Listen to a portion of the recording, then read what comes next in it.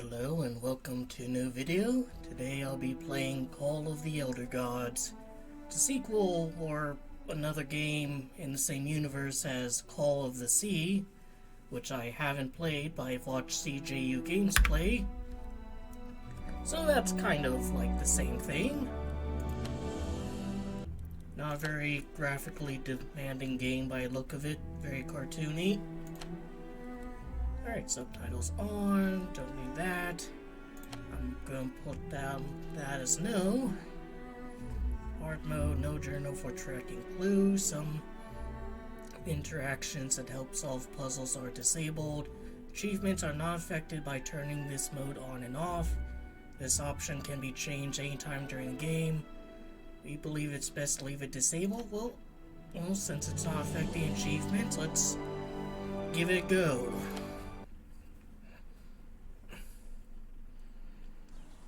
Unless there's an achievement for, like, playing it on hard mode, but then Great, it's a fucking Yithians. What was that voice? Everything but elder things. Dream, a phone call, and a therapy session. Not see my character.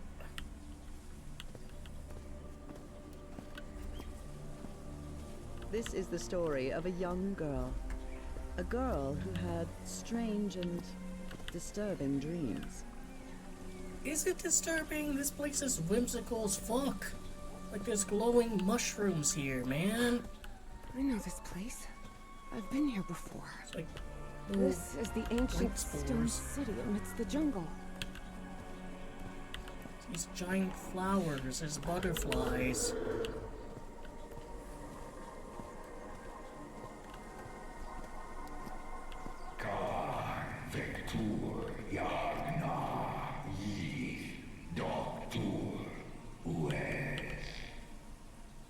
I mean, look at the size of this dragonfly. How is that disturbing? It's whimsical, man. Choice of what buttons to use.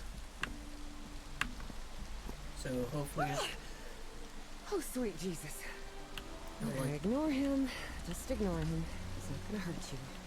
Just keep going.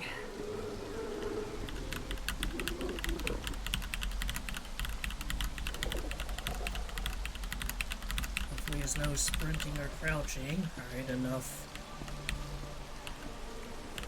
of that. Just mocking the game for not having a losing condition here. Constellation. Where am I? This is not the Earth.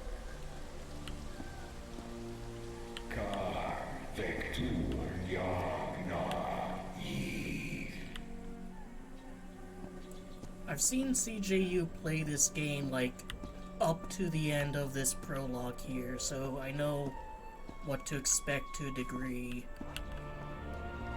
Khan Vector Yagna Yith. In other words, find a statuette and save my race.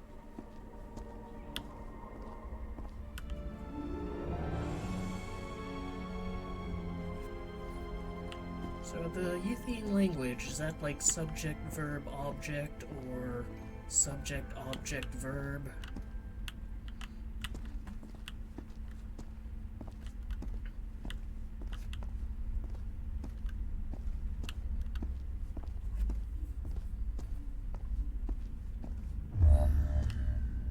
The statuette! Here it is. Finally. I have to get it. I have to... Grab it.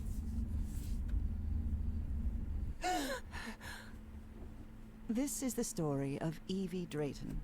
Quick. Before I forget. Where did I put my notebook? I have to write everything down. Looking for answers was part of Evie's observant nature and analytical mind. Her recurrent dreams began shortly after a period in 1956, when she'd completely lost consciousness. And this is the end of my CJU viewings. Alright, very standard Lovecraft stuff. Reverend Charlton was adamant that I bring this cross to college. He must think Arkham is a den of iniquity and wickedness. Rhythm and blues is definitely my kind of music.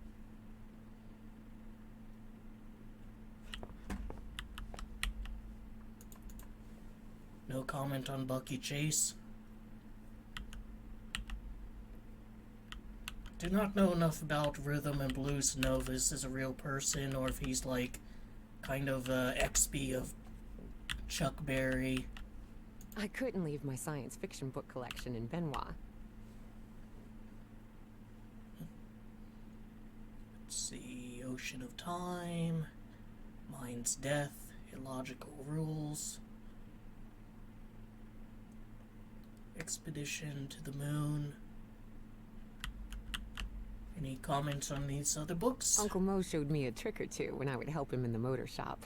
Tinkering with gadgets always puts me at ease. I was lucky to be accepted at Miskatonic. It was one of the first universities in Massachusetts to admit non-white students. Miskatonic. You withdraw this card. If you withdraw this card, must be surrendered. In exchange for an admissions card may be arranged. Rotate it. Alright. Evangeline, Claire, Dayton. 33 Preston Street, Mississippi. And I can zoom and put back. Spitsbergen Island and Svalbard. Apparently, I researched this area of the Arctic thoroughly during the time I lost consciousness. I can't move these pictures and read your research. It's in the Arctic. There could be elder things. This scary fellow that haunts me in my dreams is a Dimetrodon. He roamed the Earth 270 million years ago. Beatrice, along with me, is one of the few ladies studying physics at Miskatonic. Unfortunately for her, I think this is still before we figured out the Earth is actually billions of years old. This photo was taken during my amnesia. I don't remember anything about it. Yeah, so I'm guessing this is gonna follow Shadow Out When of I Time. saw this picture, I couldn't believe it. It's the same statuette I always see in my dreams. Unusual finding at the Housley excavation. An expedition funded by Miskatonic University professor Natalie Wingate Peasley to caves near Rappahannock River has resulted in the discovery of a statuette containing an ebony sphere of unknown origin. This and other relics have been donated to the university's archaeological archive for further study. Professor Harrison Walton Everhart, Dean of Archaeology at Miskatonic, oversaw the transport operation and now leads research into the artifact's nature and origin. Unemployment rates reach something low. Growth fuels optimism. Communities embrace summer festivals. I won't be reading all that.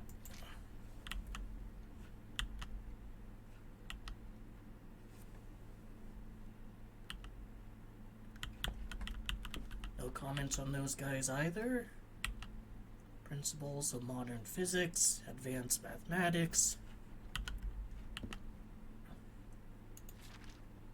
I wish Papa had never taken that job in San Francisco. He'd still be with us. Papa loved this picture. He always kept a copy with him. I must have written about 1,000 letters to the archaeology dean in Miskatonic, and I've never received any answer.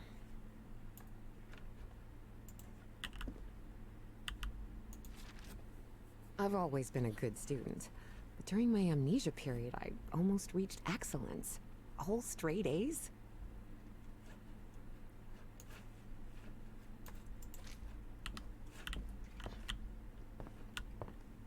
Thank goodness. Still have a couple hours until thermodynamics class starts.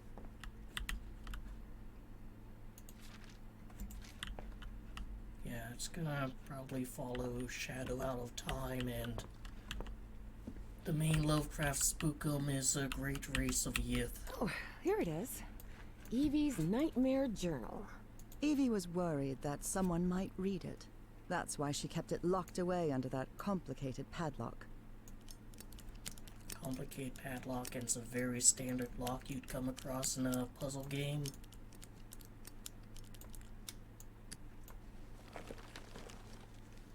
Alright. Dinosaur. That gate.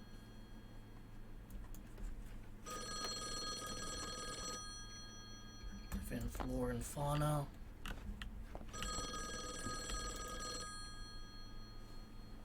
Who could be calling at this hour? Is this... are you Evangeline Drayton? That's right. Who am I talking to? I am the Dean of Archaeology at Miskatonic University. I believe you wanted to ask me some questions, right? Yes. Yes, of course. It's a pleasure to finally meet you, Professor Meet me today at 6 p.m. at 5 Prospect Road, outside of Boston. Boston? That's almost a 2-hour train ride from Arkham. I thought Do you want to talk or not? Yes, of course. I'll be there.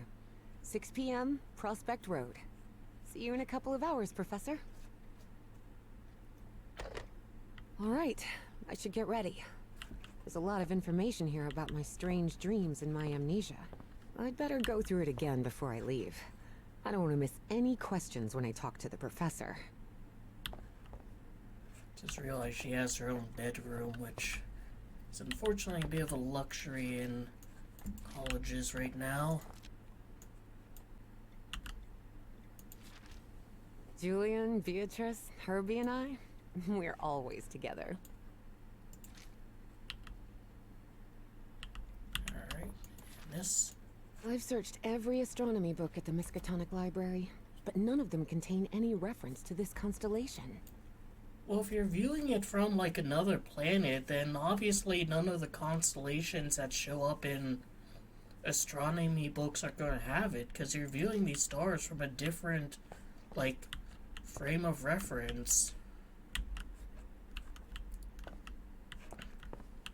Before leaving, Evie asked herself if she had finished gathering all the information in her room. All right, Let's do it. I think I've gathered what I need. You should be able As to odd as figure it that. seemed to Evie that the dean didn't meet her at the university, her need to know was stronger than her doubts. She was determined to attend the meeting. There, she would come across another protagonist in this story.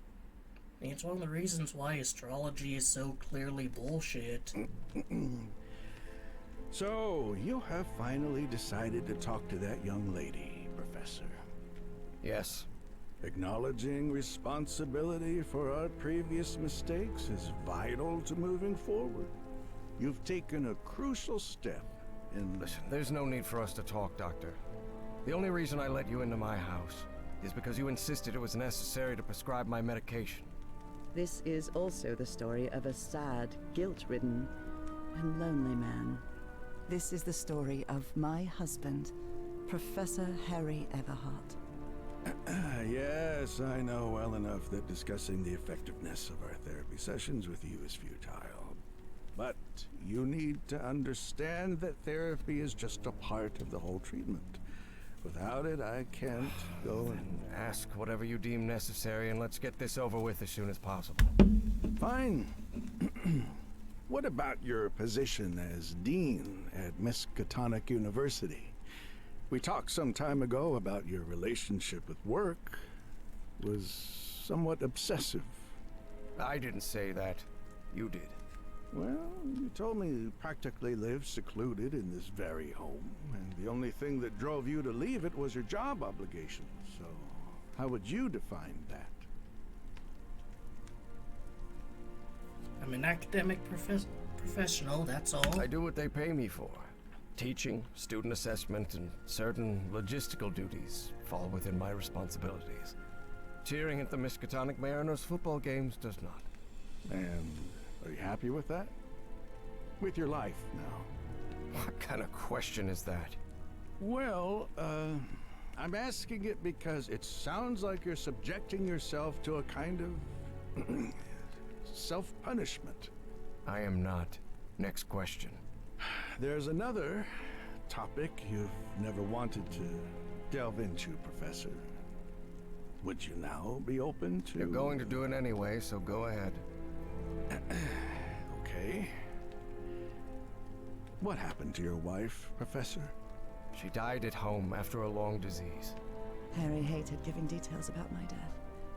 Especially if those details meant talking about a certain expedition and deaths other than mine. I see. And how do you feel about that and all? What's my wife got to do with all this? You see, the reason I'm asking, Professor, is because when we began therapy, you mentioned visions. Some sort of oily shadows casting themselves on the wall. You mentioned those visions began shortly after whatever happened to your wife. So, tell me, do you still see those shadows, Professor?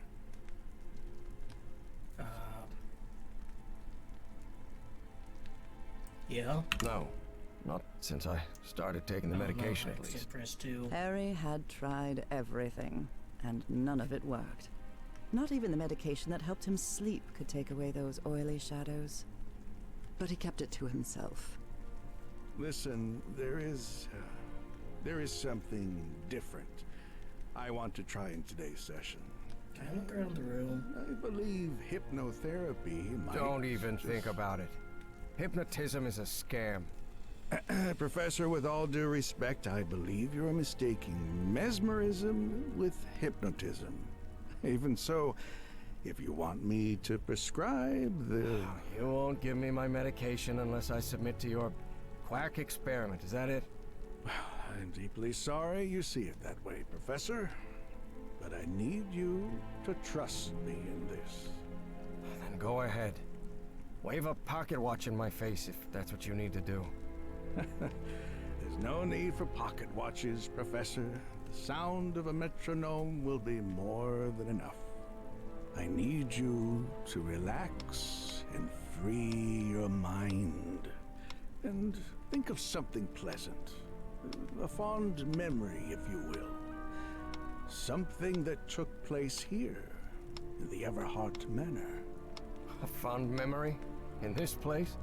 It wasn't easy for Harry to find a fond memory in the same manor where he had spent an extremely unhappy childhood. Maybe. Maybe. December 1930. The last Christmas my wife and I ever spent at Everhart Manor. She insisted on coming, despite my parents never approving of our marriage. But that was the kind of person she was. Huh. Interesting. Tell me more about it, Professor Everhart. Every time I gave her a present, I prepared a little scavenger hunt. She loved it. She loved solving my stupid riddles. As you may have noticed, this story has more than one protagonist. And though I am not one of them, I believe I, Nora Everhart, play a crucial part in it. Can I open my eyes now, Harry? Not yet. We're almost there. Let me open the door and... Now, open your eyes. Oh, look what you've prepared. It's another one of your scavenger hunts, huh? Of course, old pal. Now, if you want your present, you'll have to earn it. Is this like the protagonist from the first game? Because him calling her old pal, I recall she called, like, her husband, like, old friend or something like that. I swear, even in a painting, your father's stare sends shivers down my spine. You know you're looking more like him every year. Nora, for the love of God, don't even joke about that.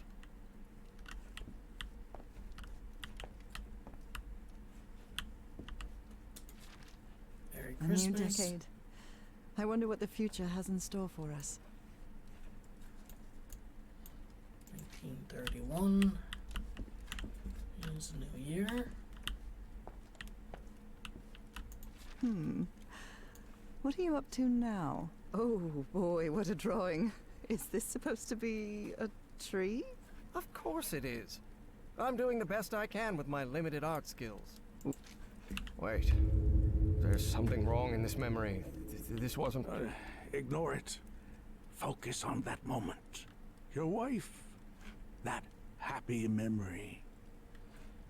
How am I remembering it from her perspective? 5, 2, 4, 3. Is that 1 or 7?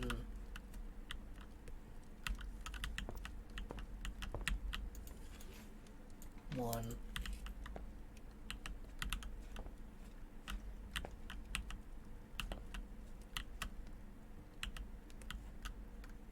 Can pop open a bottle of black oak. Oh, look at your sad little face in this photo. You know me. I've never been the life of the party. I'm seeing those oily shadows in here. Why am I seeing those shadows? Focus, Professor. Keep remembering. This really isn't a memory, though. Tell me you didn't vandalize a piano just for a scavenger hunt, old pal. Nora, who do you think? This darkness. Everhard Manor. But my house is not... Professor, don't drift off. Keep going. Alright, so I kind of intuit what to do. I just look around a bit more. Do you remember when we slow danced to dear old pal of mine at Maddie's house? The end of the Great War Party and our first kiss. How could I forget?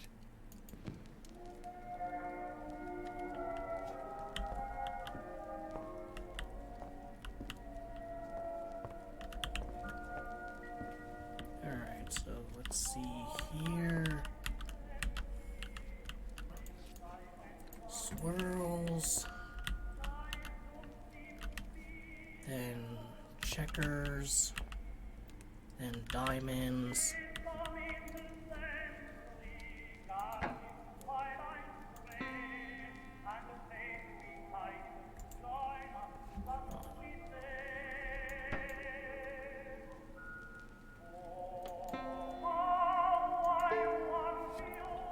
What is swirls?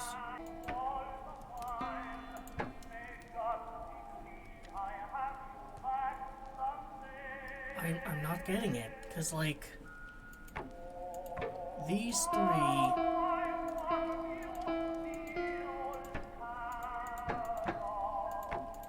don't work, right?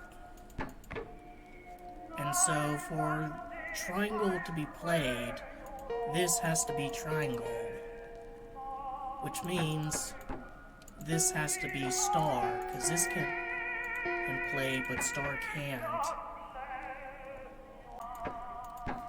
Puzzle's the same whether or not hard mode is on, but there's no journal for me to use.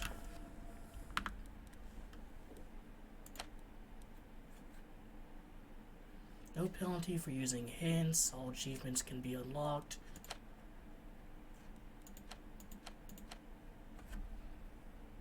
Pay attention to silent notes.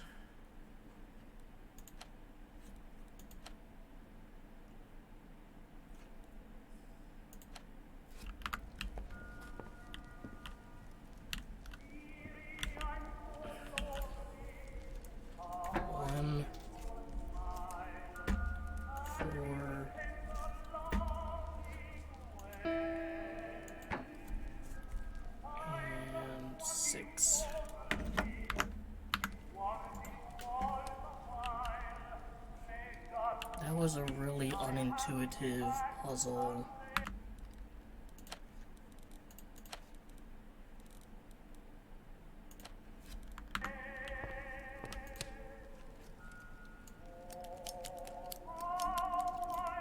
Like in every other game, if you like press notes on the keyboard, you know, something happens. Whatever, dude. 1, 4,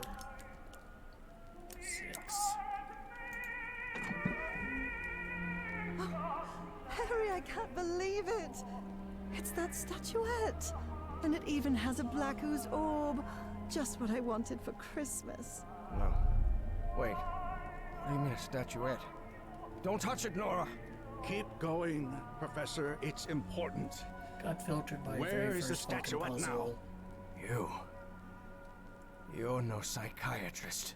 Who are you? Kinda KMS myself. I'm not going to ask you again, Professor Everhart.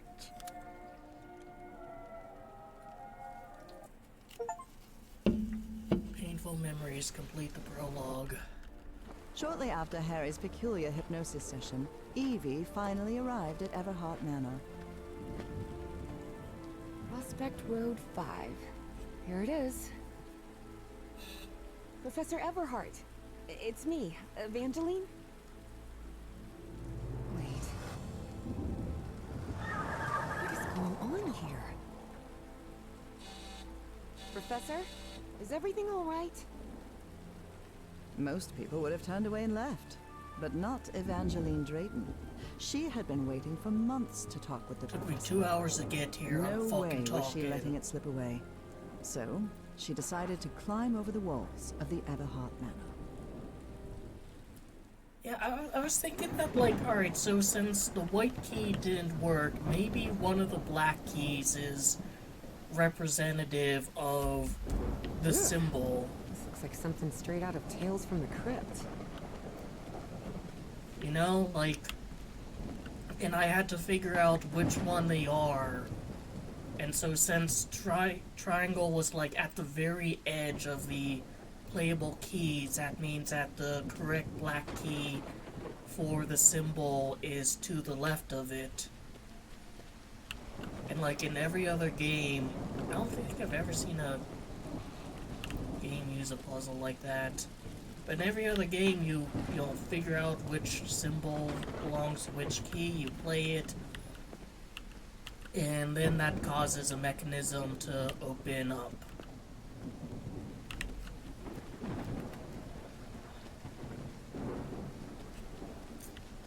But hey, no, there's no penalty for using hints. So this is a very casual game. That makes it all the worse that I was filtered. What did she say? That window's open? Yes, it is. Maybe that's what she observed.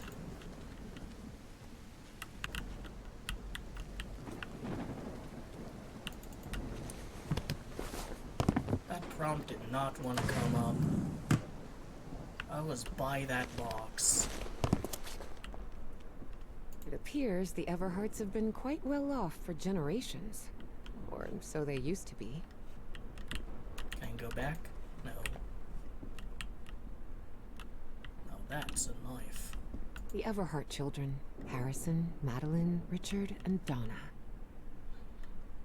I sure hope you glean this from this placard here and you don't just know everything about this family. More artifacts. Nothing to say about her.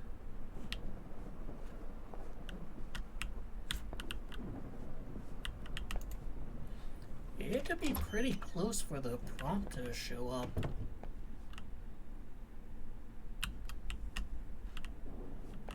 I mean, some of these were in the study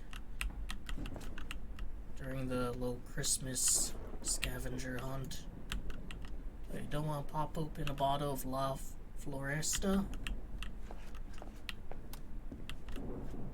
No one in this game is an alcoholic, I'm afraid. I mean, there's nothing of note here. Nothing to comment on. It is a purely liminal space. Wow. Look at the size of this library. It's almost as big as Miskatonic's. Actually, it wasn't even a third the size of Miskatonic's library, but young people can be terribly impressionable at times. I don't think she's treating the weight of the fact that, like, she's breaking into this guy's house, you know, very seriously.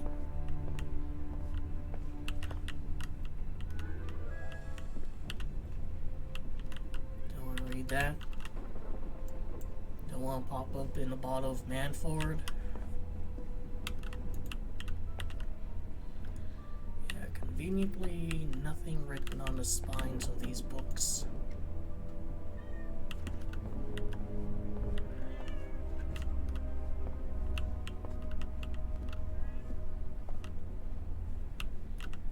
You hear something that sounds like a cat. Just because you're hearing a cat. There's something oddly comforting about spinning these globes. Well, give it a spin. I mean, shit, you're already in this guy's house. You might as well spin his globes too. Dyer was my applied geophysics professor. He was very strict. Strange character. Well, you know, there's your obligatory Lovecraft reference, or reference other of Lovecraft's work. Trying to remember, like, you know, some of his other protagonist names.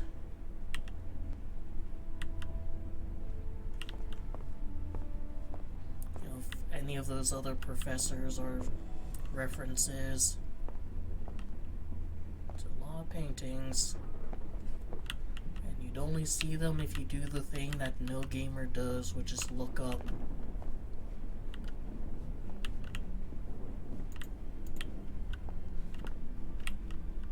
Already seen that one. We've soundly rejected it. Alright, you can go through there, so might as well. Evangeline had never pictured the professor as anything but a hermit. Certainly not someone his relatives still worried about. Harry, we know how hard it is for you to open up after what happened to Nora, but we are your family. Your brother and sisters love you. Don't lock yourself away in that house, Maddie.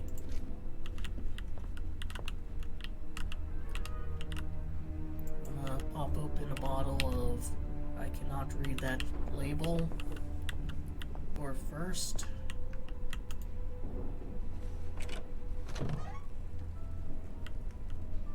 Alright. I just don't want to progress if I could, like... Must be the professor's office. Miss something. Astrology is the most utterly stupid thing I've ever come across. Attendance by invitation only when the stars are aligned. The relationship of lost civilizations with astrology. Caleb Bowen, President, next Monday, April 9th, 1956.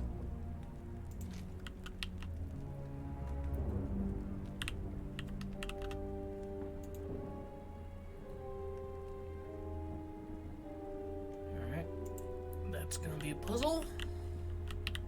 Professor Everhart doesn't look so intimidating in that portrait. Professor had another appointment today with a therapist. Visit Dr. Frog in the Throat, ask him for medication. Eveline, prepare. There's gonna be some... Wow. The professor served in U.S. intelligence during the war. Recognition of his extraordinary service and dedication in the Office of Strategic Services for acts carried out in defense of liberty and security of the United States during a time of global conflict, presented by the President of the United States, Harry S. Truman, Washington, D.C., 1948. I'm gonna have to figure out what the full Latin motto is. Like, I know some of it. Some of it is, let's see.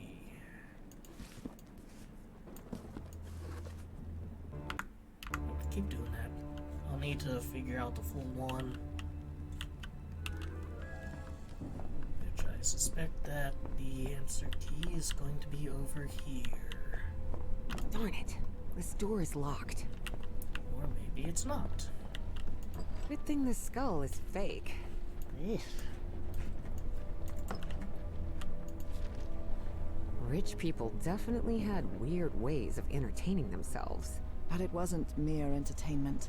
Harry's mother's life had long been shaped by tragedy, and she had become obsessed with the afterlife. November 7th, 1925, yet only those who unravel the mysteries of life shall prove themselves worthy of communing with the spirits. We can't change the past, but we must anticipate the future. Mrs. Elizabeth Everhard cordially invites you to a seance with at Everhard Manor. Upon the stroke of midnight this coming Friday, you are summoned to the hallowed ground of the Pantheon.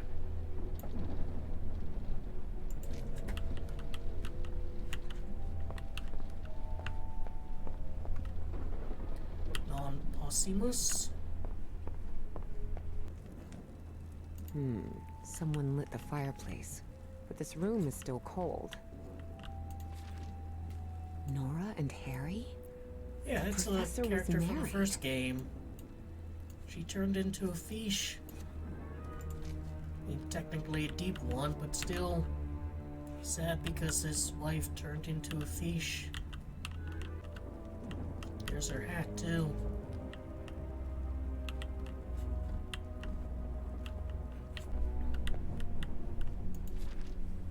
Troubling absences in my memory. It's exactly how I felt during those 3 months of 1956. My esteemed colleague, the excavation is a blank to me. Another in a long list of troubling absences in my memory from that period. They claim I was there, and no doubt I was, given the repeated attempts to reach me. I cannot bring myself to trust them, but I place my trust in you. Do what must be done with that statuette. Cordially, Nathan Wingate Peasley.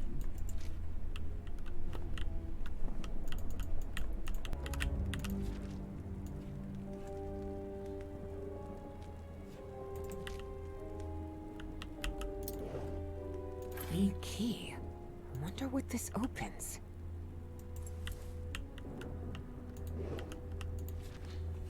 Despite his tone, this Bowen fella doesn't seem particularly friendly. Professor Everhard, I respectfully urge you to stop ignoring my letters. Let us put the past behind. Please consider my offer for the artifact. I'm willing to pay a substantial sum for it. Sincerely, Caleb Bowen, the Starry Wisdom Society. Which are these guys. Alright, progress, finally. Et voila!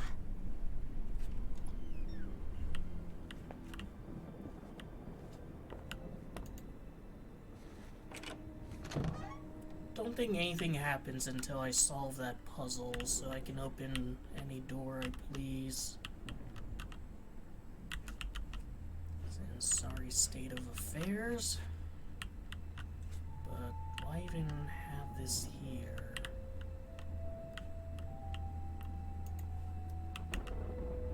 There's no new booze to drink.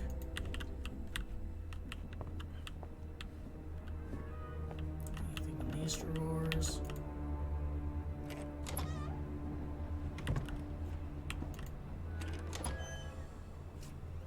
Yeah, let's exhaust the lower levels before going upstairs. Can't see a thing in here. Better turn my flashlight on. Much better.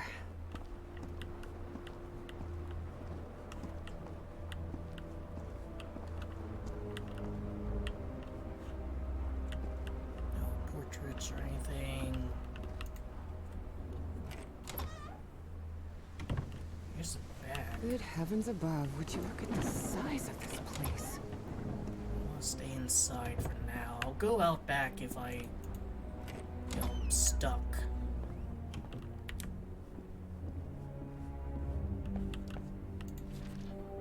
Looks like the professor's father was involved in politics.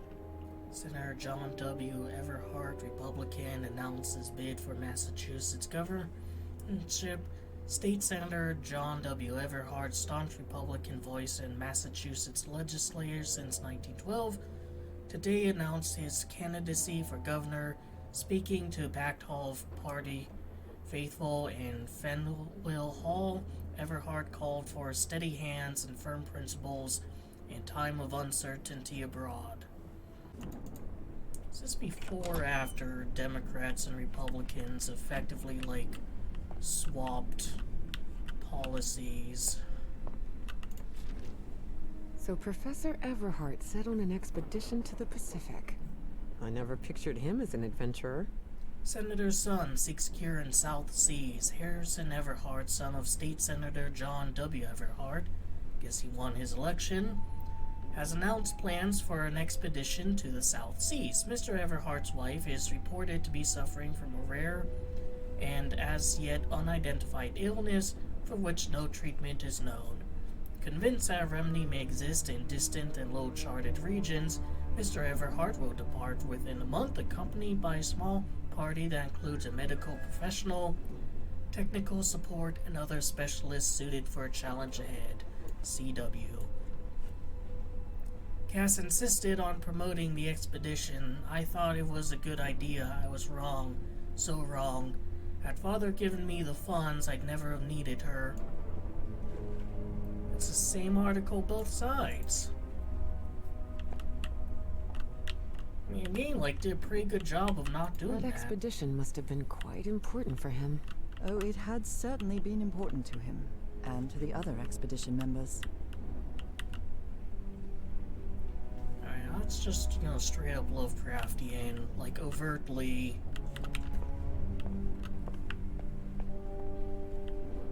Anything here?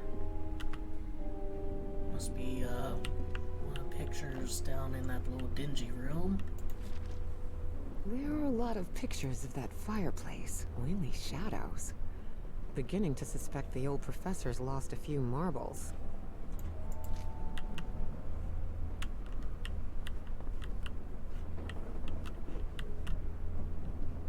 That one right there. One in his office. Keep doing that. I mean, I can pop down and check out both.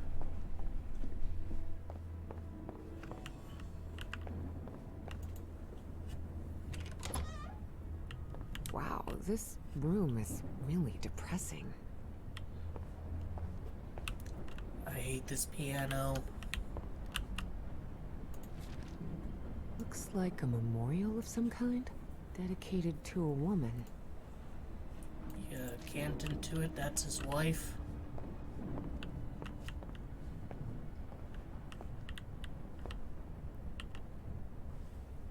Have I suggested cracking open a bottle of Warren before?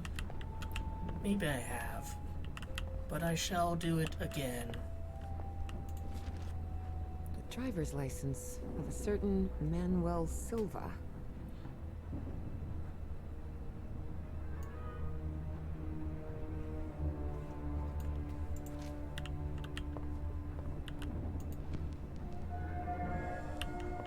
Under different circumstances, I might have found this song beautiful.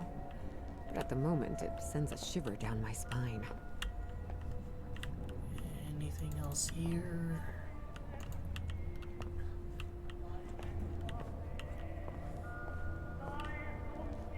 I don't think there's any actual losing conditions in this game.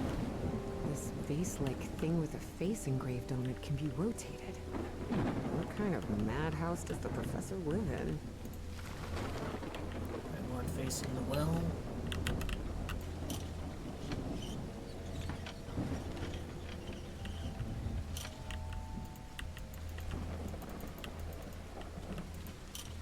I can raise it over that. Maybe I can put something in it.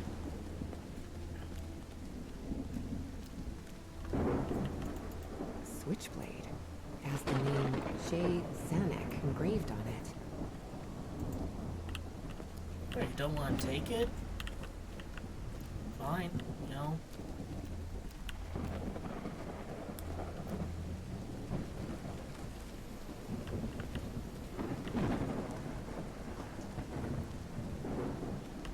Another one of these.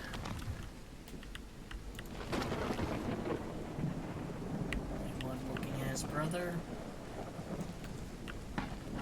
Careful. The stone staircase is slippery. Yeah, so his parents didn't approve of him marrying Nora. Guess in a time when you get a lot of flack for interracial marriage, interspecies is just a step too far. Darn it. This door is locked. Because she's a fish.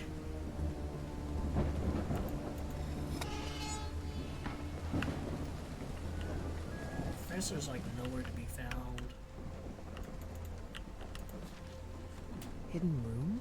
Take down all father's portraits, get rid of mother's esoteric junk except for the hidden room, cut down the burnt tree near Nora, call Rich or Maddie, maybe another day. Nothing to like tell me how to handle rotating these. Gosh, this is so beautiful. Yeah, it's a woman's grave. Nora Everhart. This must be the professor's wife. Evie found it hard to believe that the recluse living in the abandoned mansion had ever loved anyone. But he had. Truly and profoundly.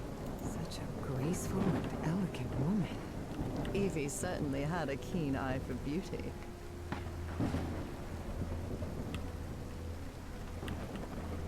Should have been some Latin text on that, then I would be able to solve the puzzle.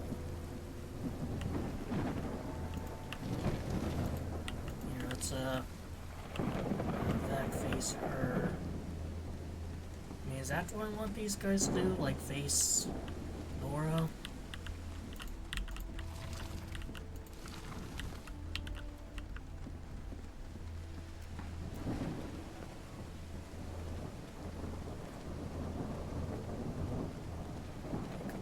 This way.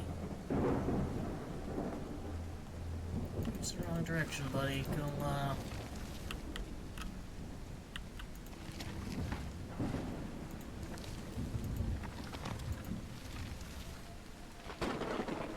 I saw the little save thing happen when I faced that way. It didn't come up again.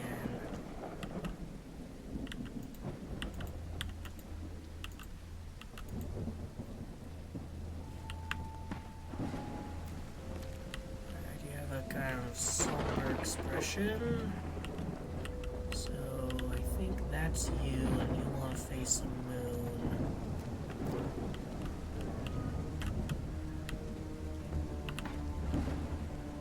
Just one question: where the fuck is Moon?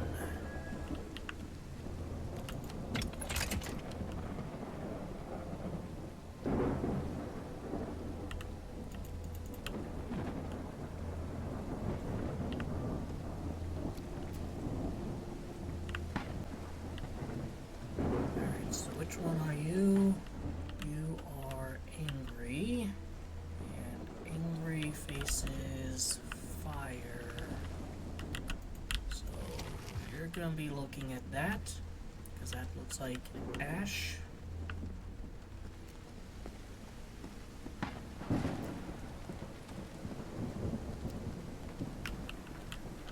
You are kind of despair. Scared, so you're facing symbol. Alright, which one are you? You are happy. Happy looks at fish.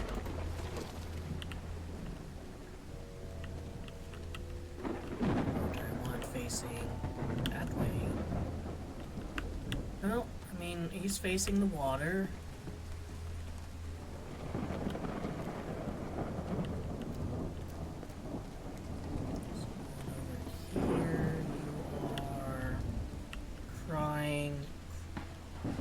You want to face fish.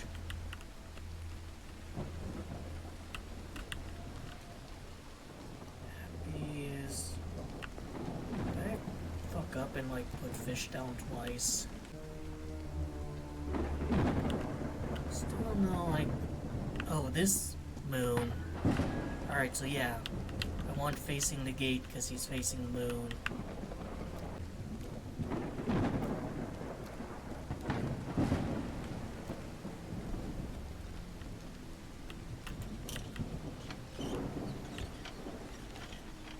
Bring that up. Oh, there's a fish on it, so now you should be facing fish.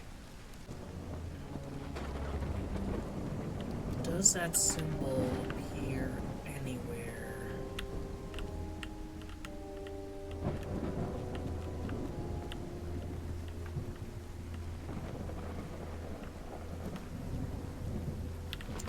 on her book.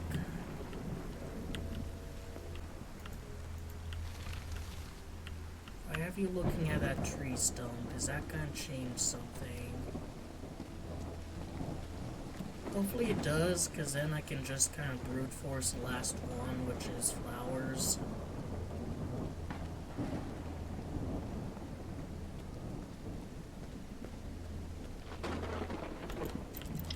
Alright.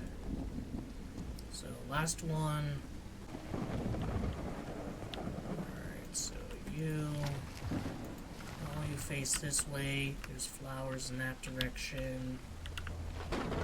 Maybe I'll have them face that way.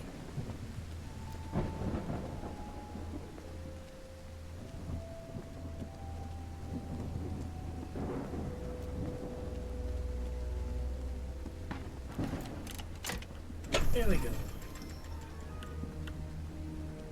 So it's a little bit of trial and error. Invisible wall. So you can do an invisible wall here, but not like over there.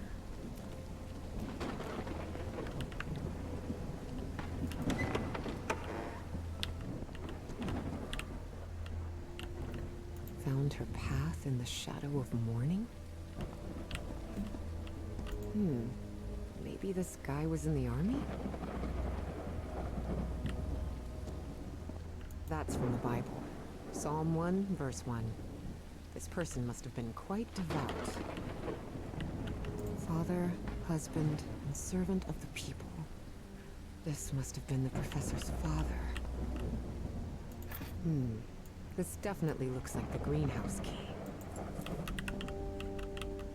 Alright, and now we have more Latin.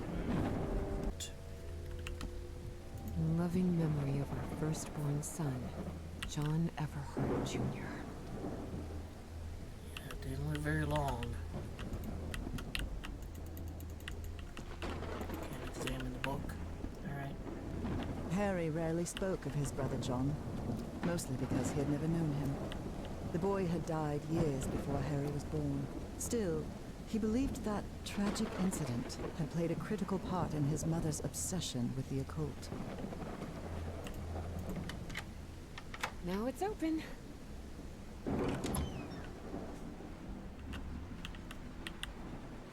The professor really seems to be interested in botany.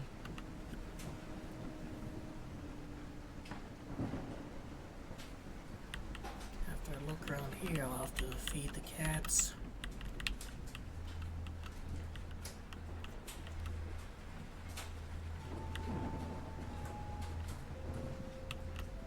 It appears to be a Spanish edition of the science fiction novel The Future Eve. I'll keep it, just in case. Future,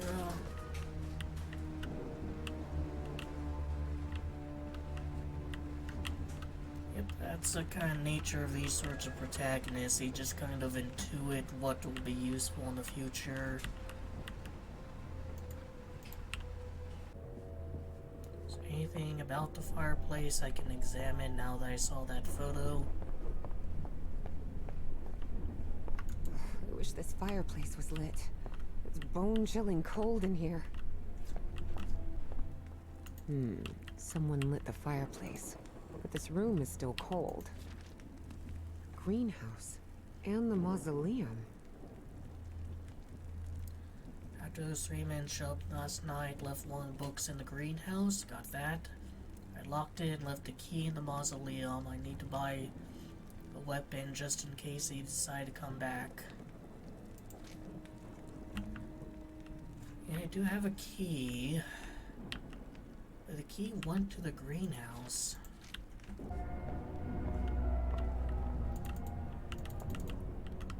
Oh, actually here it is.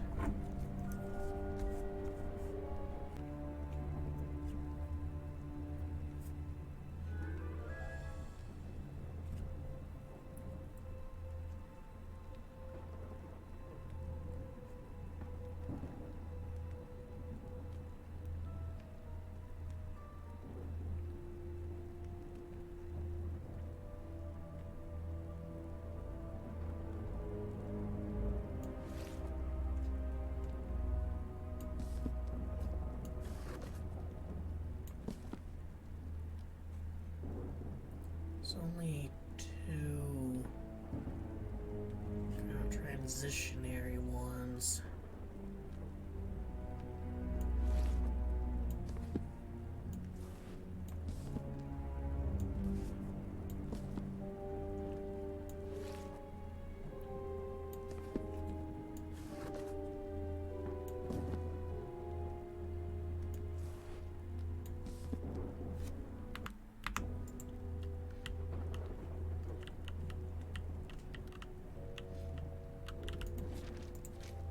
Just one more portrait, I think. Let's see here. Criteria, mutere, non ulcimus. A secret compartment? Evie had never been good with languages, least of all a dead one like Latin. Even so, she managed to grasp the general meaning of the phrase. We can't change the past, but we must anticipate the future. That was what was said on the seance thing. Unbelievable. There's some kind of secret compartment in the fireplace. Feels like a mystery novel. Record architectural modification, client Mrs. Elizabeth Everhart, January 1912. At the request of Miss Everhart, an alteration has been commissioned involving the installation of a concealed mechanical opening within the fireplace structure of the West Wing drawing room. Note the detail of mechanism excluded from public record per client's instructions. Looks like a music box of some sort.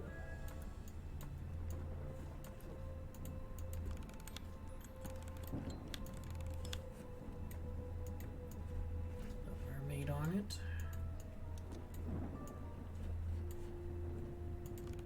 It doesn't make any sound.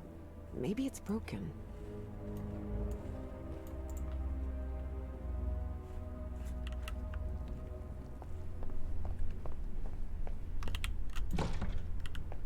Definitely like a mystery novel. Ooh, I guess I need to go see what's down there.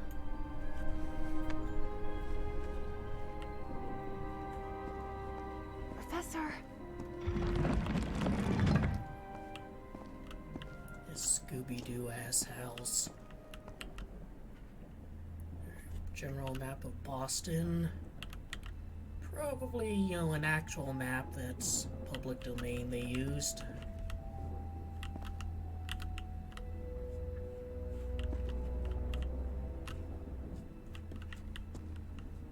Statuette's broken.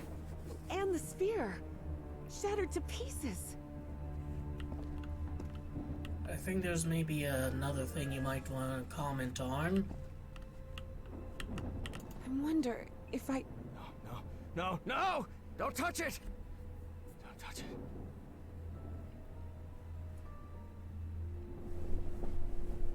Introductions between strangers are always a bit awkward. But in Evie and Harry's case, things were even more uncomfortable, due to the unusual circumstances under which they had met. How are you feeling, Professor? Considering I was assaulted, knocked unconscious, and someone tried to rob me in my own home, I suppose not all that well. Evie didn't know where to start. So, she took the most formal approach. We haven't been properly introduced. I know who you are, Miss Drayton. We had an appointment today. And I can also imagine what it is you want to talk to me about. Evie was taken aback. He knew? So Professor Everhart had read her letters after all. I suppose you have some questions for me, so go ahead. What is that statuette? What is, or was, that statuette? You haven't touched any of the pieces of it, have you? No. You made that very clear. Good. Because that black orb is made of...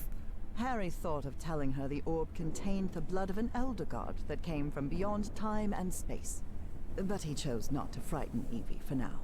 a very dangerous substance. He doesn't know that Evie's a little bit more in the know about what he knows. then he knows. I read in a Herald article that the statuette was found in an excavation in Virginia. Is that correct? Yes. In the caves near the Rappahannock River.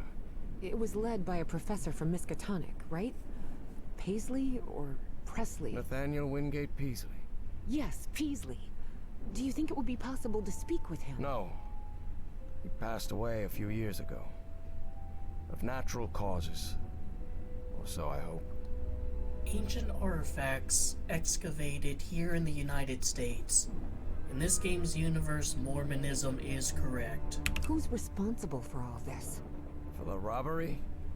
Dr. Frog in the throat. Who? My psychiatrist. Or so I thought. I never should have brought him here. I've been too careless.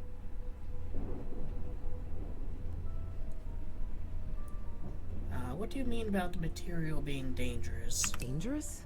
What do you mean? Is it toxic? Worse than that.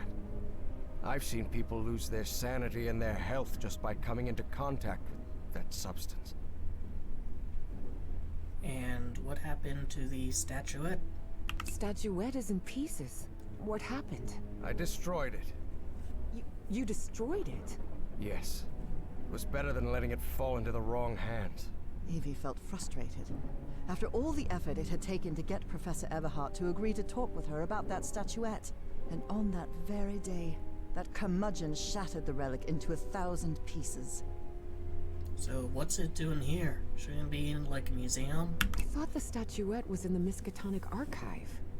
Yes, well, I brought it here for a research project I'm working on. About ancient civilizations. Harry couldn't come up with a better excuse than that. Because I've hidden it in my own house to keep prying hands from succumbing to the terrifying powers of the Elder Gods sounded infinitely worse. Do you know if there's more statues like it? But there has to be more, right? More of those statuettes. I really doubt it. Are you sure? Because I'm convinced of it, Professor. And why are you so convinced of that? I've seen them. In my dreams. What are you talking about? Dreams about strange and ancient artifacts brought Harry bad memories. For personal reasons. My dreams. I mentioned them in my letters. You remember? So, I've long dreamed of a place. It's an ancient stone city, hidden in the jungle, from prehistoric times. And there are more statuettes like that one, all holding those black orbs. Miss Drayton, you better forget about... So, if Peasley found that statuette in Virginia, maybe there could be more there. Listen to me, Miss Drayton. Maybe in those caves I could find Enough more. of that! How could you be such a fool? Haven't you listened to a single word I've said?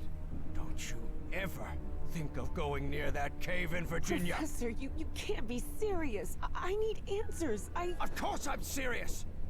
I forbid it!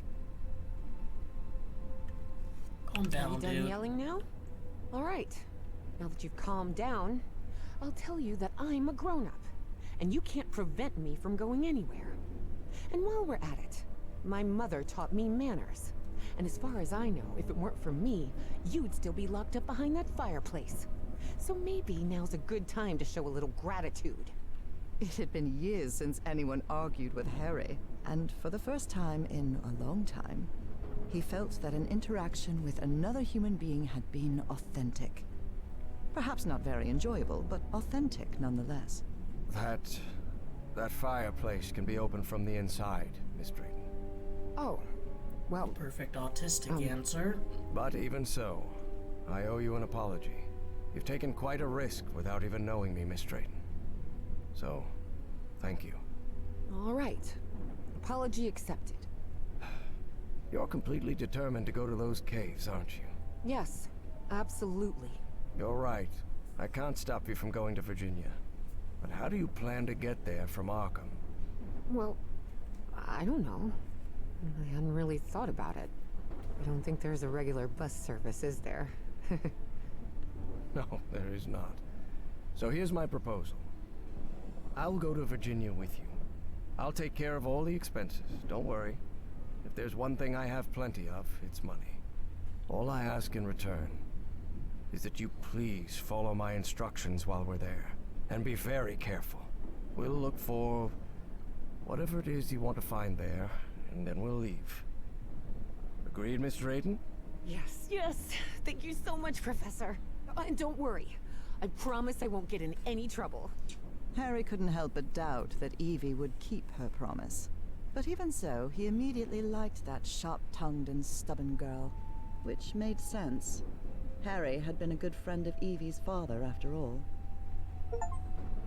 Harry the Hermit, complete chapter 1. Just want to, go a little bit more into the telling her about the Cthulhu stuff. I'm just saying, she's talking about Here we singing are, in her the dreams. Rappahannock River Caves. But this place is closed off. It is indeed. Apparently one of the excavation members died in there. An archaeologist named John Teague. That's why the government shut down the dig shortly after the statuette was found. Wait, so what we're doing here is illegal? If I told you that we were trespassing, would that stop you from going in, Miss Drayton? Nah, not really. Then go ahead, please. Here, take one. We'll use these to stay in touch. Apparently, the cave branches off into countless tunnels, forming a maze where it's easy to get lost. So watch your step, because the... Evangeline!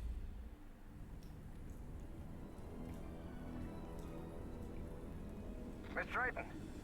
Miss Drayton, can you hear me? Are you alright?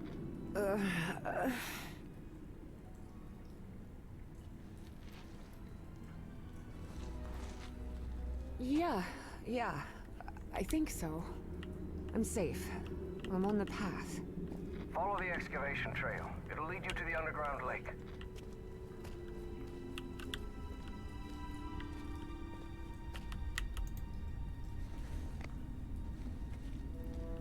Alright, we are inside a cave. Lake? In here? Yes.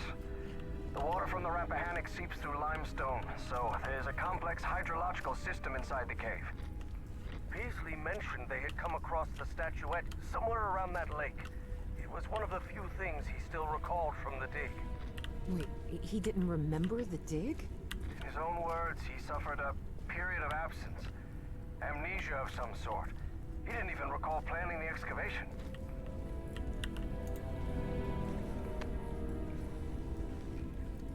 It is kind of funny reading this, having read Shadow Out Time, so they're like, wow, there's this big mystery of why these two are having periods of amnesia. And it's the Yithians. It's a great race of Yith. It's aliens.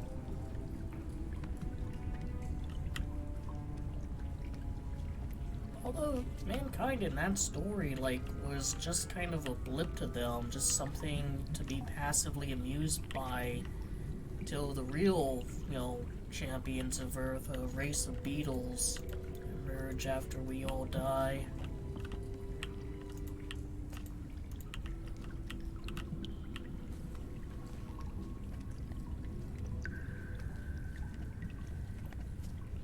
Professor, you won't believe this, but I had amnesia too. I don't remember anything from September to November of last year. When I came to, I was surrounded by books and articles about a place in Norway called Spitsbergen. Spitsbergen? Isn't that near the Arctic Circle? Professor? Professor! Do you hear me? American Dynamite. No, that Norwegian shit.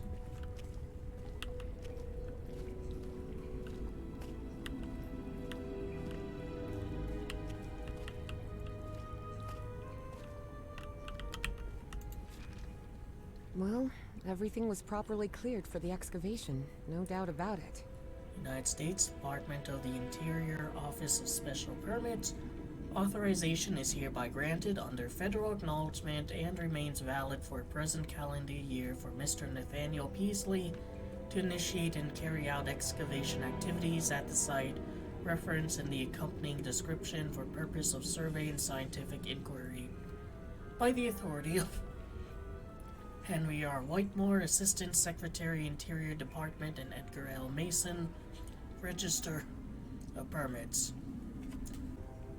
Presented and facilitated by Caleb Bowen, private liaison. Is that the Bowen guy again?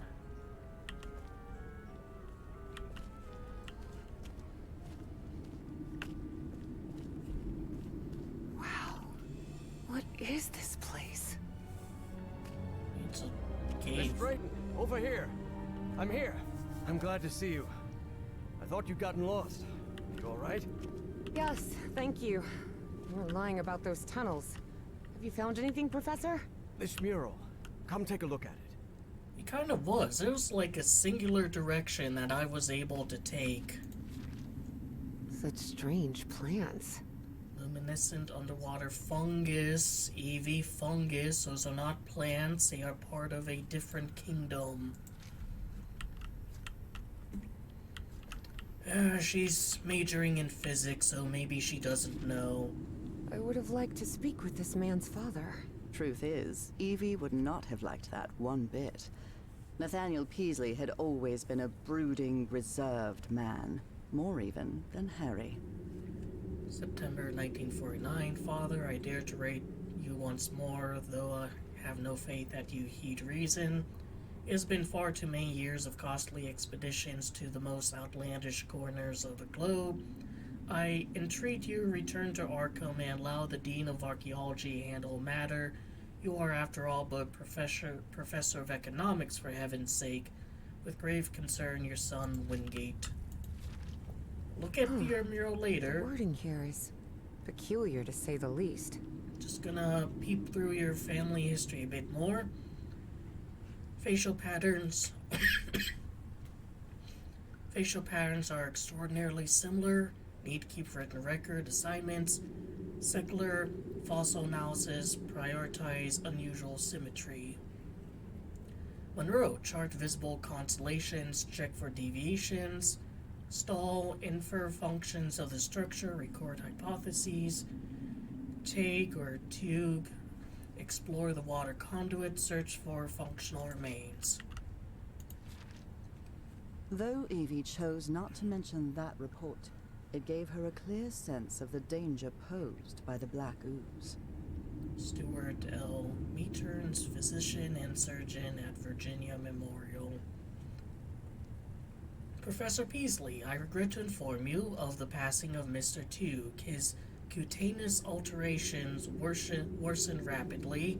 In his final days, he showed disorientation and severe agitation, suggesting neurological involvement. Despite all measures undertaken, it was not possible to remedy his condition. Please accept my most sincere condolences. Respectfully, Dr. Stuart Mertens. I mean, this was like when, 1940s or 50s. It's not like medicine was the best at that time. Certainly better than 19th century, but still, if someone contracted it now, would we be able to handle it? Alright, and as I look at this guy, I will... Oh, yeah, and there's like a Yithian. We'll go feed the cats. Well, the cat's been fed, but Cinder is probably gonna be eating Daisy's dinner. Notice how, even though the stone seems to have been carved millennia ago, the lines repeat with an almost rhythmic cadence. It's as if they were trying to convey a coded message. What do you think? All of that was Greek to Evie. Her world was equations and laboratory experiments, not decoding ancient languages. Structures look familiar to me. Like, you can't intuit that this is a mural. Well, I'm no expert in architecture, but I think I've seen structures like these in my dreams. Really? Good. Good. That means we're on the right track.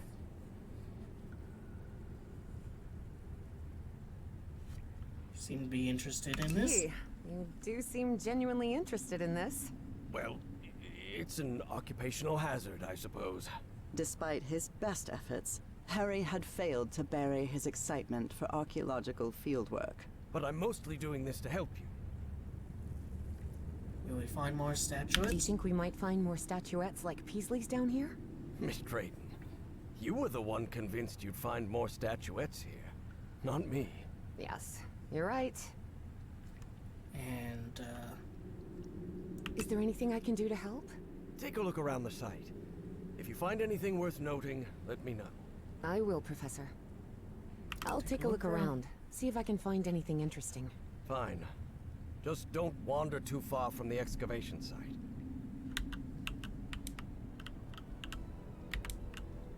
turn that back on.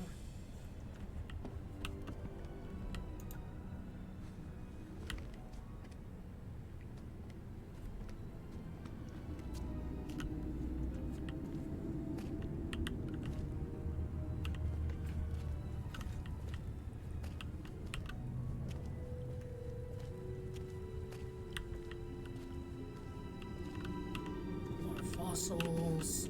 Can go on top of this.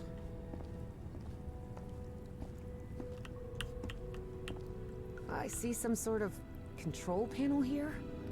What look like piano keys? Please refrain from touching anything, Miss Drayton.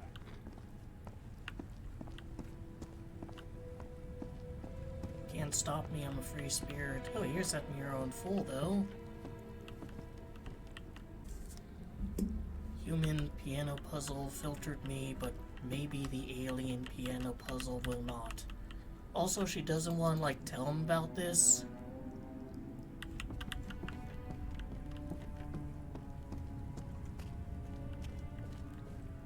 I found some diving equipment.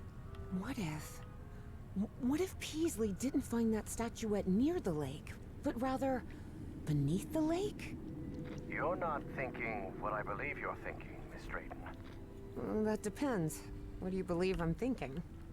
Getting into that diving suit and going down into the depths of the lake. No. I just want to take a look around. That's all.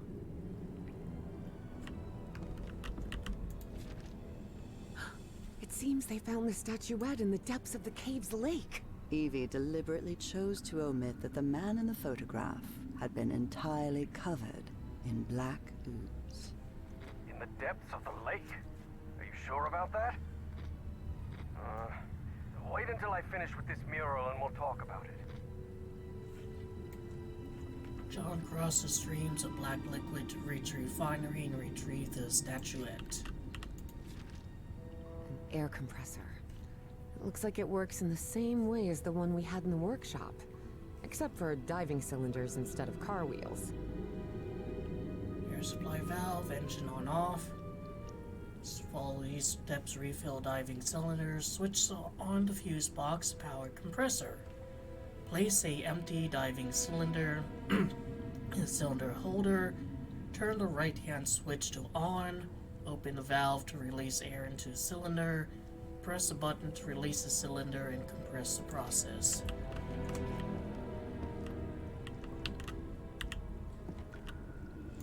This empty cylinder will do.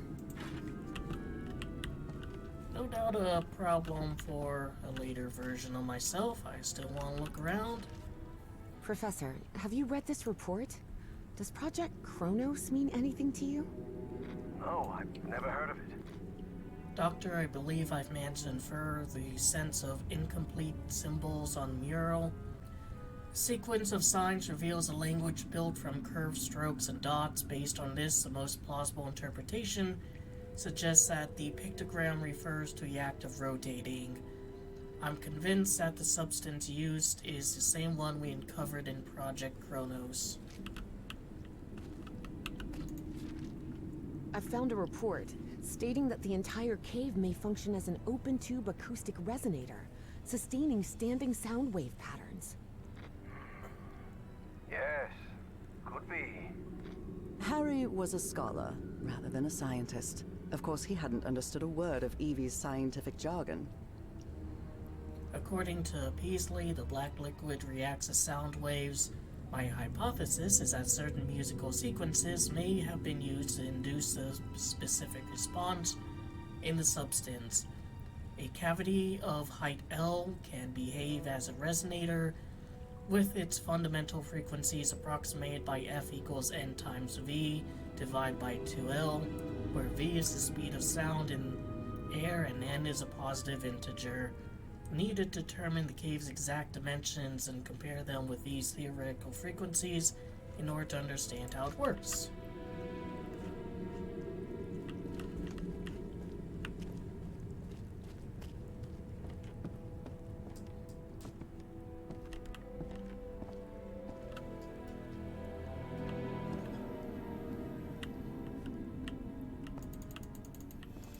Don't want to comment on this.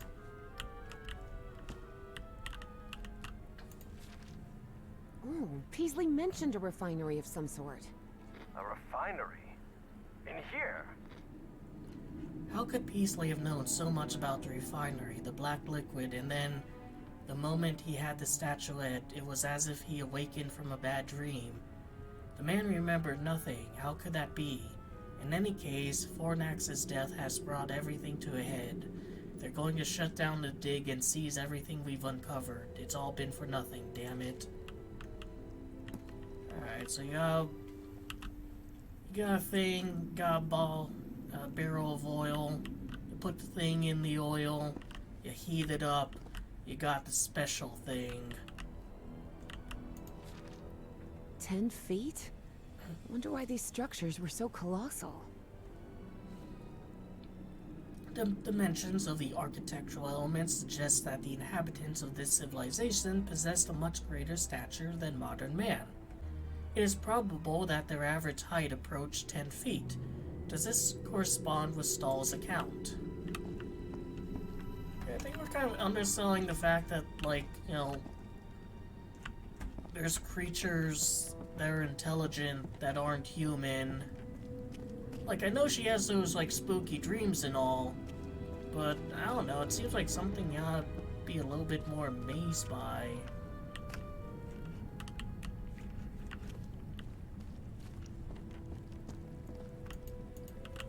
There's some kind of stone dumbwaiter here. What? A dumbwaiter?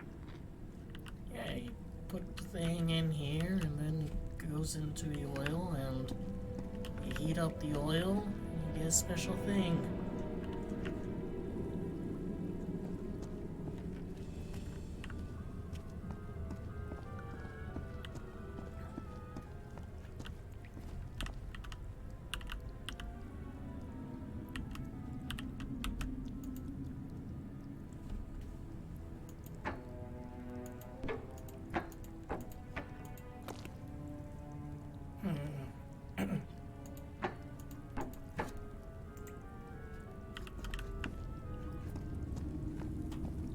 Just pressing those after he explicitly told me not to.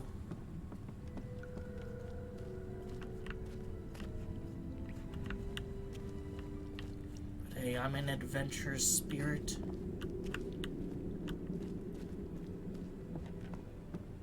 We'll try and touch as much crap as I can.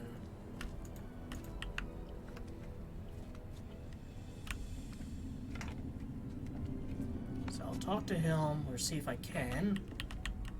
I cannot. So the only thing I can think to do is get that diving suit working.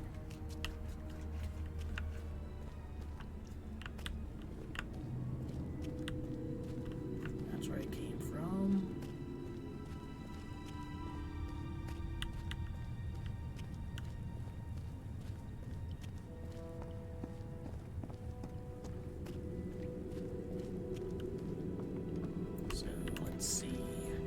Switch a fuse box to power the compressor. Place the empty diving cylinder in the holder. The wiring in this place doesn't look too tricky. I think I could get it running again. They're teaching physics majors to repair junk now? Hardly. My Uncle Mo showed me the ropes. He and my dad had a workshop back in Benoit. Even so, try not to touch anything, please. Now it's working. I knew exactly those three would be the one. Turn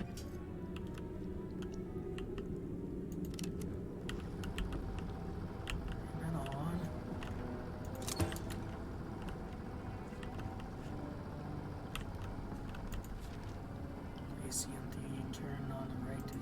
switch, turn you off, then on, open valve, press button.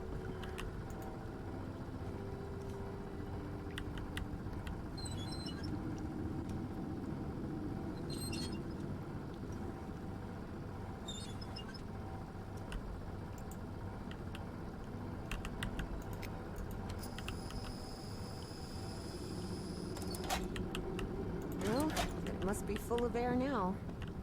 You won't believe it, but I managed to get the whole diving system working. The suit is ready to— What? Didn't I tell you to leave that damn suit alone? But Professor, You promised you wouldn't get into any trouble. That's why I brought you here, remember?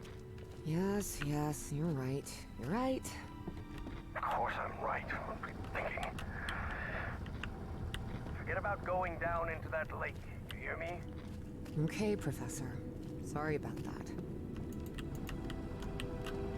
Not my Evie problem. knew perfectly well that going down into the depths of the lake was not only dangerous, it was reckless. Besides, she had given the professor her word. So she asked herself if she really wanted to go down there. Let's explore around a little Evie bit decided to more. think it over. Alright, let's go down. Evie knew perfectly well that going down into the depths of the lake was not only dangerous, it was reckless. Besides, she had given the professor her word. So she asked herself if she really wanted to go down there. Why don't we have him go down? And the answer, of course, was yes. Professor, can you hear me? I'm sorry, but I'm going down. What? Are you out of your mind? Don't do it! You're going to... I have to go, Professor. I'm sorry. Like, he doesn't want to come down here and try and physically stop her. He's an old man and she's a spry young woman, sure, but... Now, anytime you promise him something, he has reason to doubt.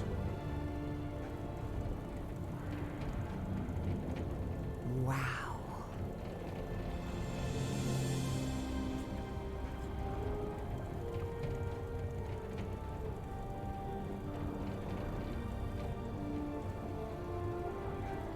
Hey, Professor, I think I see your wife down here.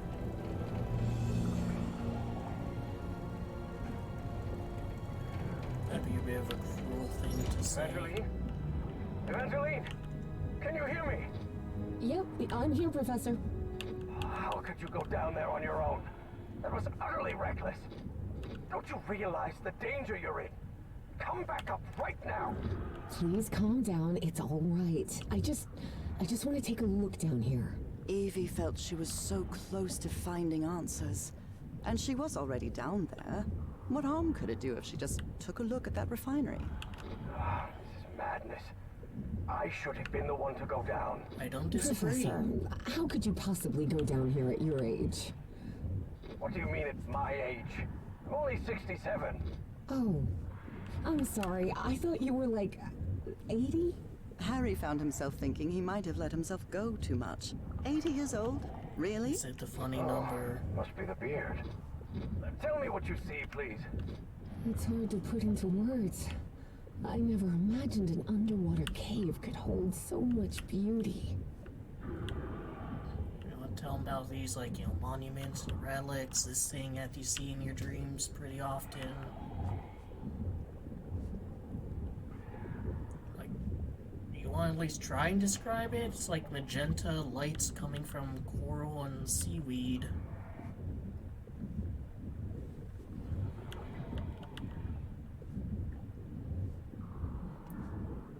Alright, loading zone in a video game.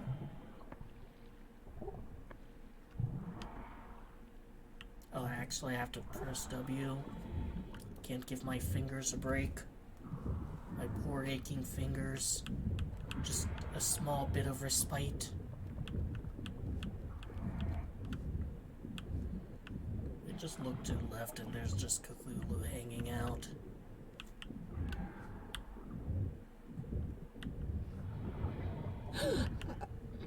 What's happening?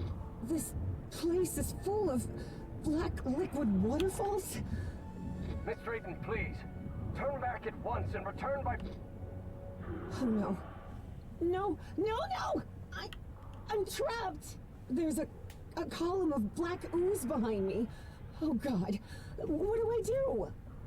Keep calm, Evangeline. We'll find a way out, all right? And most important, don't go near the black ooze under any circumstances.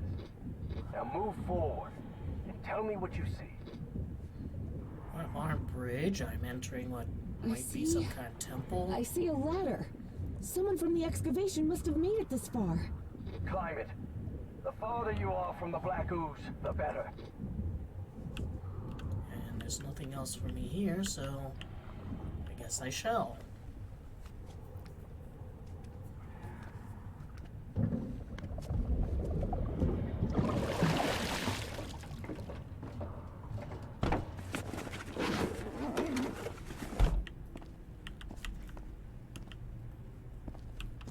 I can get kind of taking your helmet off or turning off I'm the out air. of the water.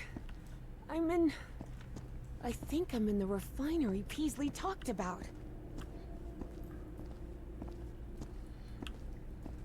Alright, so what are we working with?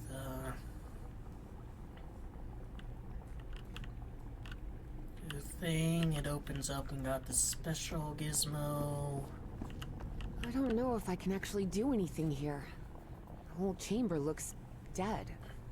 Powered down.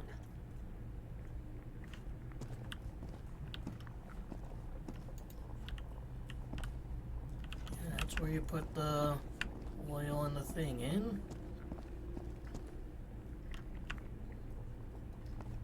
You just don't want to comment on, like, these guys? You know, ask the professor if he knows what they are. I can see one of those murals in here. But this one is massive. Wait a minute. I know this. I've seen this hundreds of times. In your dreams? No. At the university. This is a blueprint. A technical drawing. Thousands of years old, but that's what it is. And you won't believe this, but everything in here runs on... Black ooze. How could you possibly know that? I just know.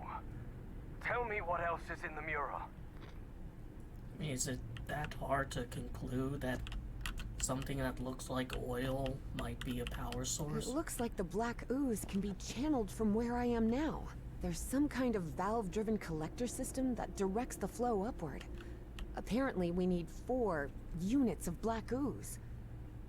There's that Those piano keys I saw on the surface, it seems they're used to control the towers.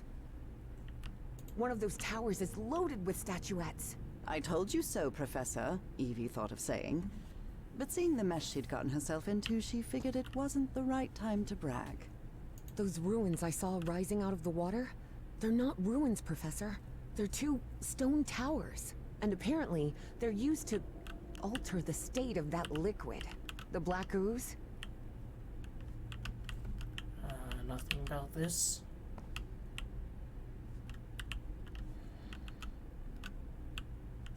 Alright, I think we've commented on everything there. Wait, what? What is it, Miss Drayton? It lit up. Everything in here just lit up all of a sudden.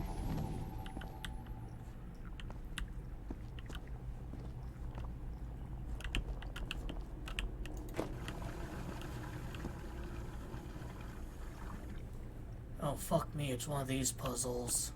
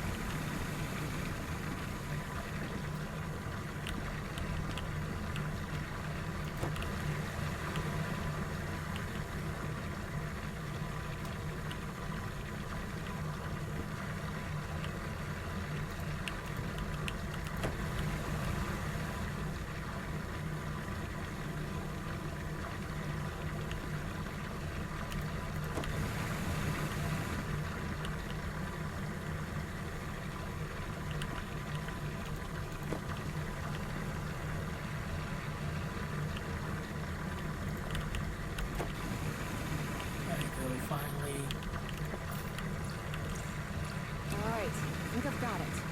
I've redirected the black ooze upwards, so... Something's happening up here. Let me take a look.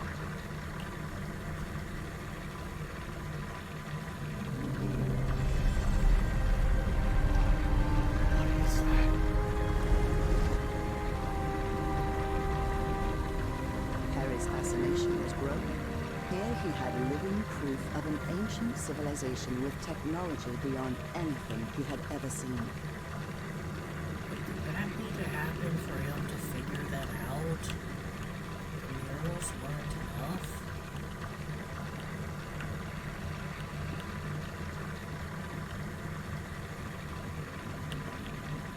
Alright, what if Harry sees this? Doesn't do anything.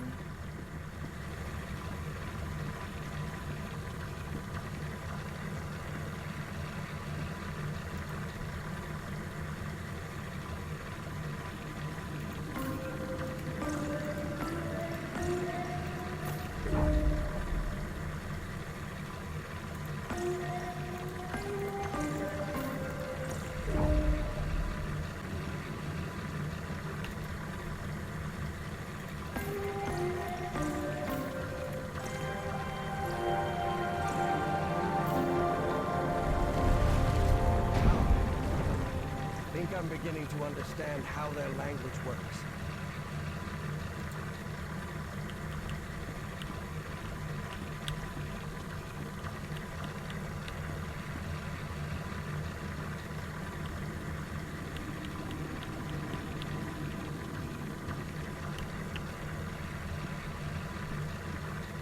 Something else happened. No. Not now, damn it. But the oily shadows Harry saw obeyed no reason. They simply appeared when he least expected them. Though the reality of those shadows was, of course, far more complex than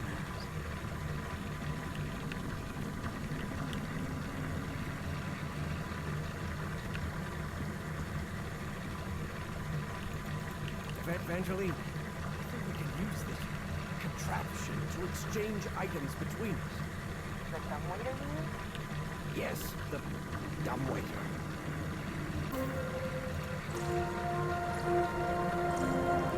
Damn it. More shit rotates.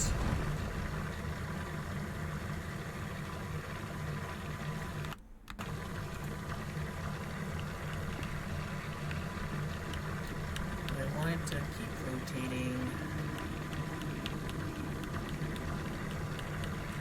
What am I trying to achieve here?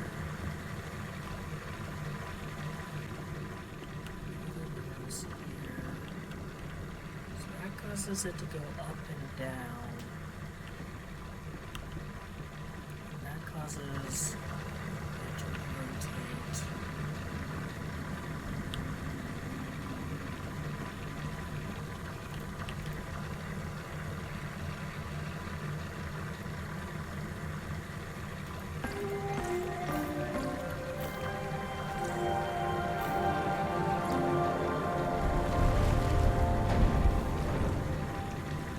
They revert back to where they were afterwards.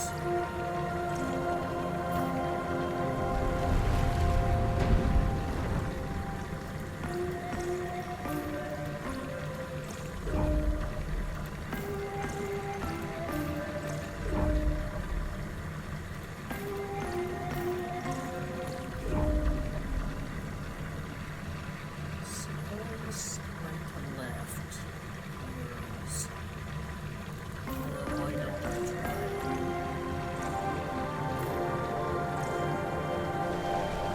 I see. Those ruins are actually towers. Stone towers.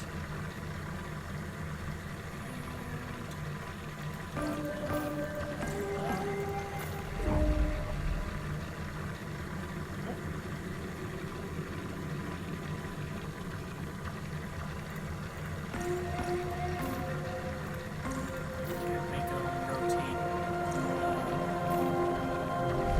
clockwise.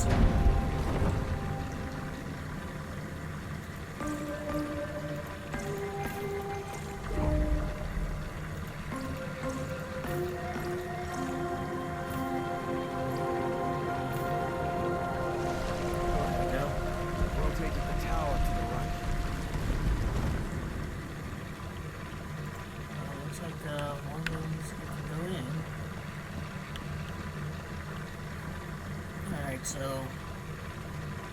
left to right, right to left. It's just opposites of each other.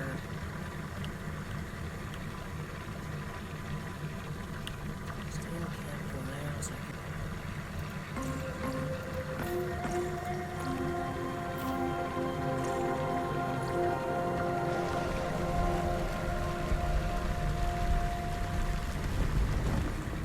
now I can go one.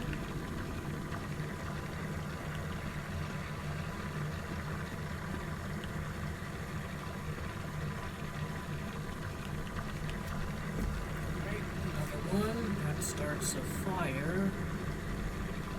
So middle.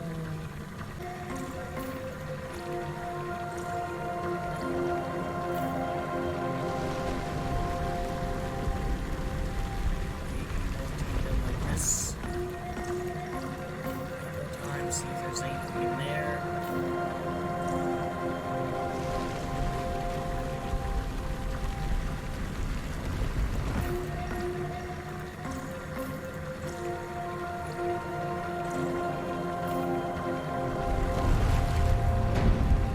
So there's no entrance for that one.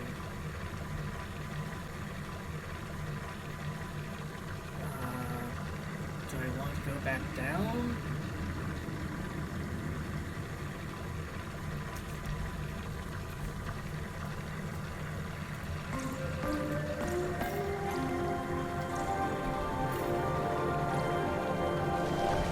Towers are risen high. I believe I see an entrance ahead.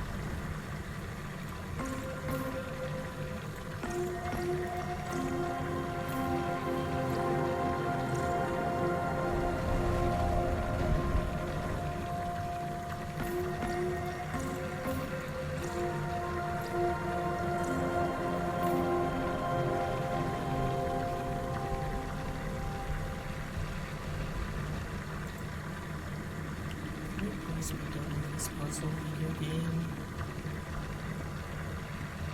Have I sufficiently learned Yithian? Oh, fuck me, there's another one. Alright.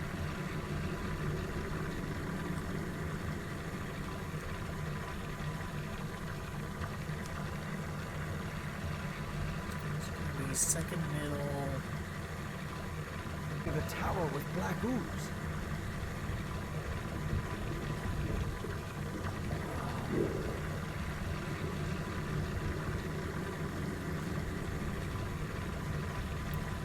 Second.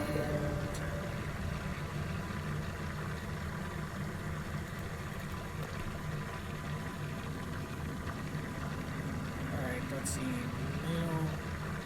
So, last. Second. Ultimate middle. Just get rid of it.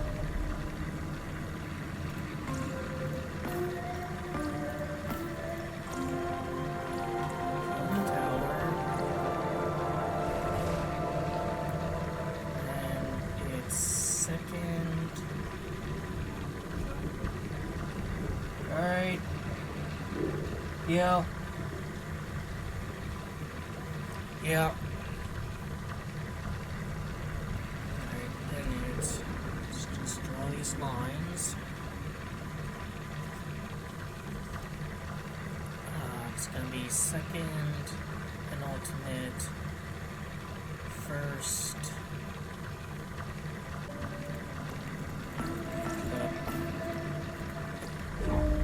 Second, penultimate, first, middle.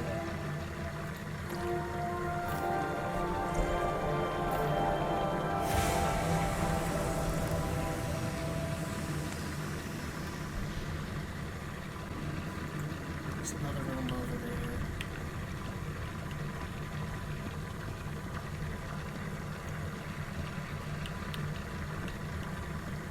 What's in here? These statuettes. Oh my. What is it, Professor? You are right.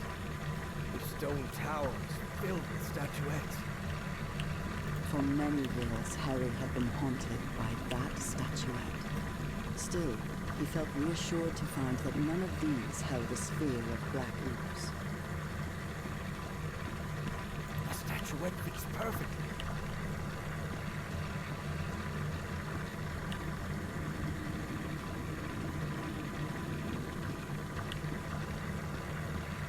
Alright, now let's try it.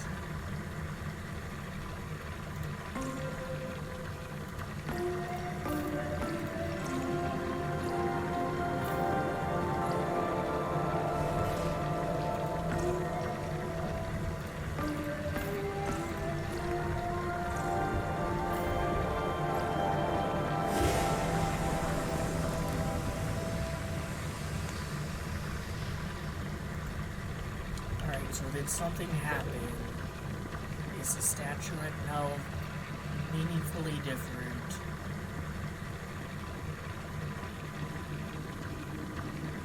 Harry glanced uneasily at the freshly made black orb. He didn't like it one bit. All right. I think I've followed all the steps. I just need to send it to Evangeline. I hope she knows what to do with it. Alright, that was definitely like a puzzler. Problem is, like, that other one didn't open, so... Evie finally held the statuette in her hands, and at once she felt disappointed. Yes, the statuettes were containers of energy, but did that explain her dreams? Her visions? She had to learn more about that lost civilization. I've got the statuette, Professor, but it looks incomplete. Different than in the murals. The black orb, now it looks right. Excellent. Now you should be able to cross safely. Come on, get out of there, quickly!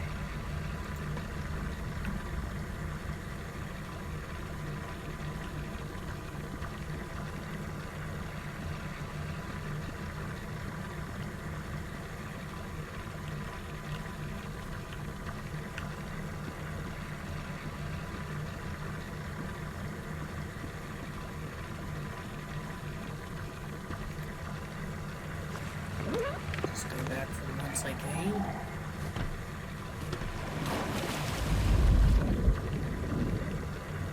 Yeah, it's definitely a puzzler. And the black shit's gone. Professor? I'm losing you. Louis! Professor! Professor! I can't hear you.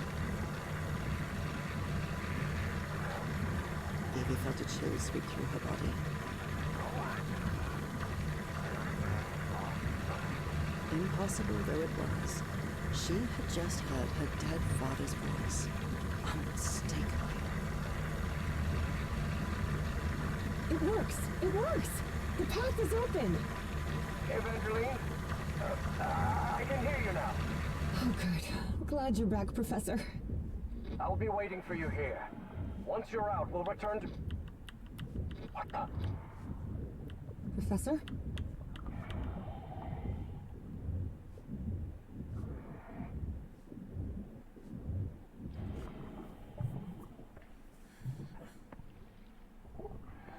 I would say it was an interesting additional challenge.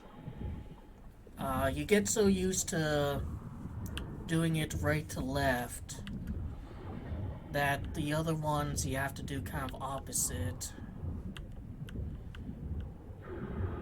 Took me a little while, but I eventually figured out how to do it. Evangeline, listen to me. There's someone else here. What do you mean, someone else? Stay down there until I tell you to... Professor? Professor! I was not filtered by this Evie piano lingered in the puzzle. dark waters of the cave, waiting for the professor's signal. A signal that never came. Even so, prudent as she was in waiting, her air supply wouldn't last forever. So when all the noise above finally ceased, she decided to come up. Professor! Professor, I finally have it! I have the statue... Well, this is interesting. You're going to have to come with us. Miss Drayton. It's always the ones you least expect.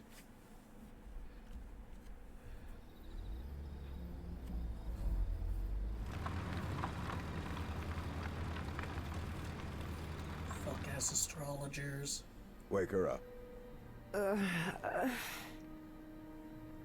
Welcome back, Evangeline. Finally, this is also the story of an obsessive, manipulative, and ambitious man. This is the story of Caleb Bowen. Wait, where am I? I'll be the one asking the questions here, girl. My name is Caleb Bowen. I work for the United States government. What's wrong Bowen with often your made that face? claim, though it was at best a half-truth. Sure, he'd worked for the government once, but that was a long time ago, and he'd been running solo for years. Do you realize that you trespassed on a site closed off by the United States government? And more importantly, that you were seen in the company of Professor Harrison Everhart. You may not know this, but Everhart is a subversive individual. We suspect he may be working for the communists. Bowen kept lying. He knew Harry could be many things, but a communist was definitely not one of them. What's your proof? You better have proof for what you're saying. You are in no position to demand anything, girl. But even so, What's wrong with his face, I'll show man? you who Professor Everhart really is. Your father's name was Franklin Drayton. He and his brother Moses ran a workshop in Benoit, Mississippi called Drayton Motors. He died in a work accident in San Francisco in 1934. Is that correct? You've been investigating me? You've been investigating me? Like What the Art kind of- Deco Shut here. up and listen to what I have to say. Do you recognize anyone besides your father in this photograph? Wait, is that Professor Everhart? Oh, correct. Everhart led an expedition to the Pacific in 1934. Your father was part of that expedition. That was the only truth Bowen told during his conversation with Evangeline. Your father didn't die in San Francisco, Miss Drayton. He died in excruciating agony, alone and abandoned, on an island in the Pacific, and all because of Professor Everhart. I bet he never told you that, did he? In fact, every member of the Everhart expedition died or disappeared under mysterious circumstances. Even the professor's wife, whose strange illness was the impetus for the expedition, died under equally mysterious circumstances. Well, that's I because didn't she's a die fish. under mysterious circumstances. I died in our bed, holding Harry's hand. But Bowen had no interest in telling that part. Yeah, how do you know this? How can you possibly know that? One of my associates was part of that expedition. She also perished, though not before informing us of what had happened. Evie was in shock and full of doubt. I The didn't professor see any was other a women in that withdrawn and photo. sullen individual, and frankly really hard to deal with, but could he also be responsible for her father's death? Despite her doubts, she kept silent, and wisely so. She still didn't trust this Bowen fella, regardless of his claim that he worked for the government. Now you know the kind of person you've gotten involved with, Evangeline. Still haven't, like, proven And he's the a kind communist, of trouble though. you're in. I have a few questions for you. For your own good, I suggest you cooperate. That platform beneath the lake in the Rappahannock River caves, how did you manage to activate it?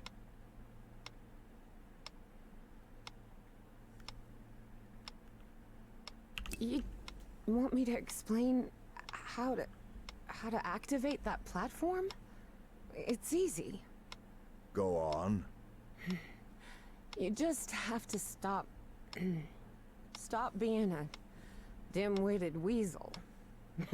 Don't test my patience, little girl. You don't know what I'm capable of. Don't listen to her, Pharaoh. You must have recognized the girl's cognitive pattern, I'm sure of it. She even mentioned a period of amnesia. Just like Peasley. I hope you're right. Evangeline had not the slightest idea what those two men were Am I a talking about. fish? Next question. No. You said a word while you Connected were to asleep. Yithians. Nakotis. Do you know what that means?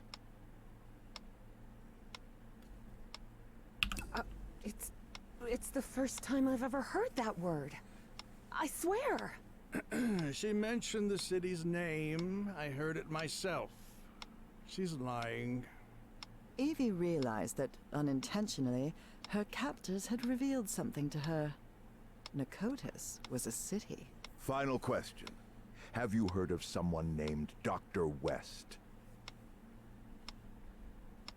He's quite literally a professor from Miskatonic. I think he's a professor from Miskatonic. That's impossible. A human name in a manuscript written by... Caleb fell silent. He had almost revealed too much. This is a waste of time, Pharaoh.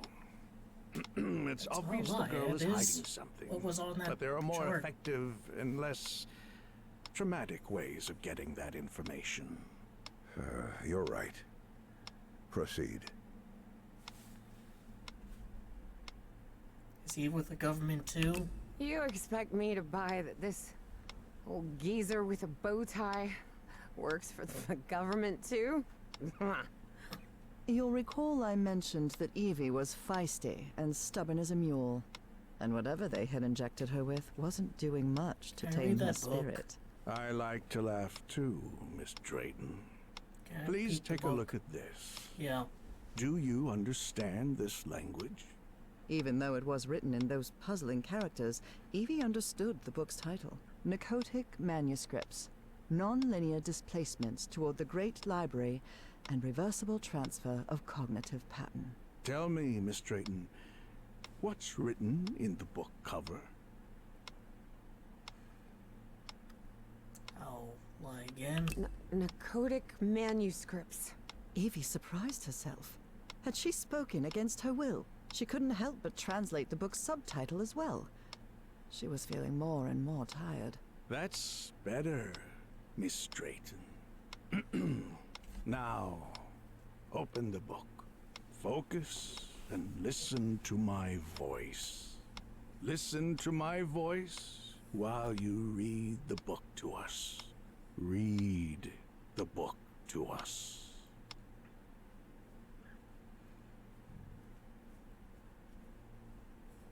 Her reading that isn't gonna be my problem, right? I'll need to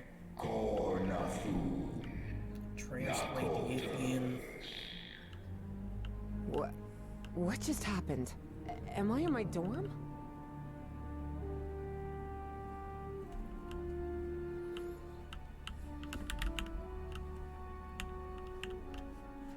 Can't look outside. Can't comment on anything.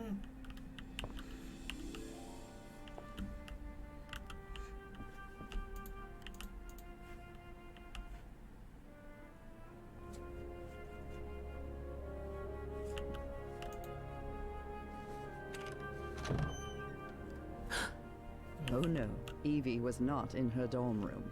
Not at all.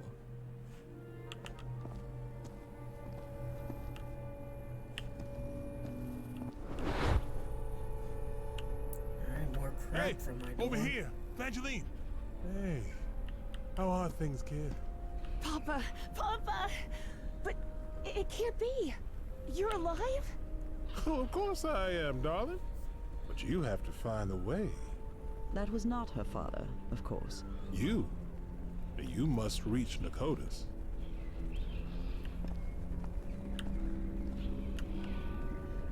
I've already had like a difficult time reaching Virginia. Have I crossed another one of those portals? Yeah, I mean, isn't that a bit obvious? Lord, none of this makes any sense.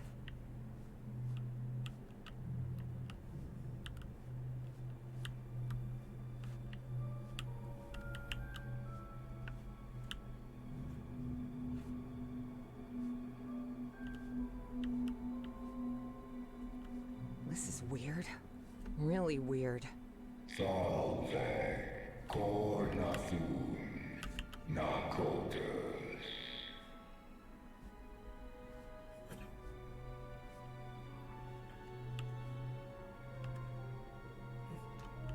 Well, guess we're finally peeping the book.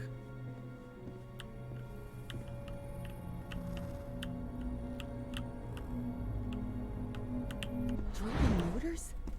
Dad and Uncle Mo's motor shop in Benoit? I mean, whatever this crap is going through your memories. You should, kind of be aware of that. Moses, we're running out of money. If we don't get some cash soon, we'll have to shut the shop down. Yeah, well, that's easy for you to say. I've got a daughter to provide for.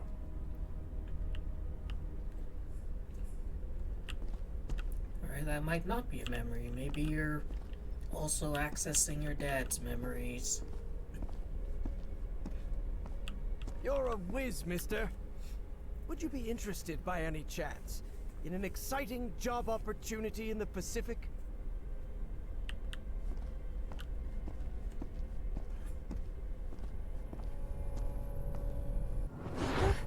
Papa, don't do it! Don't go to San Francisco, please!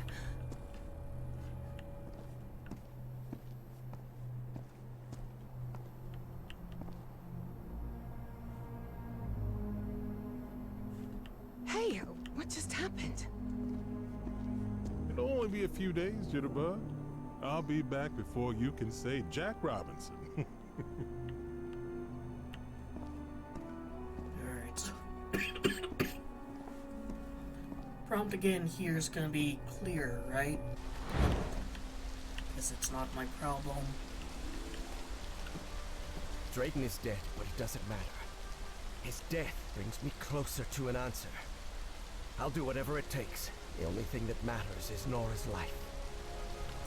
Well, how do I know that this narrator no. is... That doesn't sound like the professor at all. Evie realized Bowen's lies were seeping into her thoughts. Yeah, this is an unreliable narrator. Yeah, and I haven't played the first game, and... How do you feel? Not good. But that doesn't matter anymore, Mr. Harry. Just listen to me. Get off this cursed island. You'll find nothing here but death. So, people who haven't played the first game... If I said I played it, would I be seeing these? Go back home. Spend what time you've got left with your wife. Can't, she's a fish. And there's another thing I want to ask of you.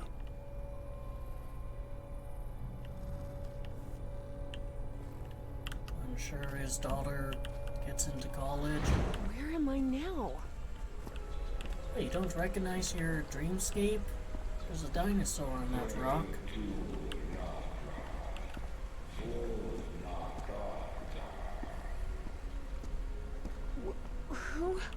Who are you?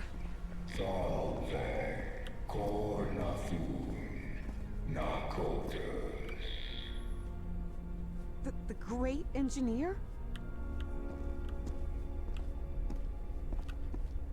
So imagine a Yithian sentry. I can't sprint here. The game will not let me.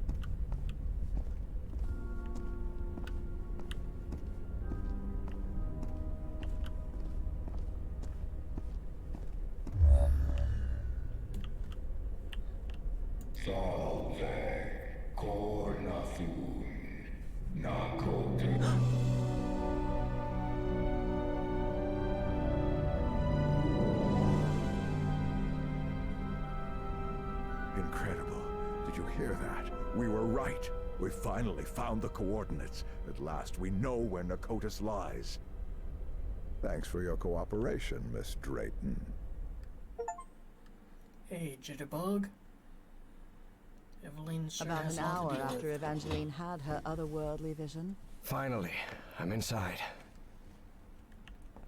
Harry snuck into the same building where she was being kept captive.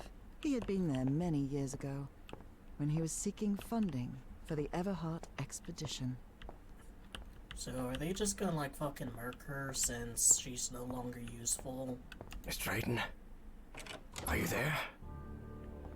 What on earth? Harry had always suspected that the Starry Wisdom was something far more sinister than a simple astronomical society.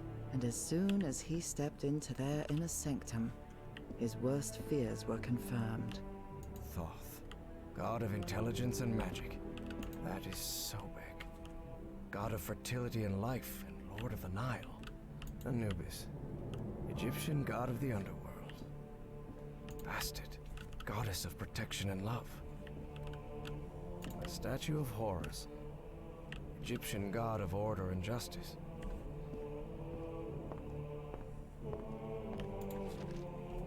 Apparently, the only way to get into the Pharaoh's office is by getting the right combination on the statues downstairs. And I bet my life that Pharaoh is Caleb Bowen. Access to a Black Pharaoh room is strictly forbidden. Interesting, that's Black Pharaoh. The fucking, like, trickster guy. Only once the participants have aligned the elements of their statues will the great Black Pharaoh descend from his chambers to begin the ritual. I've already deciphered one language, do I need to decipher another? Oh, I mean...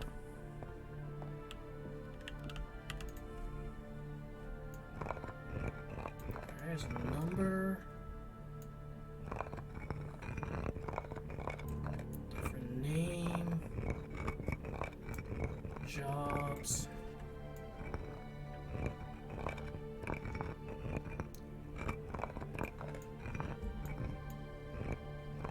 Constellations and Egyptian hieroglyphics.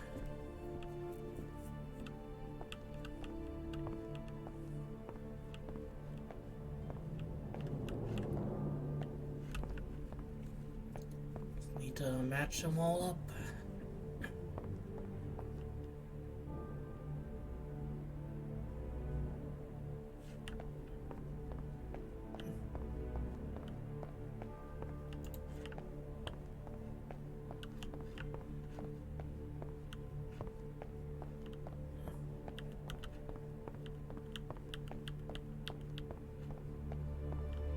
These people are out of their minds, no doubt about it. And they clearly have a pathological obsession with Egypt. Let those who have been enlightened know the divine geometry of tetrahedron, which grants access to the gates of knowledge. Only Starry those wisdom who have been enlightened know the divine geometry of the tetrahedron, which grants access to the gates of knowledge. What's this load of baloney? A tetrahedron. Alright, moon, stars, suns. Don't want to take that? Not relevant. Sure, because, like, there's a pyramid There's a thing pyramid in the center of this chamber. I wonder if... Certain sections of this pyramid seem to move. For a moment, Harry wondered whether it was a good idea to mess with the mechanism, but he quickly dismissed the thought. Even if it meant alerting someone, he had to find Evangeline and get out of there.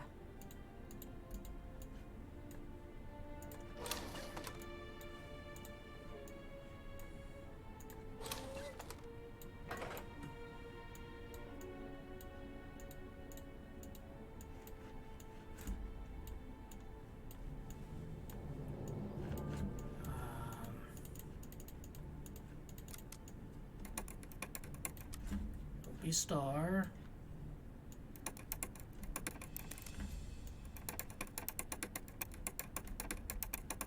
There's no way for me to make this sun.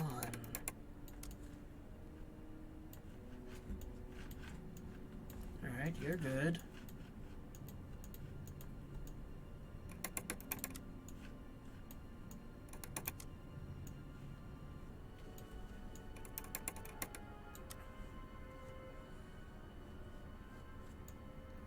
can be moon.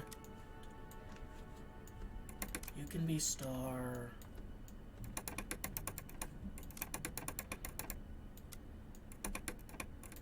I feel like this one has to be moon.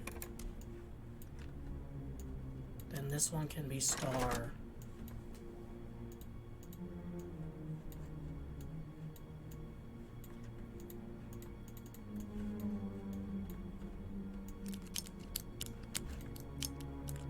Bit finicky. Just like playing rooms again.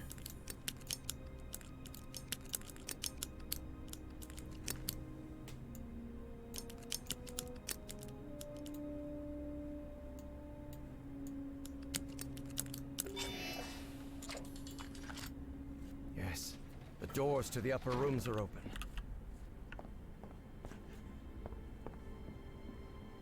Stellae Sapientis. The Starry Wisdom Society. Providence.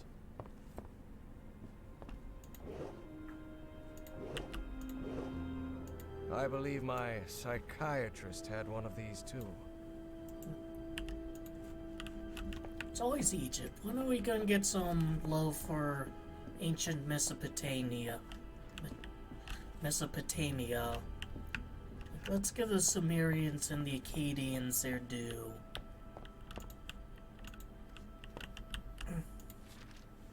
This book seems to recount traditions of ancient Egypt.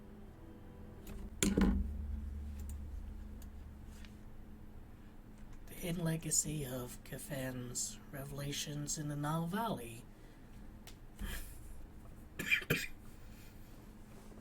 Caleb Bohm, director of the Starry Wisdom Society, publishes for the first time a fully annotated transcription of the Kefen's revelations, discovered in a sealed chamber beneath the necropolis of Saqqara. This archaeolinguistic investigation reveals the truth. Kefens was a host, a herald of a consciousness older than Earth itself, and his message wasn't a warning but instruction.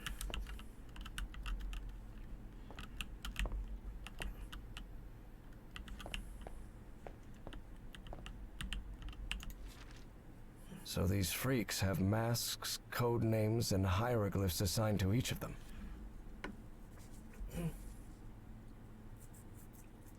See, I think I have a code name for a new member. What do you think of Orion?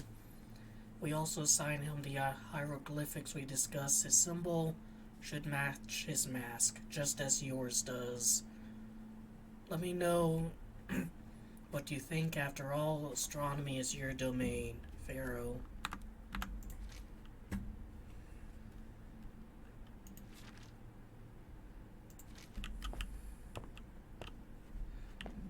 Alright, so I figure out who this is.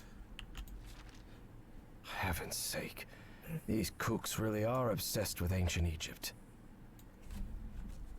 So this is... I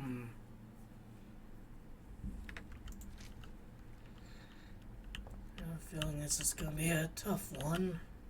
Different constellations. It would take a good eye to locate all of them in the night sky.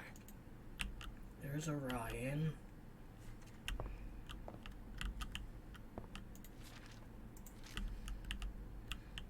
Can't open these drawers.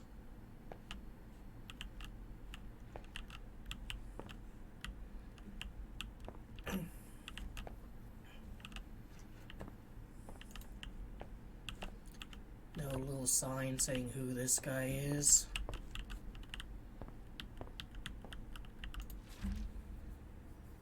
Hieroglyphics.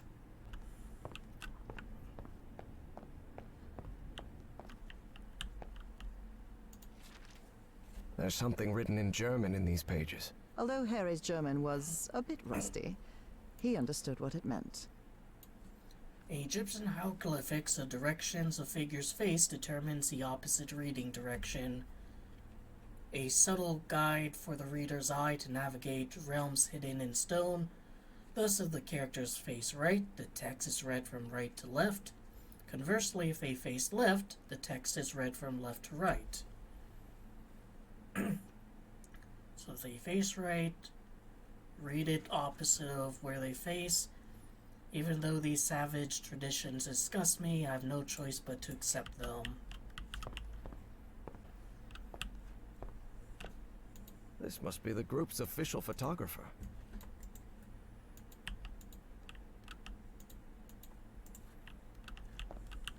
This guy has been all over the world.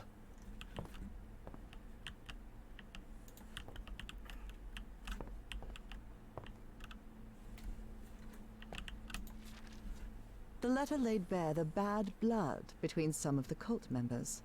Something pretty common when power-hungry fanatics are involved. Do not ever address me as Larry during the rituals again. Proper names are strictly forbidden within these walls. Consider this your final warning. Alright, so... Larry... Lynx...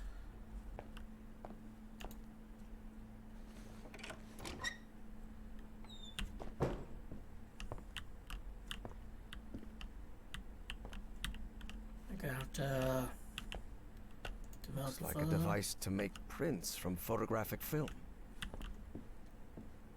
Like in that one Escape Simulator DLC.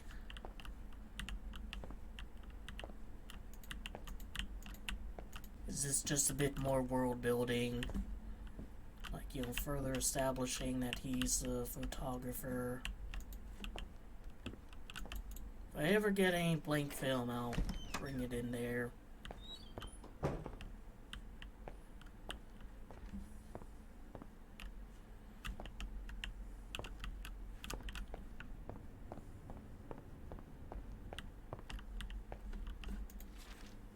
What nonsense are they talking about now? Alright, so position, name, role, code name, hieroglyph. Each initiate must correctly align the elements beneath a statue representing their mask, as well as the number that marks their position in the monthly ritual.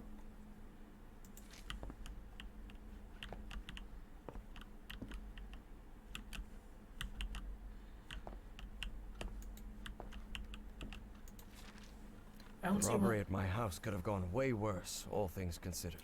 I don't see why Pharaoh put so much faith in Eridanus. He's nothing more than a big-head fool. I think he wouldn't be able to fetch that statuette. What good were all his hypnosis tricks? It would have been a heck of a lot easier just to send me, the strongest and largest in a group after all. Couple punches and we'd have the relic by now. Alright, so... You have to be some kind of narcissist to snap a pic of yourself. Especially if it's just to show off your muscles. October 29th.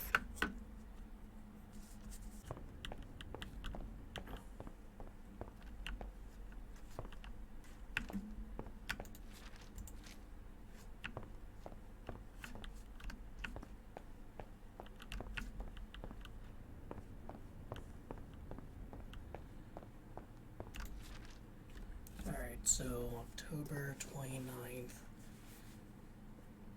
He'd be 3 at Ket.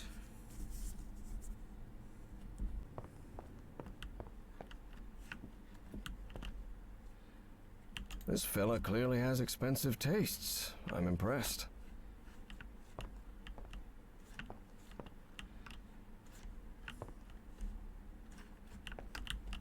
Anything else?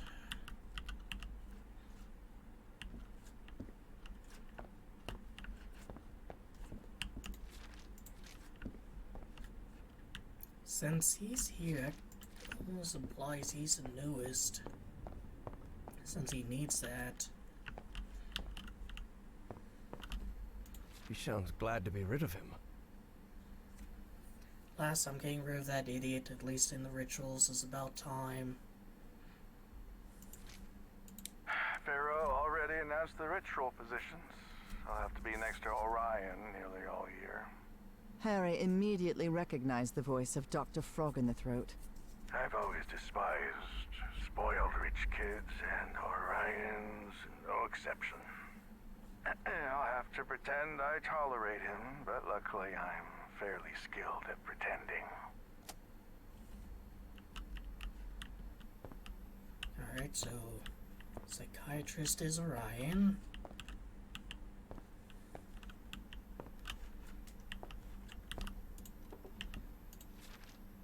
"1955.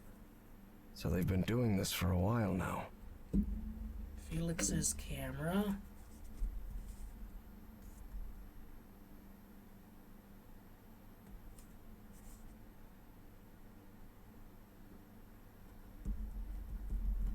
So Felix is a photographer, not Larry.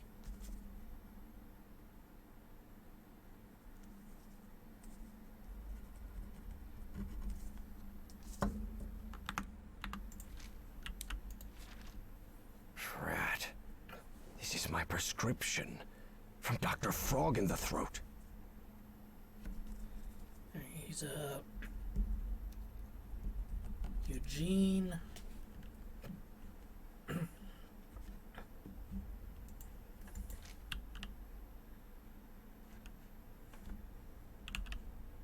A roll of film. I wonder what's on it. Guess there will be a photo developing minigame.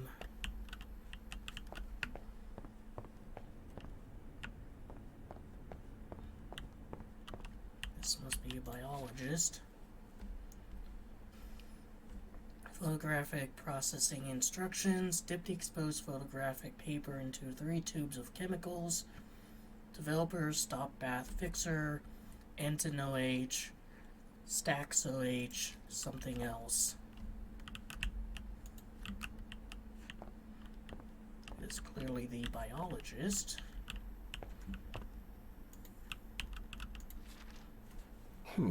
They rotated the positions.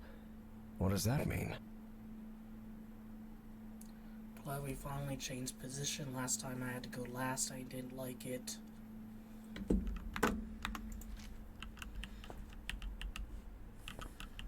Hanging your college diploma on the wall while you're in some sort of weird cult doesn't strike me as the smartest idea.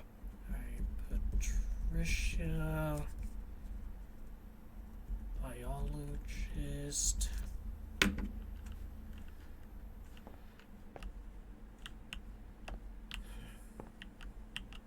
The shelf is packed with every kind of specimen. Looks like it came straight out of Dr. Frankenstein's lab.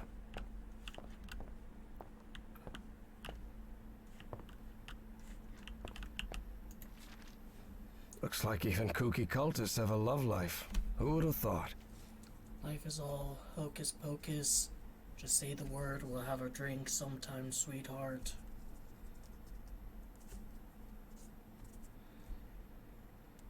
That could be Howard the Strong Guy. Because he talks about having a drink.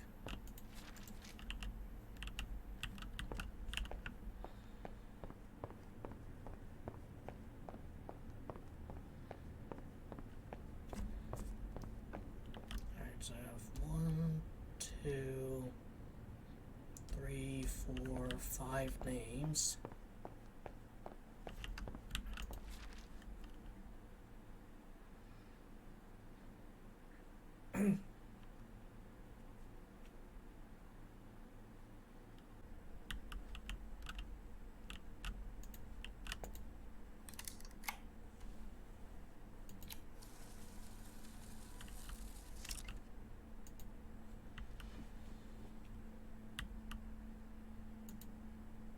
Start with you.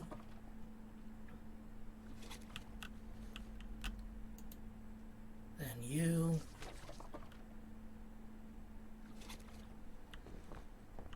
And then you.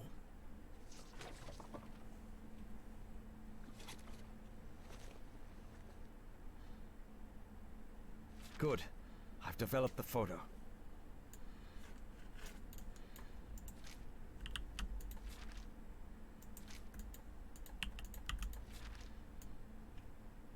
Alright, so he's a big strong crocodile. She's a cheetah.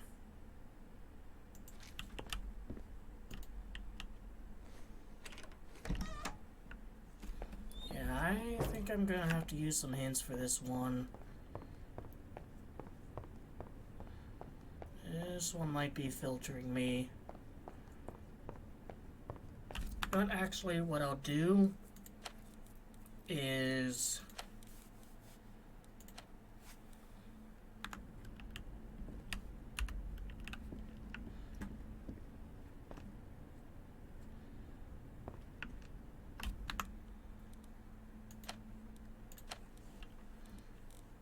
how do I request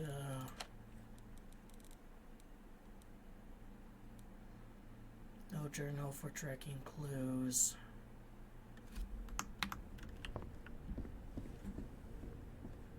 Is it like tab? Yeah. I'll have this on just because, like, there's so much information to keep track of.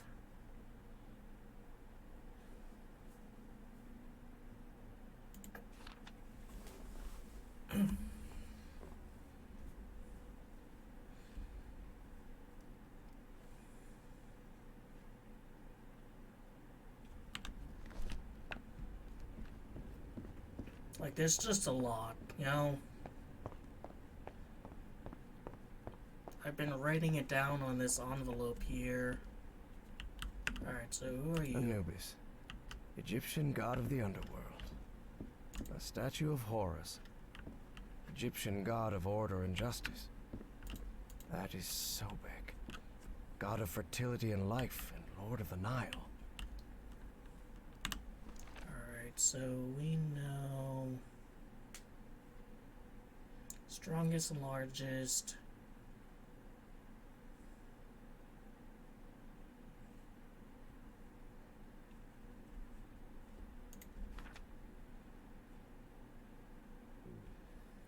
So he's the strong man.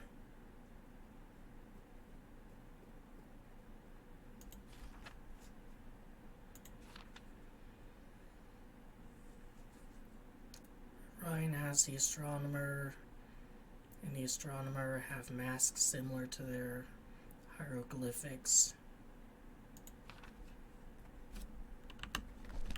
So let's get you.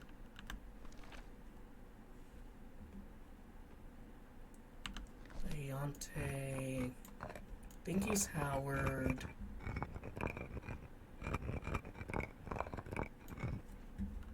Leonte.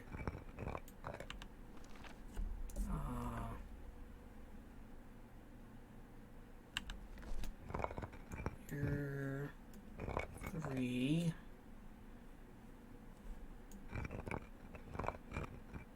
And yours is this. Alright, let's handle her first. So you are Patricia. You're a biologist.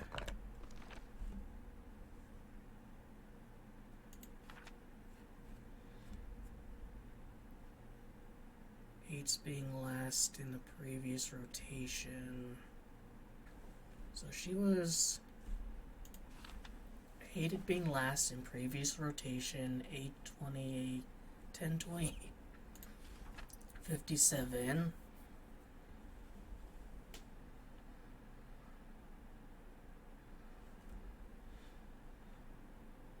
So she was last previous one. So does that mean she's first? The fact that he has expensive taste, and you know, honestly, this is the fanciest one. Doesn't that make him Orion? I mean, this must be the archaeologist. You know, he goes around the world, he collects these artifacts.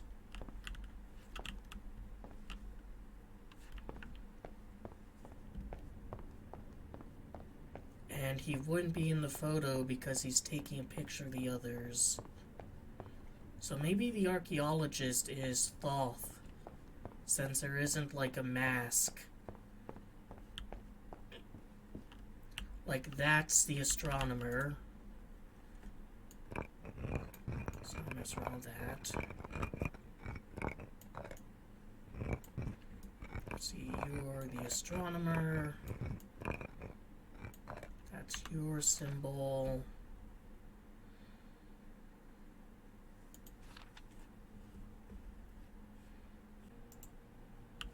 You're Thoth, god of intelligence and magic. So you're Felix, and you're an archaeologist.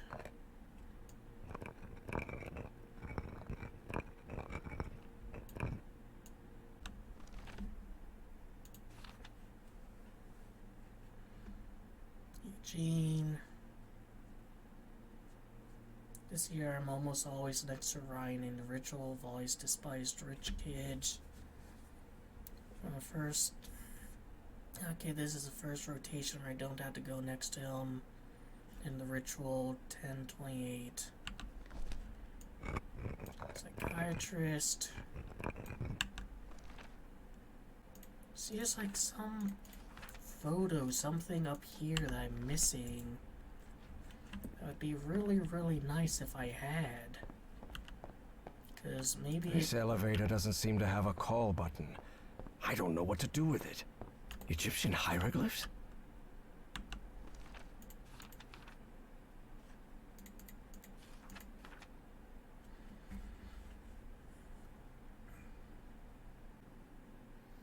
So he's a Ket third. And he's this way. So we read this way. So you are there. So the next one will be that. Yeah, so Felix is a photographer.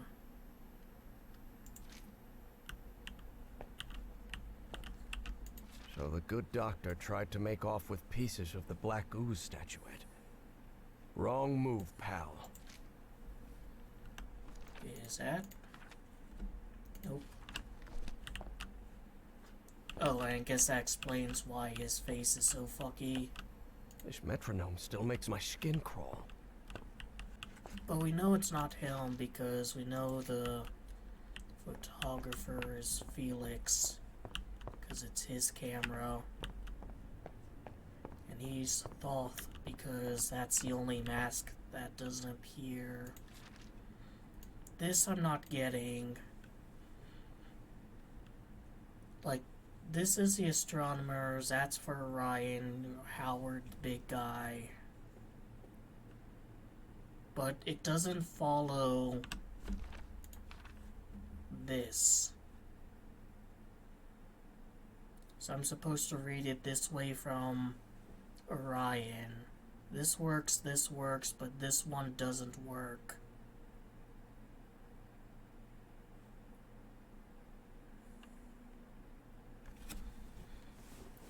Let's see, it could be maybe this one.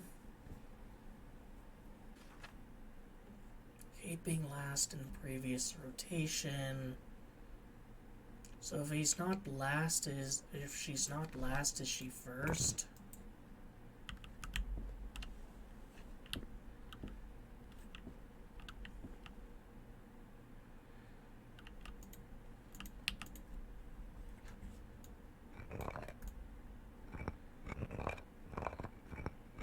I've got everyone else, so process of elimination, it must be Corvus.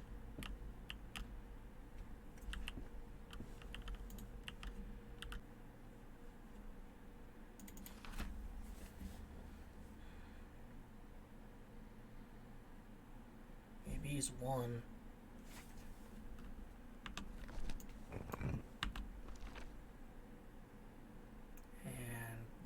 Is 2.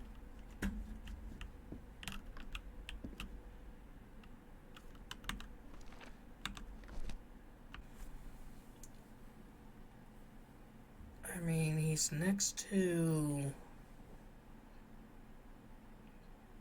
Bird Gazer, you know, the bird shooting a laser beam at the feather, and a bunch of bullshit. There's like 2 bunches of bullshit.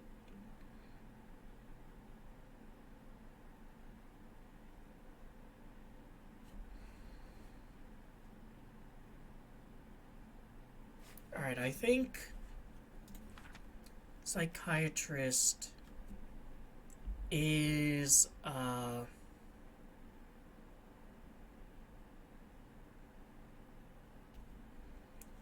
bird gazing at the feather.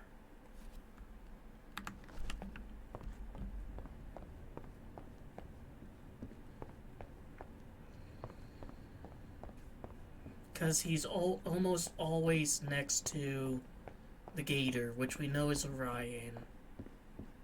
So, psychiatrist, we know you are bird gazing at the feather. And so, since it's the third Akit today, you are the fourth.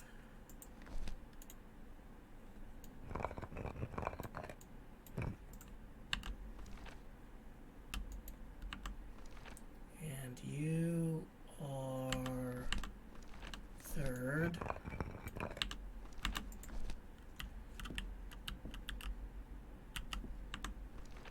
And you are fourth, correct. First.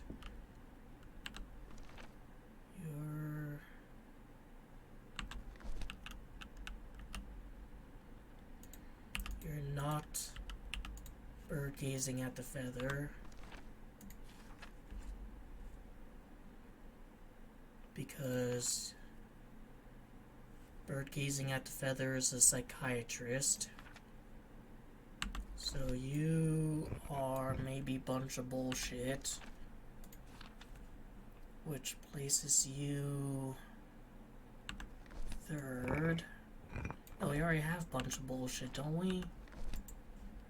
Someone else bunch of bullshit. Not you. Not you. You. And you're feather. So you're like, you've got to be then this, meaning you're second. Because I know you're Orion, because Orion and Astronomer have masks. And since the Astronomer is a bird, Orion must be the crocodile.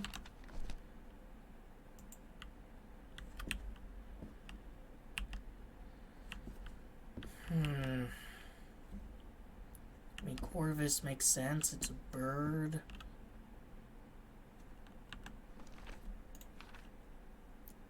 Signed Lynx, so Larry is Lynx. And he's an archaeologist because he owns a camera.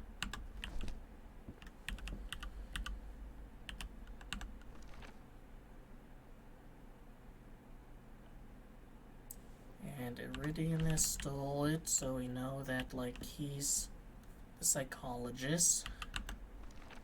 And he doesn't like psychiatrist. He doesn't like being next to Orion.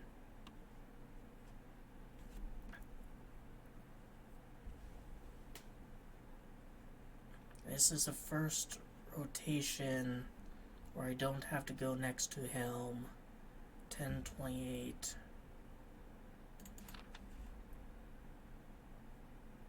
Which, yep. Like, bird with a feather is not next to him, so this has to be correct. And it's 1, 2, 3, 4, 5.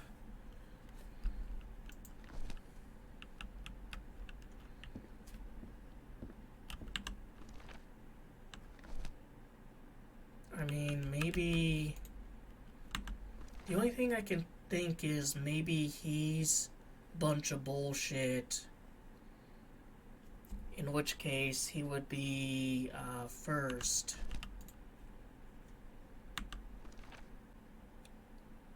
Alright, so yeah, you are Scroll.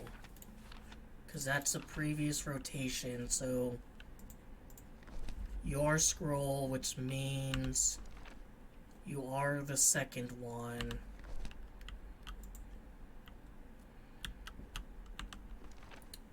Then bunch of bullshit is third, so that's Larry. Then bird with a feather is him, so he's fourth. And we know it's him because he's almost always next to the crocodile. Here, here, here, here. It's not in the third, but he is in the second. He's in the first. He is here. Not here, but yes, here. So yeah, he's almost always next to him, so he has to be the bird with the laser beam. And he's fourth. And he's fifth. It would be nice if some of these just kind of locked in. Alright, let's see. Third, he's first, when we know he's a crocodile. We know he's a Delante. And we know he's Orion because he shares the head.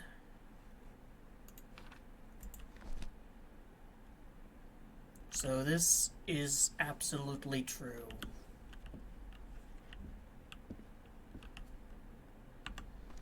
Now he's Eugene. He's the bird with a laser beam because he is almost always next to Orion in this. His name is Eugene. Since it's a third, he will be the fourth in line. He's a psychiatrist. But you can't be Lynx, because... I guess you can be, because... Yeah, it's Felix who's a photographer. It's just like I see that next to camera, and it's... So he can be Larry.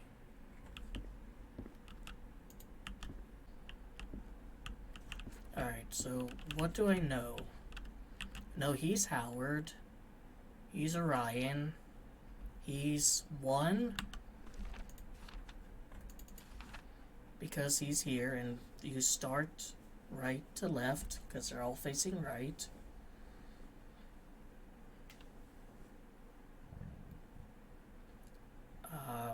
Was placed last in the previous rotation. So that means that this biologist is that.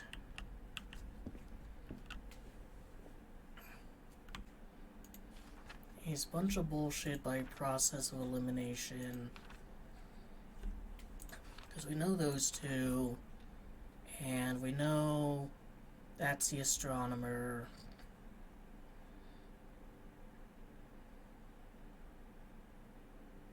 So yeah, he has to be a bunch of bullshit.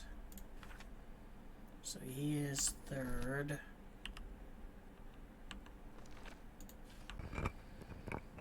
Can't be Felix, because that's a photographer.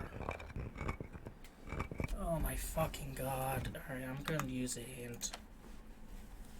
I have already solved that. Thank you very much.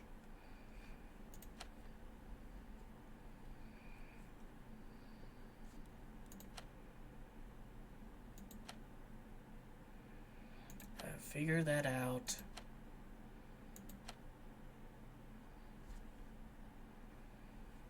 I'm just gonna take this.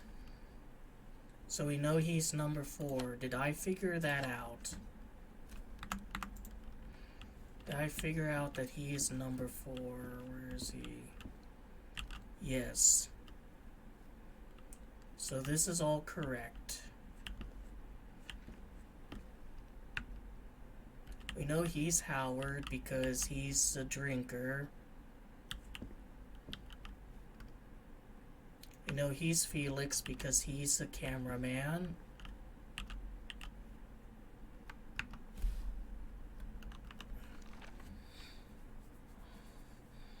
Arugia cannot be Larry.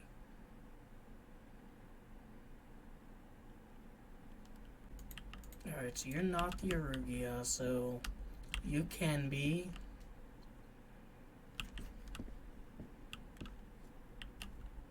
How do I know Eugene is the astronomer?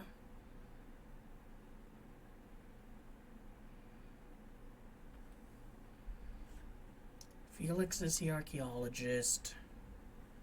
Howard is a big guy. Psychiatrist is Eugene.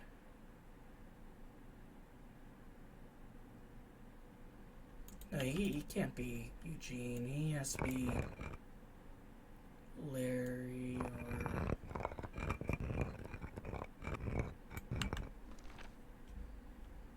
Can't be Felix.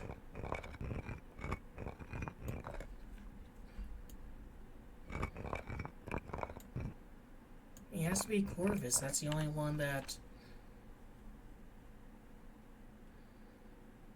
makes sense.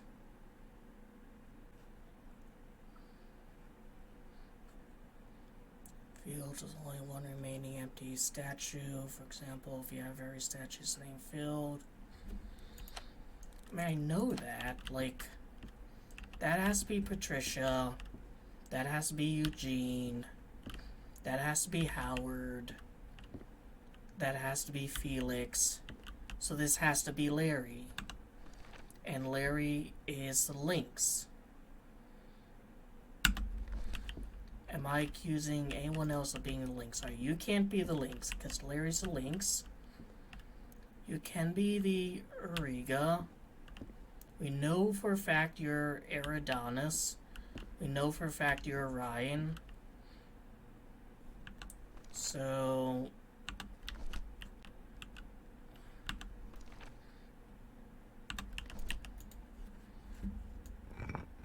you can be Corvus.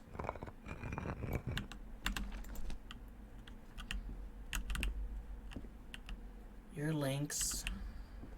Damn it, it didn't work. I need to go over it again.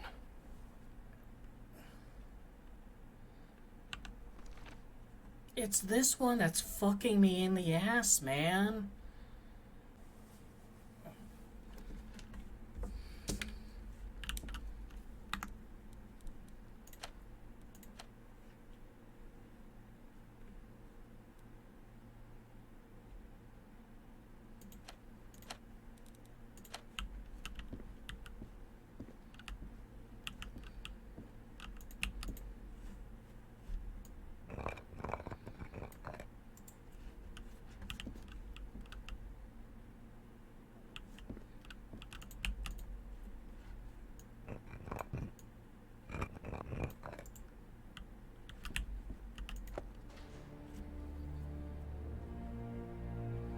Elevator.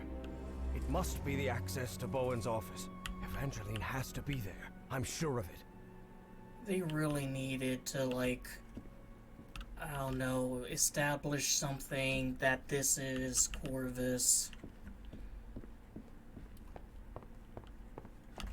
Yeah, I had to use a hint for that because it's late. It's driving me out of my fucking mind. Like, the other ones are fine.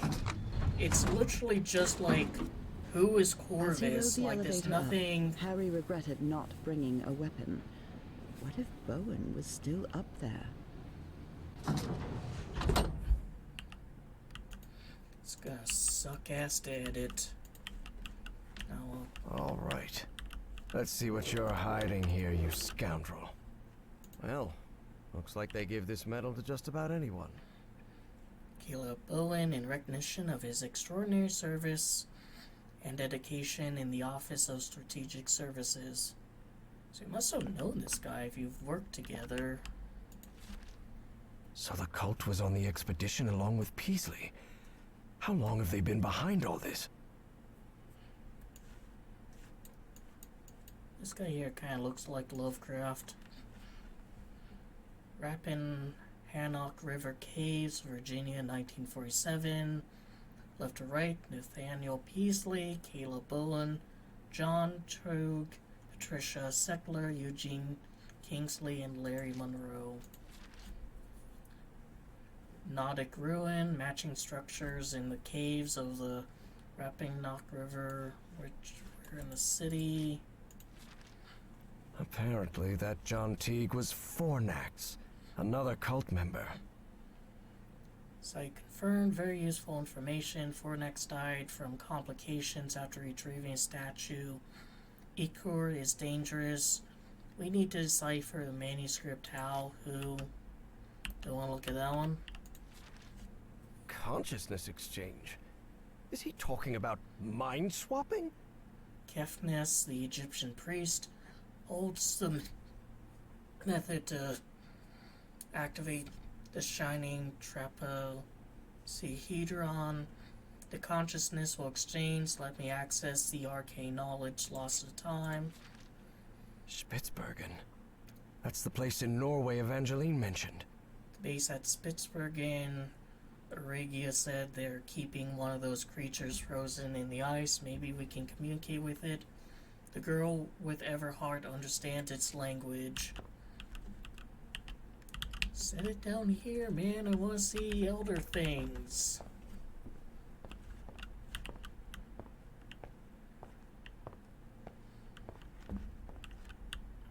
Yeah, I just think there was like, if they made it clear who Corvus was, I would solve that. I knew Bowen would never abandon his Nazi pals. Bowen, I confirm that we will bring Felix Stahl to America. We'll do so under Operation Paperclip. However, you need to put aside all that esoteric nonsense. Makes you lose credibility with the people in Washington. Sincerely, Werner von Braun, or Braun. That doesn't sound good at all. And what's this Azathoth business? Unravel mysteries of the shining trapezohedron, bring forth the black man, depart for the throne of Azathoth at the center of the final chaos. Say, isn't that Senator McCarthy? Indeed. Caleb's friend Joe was none other than Senator Joseph McCarthy, who led the infamous witch hunts against alleged communists. For Caleb, a true American patriot, Joe. Only a bit early to be getting into Azathoth business, though.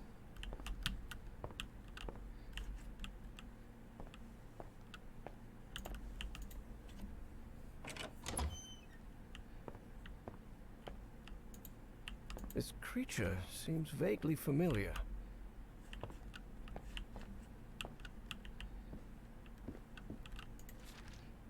Dr. West? A human name in manuscripts from 250 million years ago? Impossible.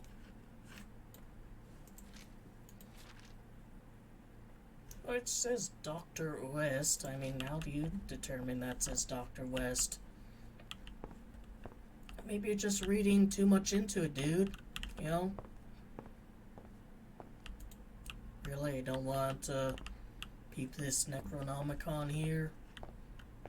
Evangeline had to be on the other side of that door, no doubt about it. But Harry stopped before entering. Was there anything left for him to find in Caleb Bowen's office? There may be something important here. I can come back later. I do appreciate that the game lets you know, hey, this is a point of no return. No comment on this painting. It is very Art Deco in here. There is a strange synergy between Art Deco and ancient Egypt. I guess sometimes real just recognizes real. Alright. Evangeline had to be on the other side of that door, no doubt about it. But Harry stopped before entering. Was there anything left for him to find in Caleb Bowen's office? Please be all right, Evangeline. Let's go, Miss Drayton. We have to get out of here.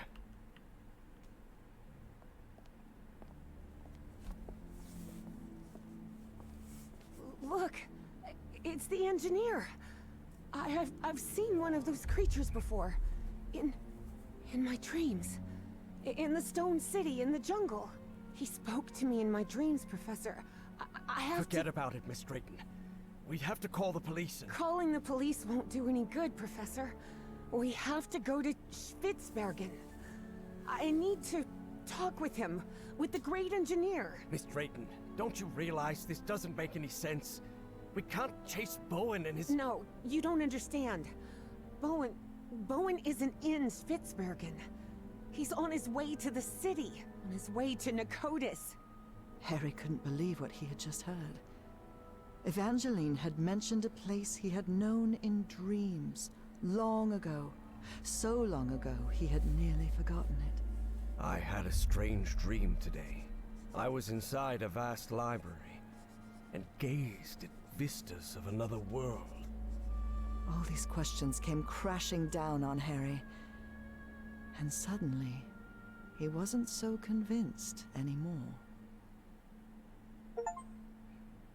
Escape from the Inner Sanctum, completed Chapter 3. Before boarding the plane to Norway, Evie and Harry talked about the trip. About where they'd be stopping over. About what they'd do once they got to Spitzbergen. They talked about bringing plenty of warm clothing and gear and supplies to make it through. They talked about getting their documents and passports in order. They even talked about the strange city they had both dreamt of. But Evie knew there was something they hadn't talked about. A question she didn't know how to ask the professor, because every time she'd tried, the right words never came out. But a long flight leaves plenty of time to think. Professor? Yes? When I was being held by that man, Bowen, NPC. he showed me a picture of you. A picture of you and my father in the Pacific. Did you know my father, Professor? And then, it was Harry who didn't know how to find the right words. Because even though he'd been waiting years for that question, he still didn't know how to answer it. Evie took Harry's silence as a yes.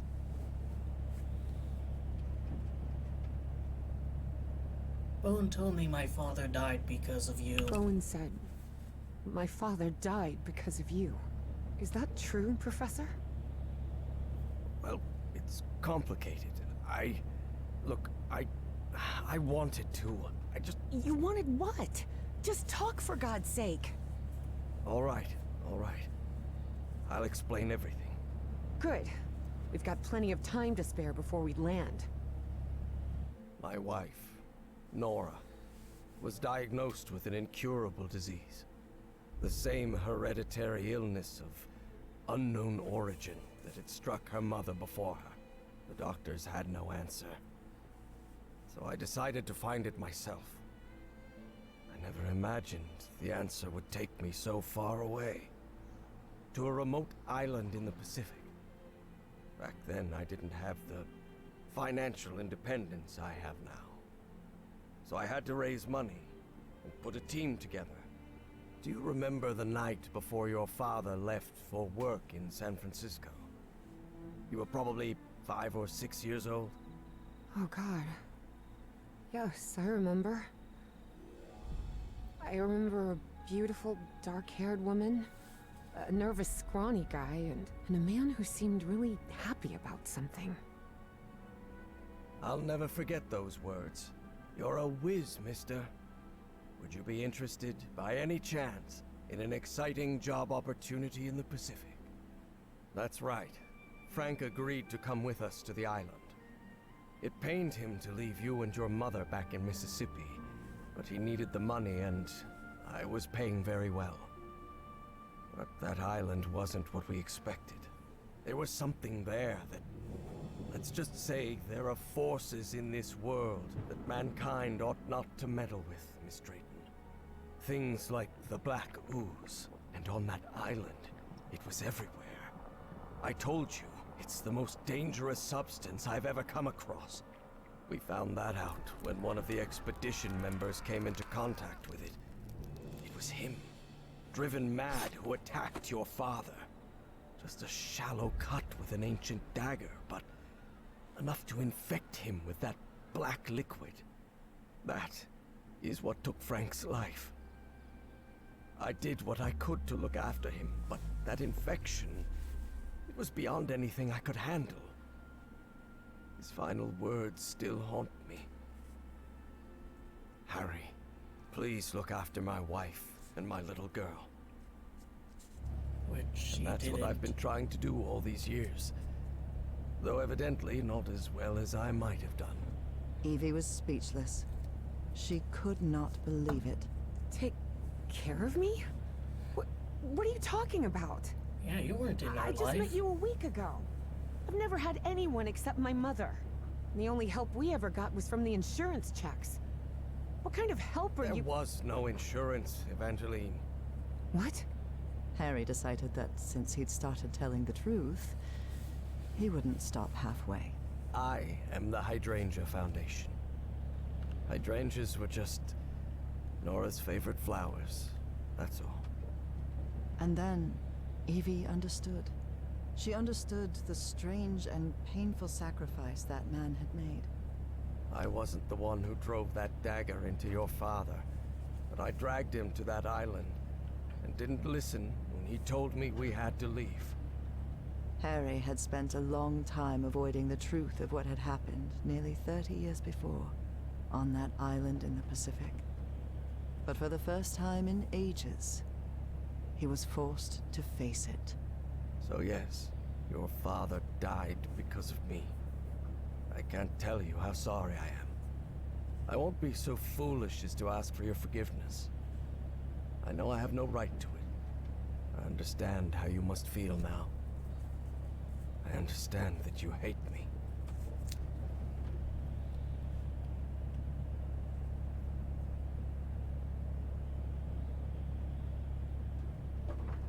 I'll go with 2. You could have told me. I know. But I'm a coward. All I've ever done is avoid responsibility. Could be. But you've also risked your own life to save mine. I owed you that. And you've paid for my schooling? That's not what a miserable man does. I only did it because I had the money. And because I felt guilty. Look, Professor. You insist on painting yourself as a horrible person. I don't think that's true. I think you're just a sad and lonely man who's shouldering more guilt than anyone should have to. Harry was puzzled. He hadn't expected this. In a strange way, Evie's forgiveness made him feel uncomfortable. Didn't he deserve punishment for what he'd done? Evie's decision had made him doubt. Perhaps it was time to move on. I don't know. Maybe. Maybe you're right. These I'm sure I am. Believe me. multiple choice And things after affect that, the ending. Evie and Harry remained silent for the rest of the flight.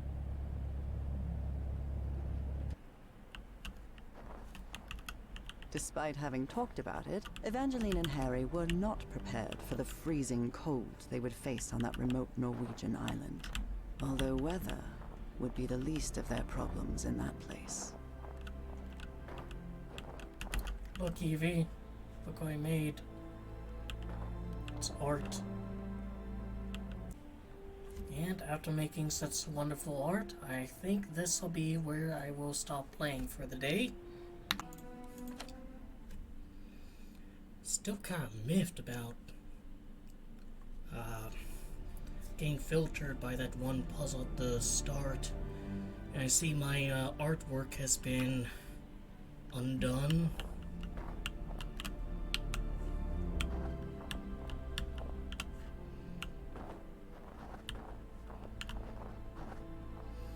There we go. Earth without art is just eh.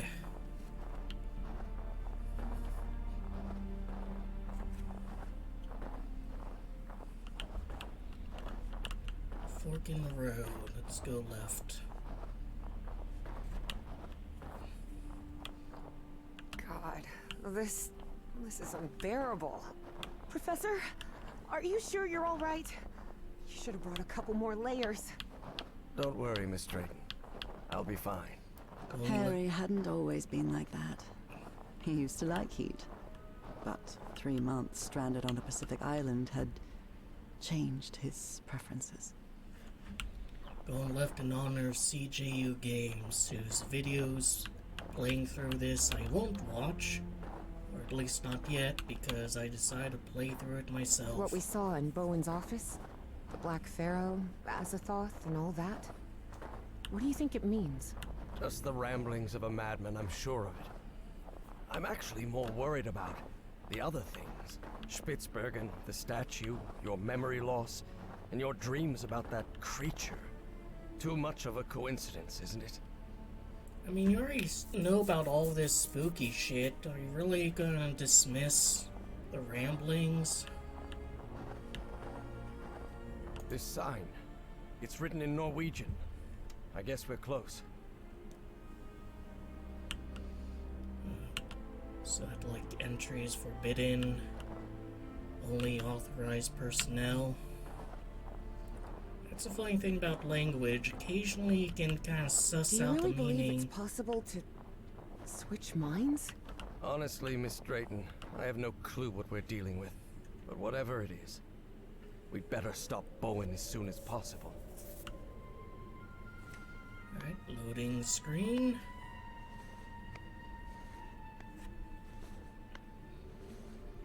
Used sparingly here, but I remember when Callisto Protocol came out, they were pretty obnoxious to the point where it's like, just fucking, you know, put up a black screen and let me put the controller down.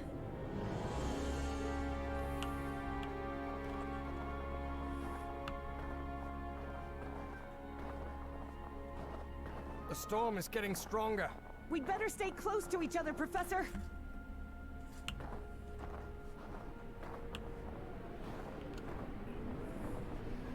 Saying it's a snowy, wintry setting, this would be a fantastic time to introduce the Elder Things. But no, the Yithians have to be the ones to get top billing. This looks like the station's garage. I wonder why they left vehicles in here. Maybe they left in a hurry? It's not working. Flashlight. It's a very lovely shade of blue they've got here.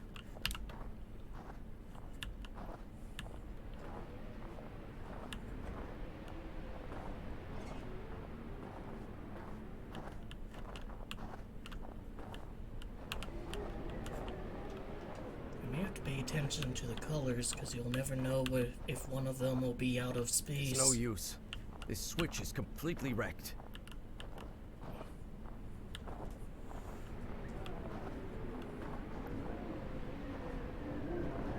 I can see some banners on the building.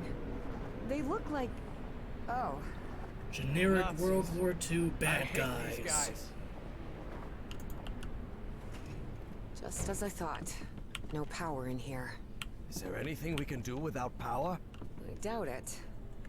Is that like a Blues Brothers reference? Interesting. Very interesting. But it won't help me bring the power back on. This machinery hasn't been used for years. It's junk.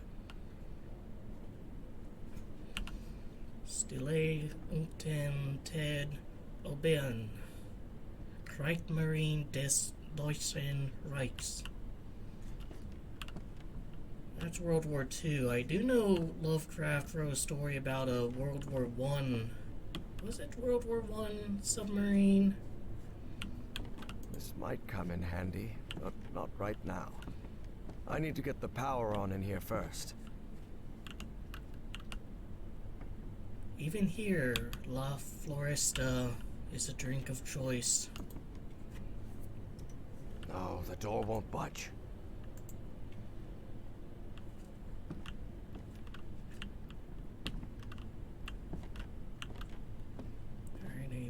Upstairs, maybe?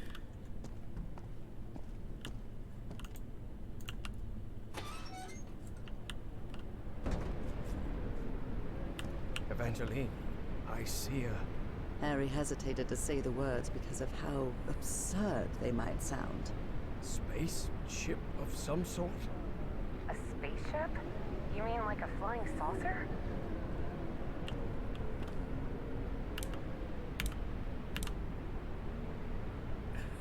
It's easier to see that is a very peculiar graphics option.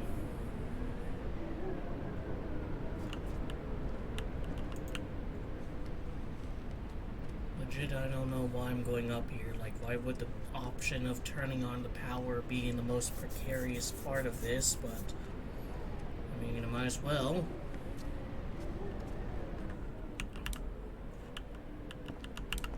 Might even be easier to see without a flashlight. Well, the one thing I can do up here don't work.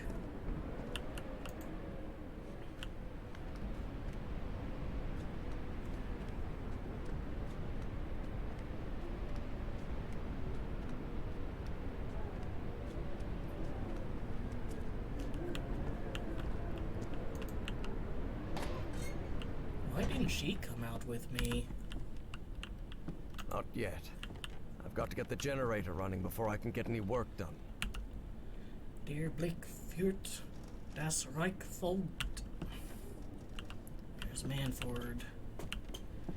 I don't know, man. It kind of seems like your alcoholic taste lines up really, well with the Nazis. You should probably reconsider your boozing.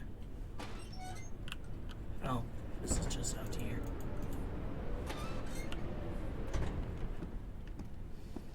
Just saying, if it drinks like a Nazi, it might just be one by some other name. There's a key.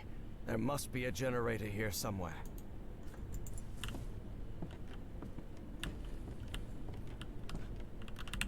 Well, this isn't something unlocked with a key.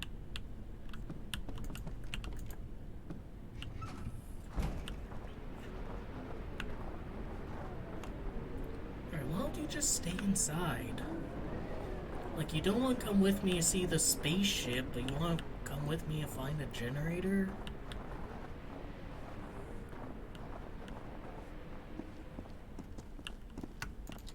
It's not working. Excuse me? Yeah, I need to find a building that's locked.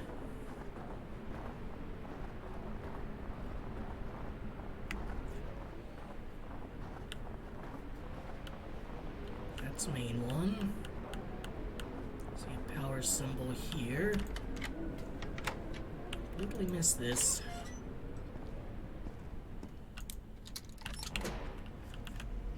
Hey, what the... The current must have caused a power surge in that distribution panel up there. Let me take a look. Maybe I can fix it. Okay. So that's not gonna kill me? What do you even do? Fix it.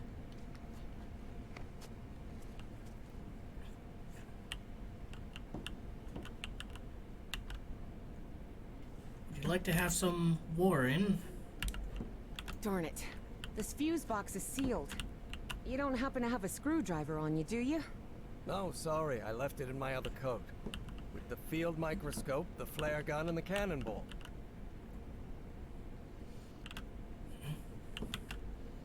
Even within deep Nazi territories, the symbols of communism still find themselves haunting these fascists.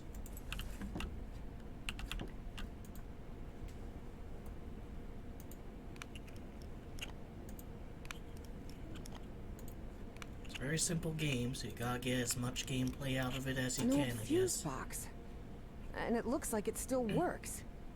Even after years under this weather. Never doubt German engineering. What's the problem? Well, the whole base runs on an interlock circuit. What does that mean? I know nothing of technical stuff and you know it. It means that for the power to reach the antenna, you'll have to manually turn on each switch in order. You mean I have to look for switches all over the base? That's right. I'll route the power from this fuse box, and then you turn it on. Fine. Stay put. I'll get back to you.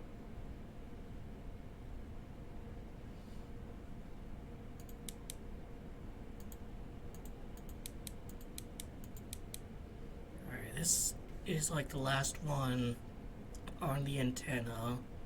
So I don't go there until the last one. Up to you now, Professor. Alright, so let's see. Is there one back here?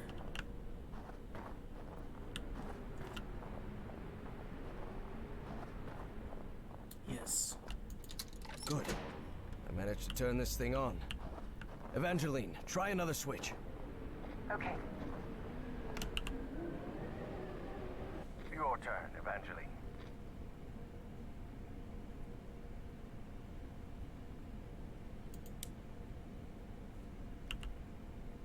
You're in charge now.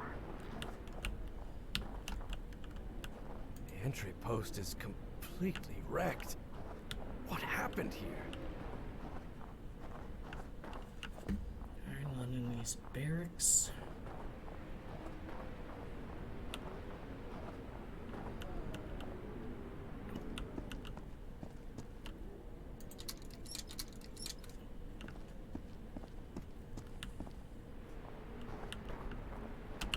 Alright, so that didn't like reset anything, It's up to you right? now, Evangeline. What about this one? Your turn, Professor.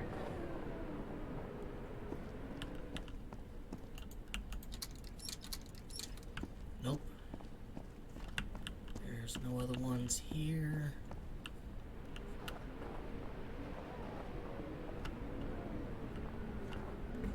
That light's blinking.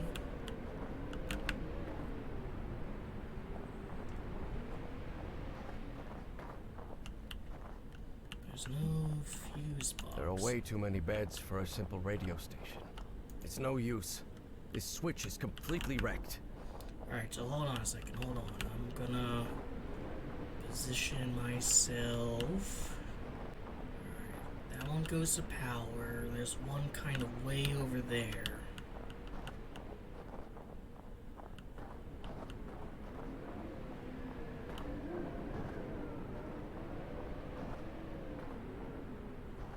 That one's blinking. The mess hall. Or what's left of it.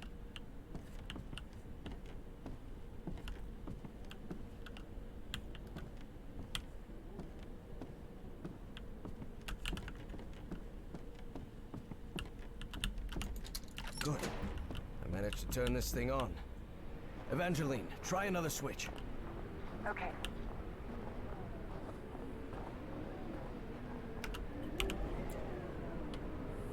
Please, by all means. Alright, that's the next one.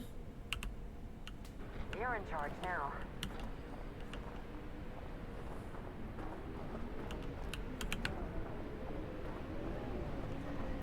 That line is going straight to... And there it is. Don't you love it when it's easy instead of hard? This storage room's a complete mess. Like everything else in the station, it seems. Good. I managed to turn this thing on. Evangeline, try another switch. You guys couldn't Okay. tidy things up here? Like, I knew... Pretty sure by this point you were getting your ass beat by the Reds, but still...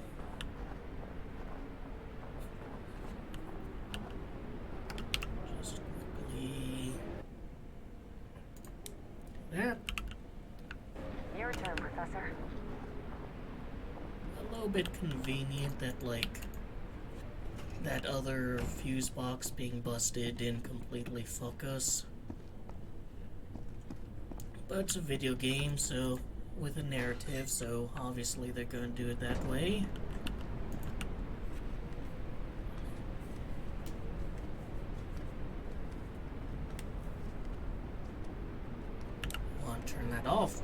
here because that my flashlight also increases the amount of snow around.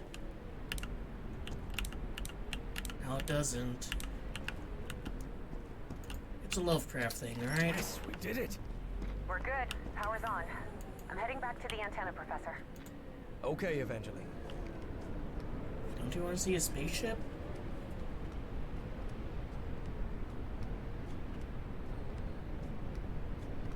That was a much simpler puzzle than the one that I did before. I almost got that without needing a hand. It's just... Wasn't expecting to see one of these here. What are you talking about? It's an Enigma machine. A message encryption device the Nazis used to encode top-secret messages. But how could you possibly know that? I worked in intelligence during World War II. Obviously, I was too old to be sent to the front lines. And I can't see a thing without my glasses. But the OSS thought someone like me could be useful cracking codes. So they sent me to Fort Meade, Maryland, to the Signal Security Agency building. The SSA, Signal Security Agency. Like, even if he didn't work, decoding this stuff, couldn't he just be, well learned? I mean, game takes place when, 1970s? I hate working with this schmuck. Caleb Bowen had the right connections, which is how he landed a job at the SSA. For Harry, this meant torture, plain and simple.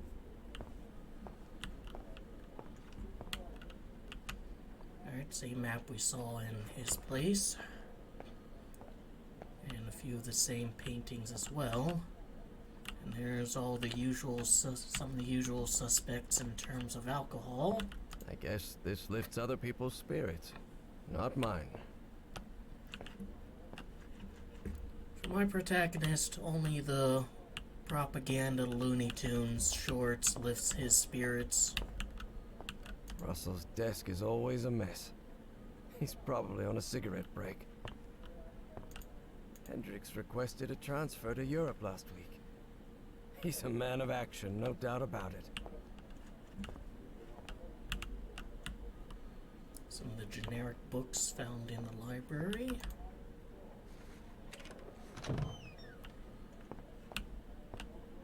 No comment on a lamp. It's a lovely lamp.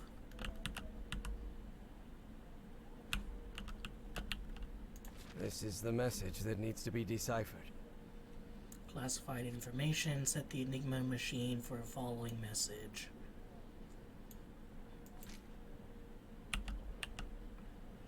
By this point, have they figured out that,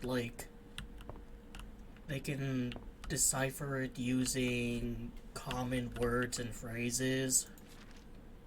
I really doubt this is how Nora pictures my work here at Fort Meade, but she does. Oh. Like, if every message ends with Hail Hitler, you know H-E-I-L-T-R and so on. I don't rightly know what we'd have done without Turing and his people over at Bletchley Park. Because, there's Turing.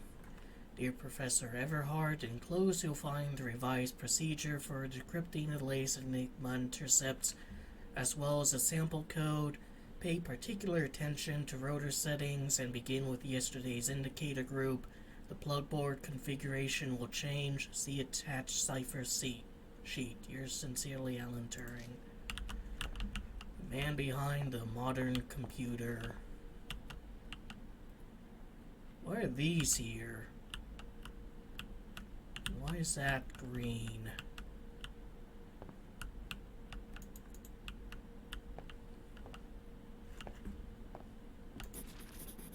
Enigma decoding instructions. Check the first 3 letters of the message to decrypt, then find them in column 5. Configure the machine with the elements from that row. Column 1 allows you to check the day the message was sent. Let's see. Check the first 3 letters of the message. To decrypt, then find them in column 5. Alright, this is column 5. That's the first 3 letters. Configure machine with these elements. I don't want to take that with me, you know, just to have it handy. I mean, come on, video game, we're throwing like regular ass people into this. Ah, the set of components that makes Enigma's encryption possible. Cipher message reader, interchangeable rotor disk, main dial, front cover, cable pairings, initiate decryption process. I already feel filtered, man. Ah, I always keep this photograph close. Alright. We worked hand in hand with the Brits. They'd already managed to crack Enigma, so we hoped their work could help us break JN-25, the Japanese naval encryption system. GMR.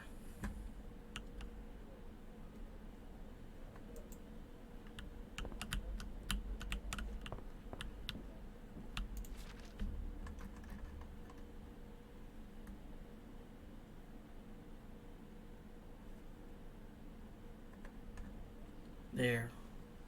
GMR is 25.312 15. 25.312.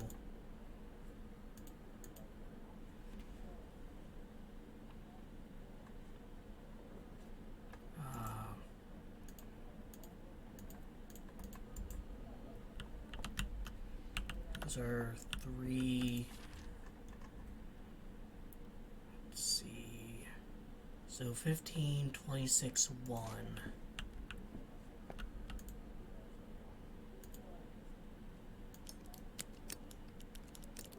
15.26.1.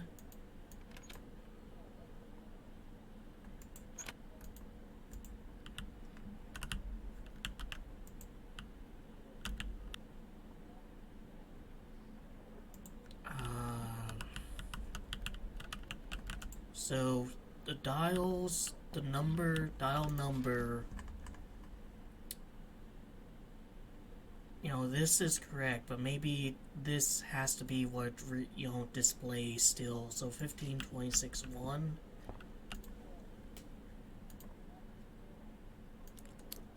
You go up to 15, you go up to 1, and you go up to 26. GMR.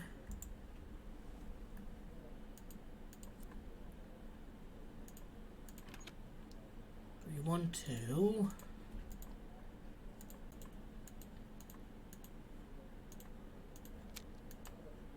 Oh.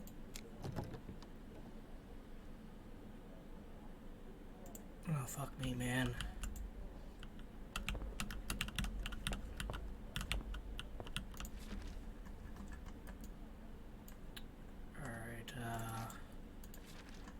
Plugs UAWF.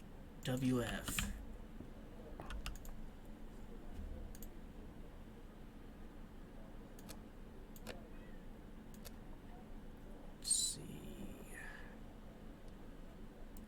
A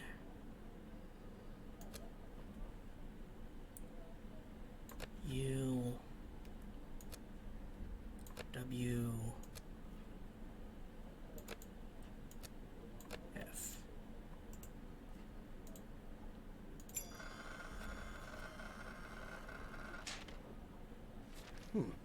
Excellent. I think I solved it. Maybe we can use their deconstruction process and adapt it to crack the Japanese ciphers. Well done, you've decrypted the message correctly. Of course, it was hard leaving Nora alone at home. But she insisted. So I guess that's She knew just I training. could help our country fight the Axis. So my only condition for working at Fort Meade was that my wife could contact me whenever she needed.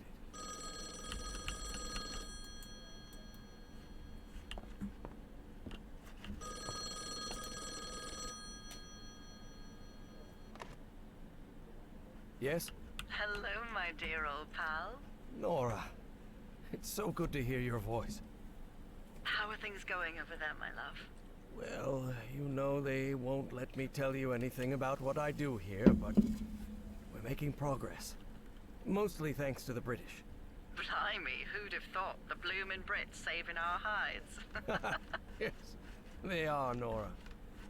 How are you feeling today? Have you had any fever this morning, or...? I'm fine, Harry. I'm more worried about you, actually. How are they treating you in Maryland? Are you eating well? Yes, I can't complain, but I feel like I'm wasting our time. I should be making the most of every day there with you instead of... Listen to me, Harry. We both know there will come a day when I won't be by your side anymore. But it doesn't make sense to live waiting for that moment. Besides, you're not going to live forever either, old pal. One day you'll kick the bucket too. You know that? Oh, that's what I call a cold comfort. Why? What do you think happens when we die? Nothing. I think that one day the body just malfunctions. The heart stops pumping blood and brain activity ceases. And after that, you stop existing. Gee, isn't that a bit depressing? Oh, you asked me what I believe, not what I'd like to be true. So what would you like to happen after death, then? Oh, I'd like to open my eyes and wake up in our house in Englewood. We'd both be young again, and you wouldn't be suffering from your illness. I wish I could believe that. Well, I do. So, when your time comes, I promise I'll be waiting for you in our house in Englewood.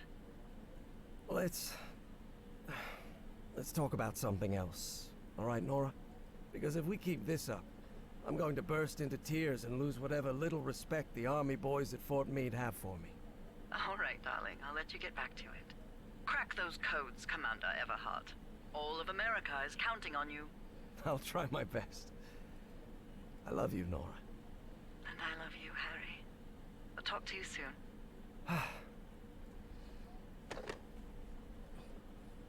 Actually wasn't as bad as I thought it would be. Learned how to decipher message from the Enigma machine. But now, how is this game gonna fuck me in the ass?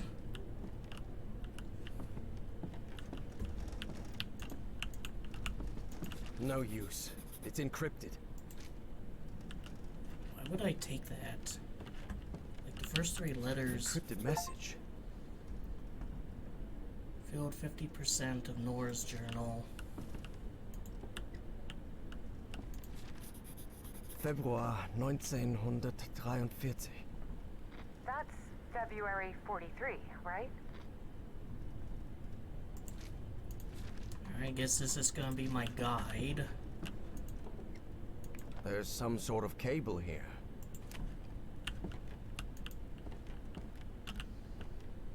Strategy is just going from desk to desk, picking up whatever crap I find. Here for some pinout, some bourbon.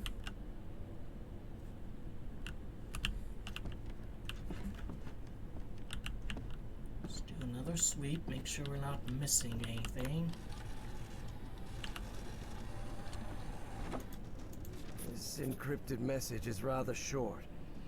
I wonder what it contains.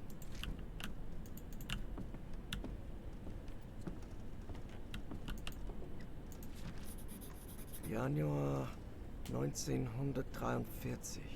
That means January 1943. Well, yeah. That one's not too hard to guess. Alright, guess there's gonna be like February ones and January ones. Let's keep it at 2, video game. Let's not complicate things too much. Anything down here? What on earth were they doing in this place? No one suspects what we're doing here. It was Alder who had the idea of hiding the ZNP-C beneath a radio antenna. He's the only general who believes in the project. Voigt and Hohenberg are just following orders, and Klopke seems more interested in his esoteric Charlentery, but Alder trusts that the success of the ZNPC will secure the Reich's victory. If our research is correct, we might be able to turn the course of the war. Already getting your ass beat by the Reds, huh?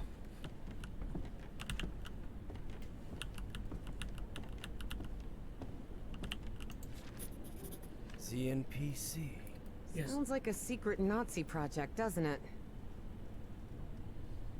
Yesterday we received the code instructions from Laboratory's door, but we're still missing the General's assigned numbers. Intelligence says that they will almost certainly arrive tomorrow. Until then, entrance to ZNPC is strictly forbidden. Halsten für Felix Schall. Probably caused someone from Germany who's watching this to actually kill themselves with that reading. This radio station gets creepier every minute. Yes, I can feel a shiver down my spine. And it's not the cold. Otto is dead, my good friend, consumed by that black floating polyp. Only his shadow remained. The rest of the team inside insists on halting the project, but I won't do it, not until the orders come directly from Berlin. Otto believed in it, and I believe in it too. ZNPC is a key to our victory. Operation Weserübung. The Nazi occupation of Northern Europe. He already read that, so I'm not gonna try. There's a better look at what he's looking at, which seems to be more intact. You sure it's like a spaceship, or maybe it's more like a portal or something?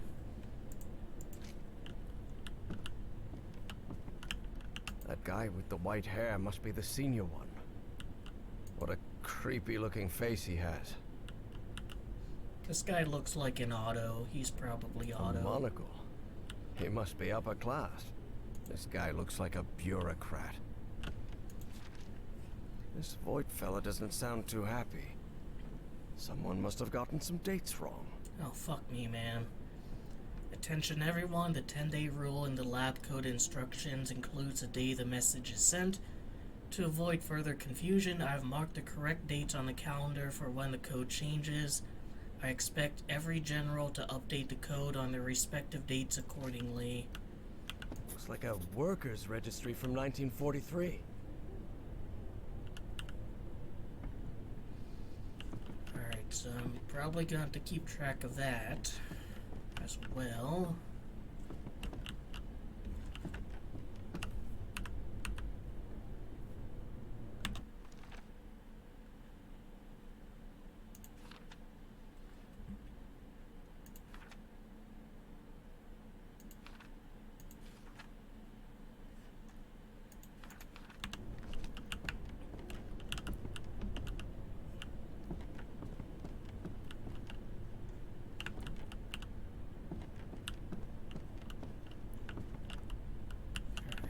I've exhausted things down here. Why is there just a random big pile of snow here and here? But not here. This is a warm pillar. Whatever, video game.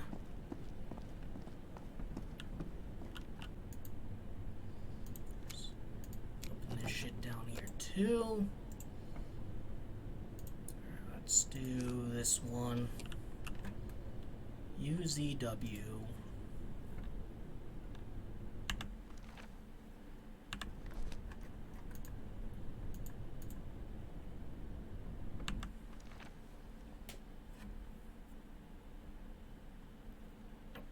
Let's see.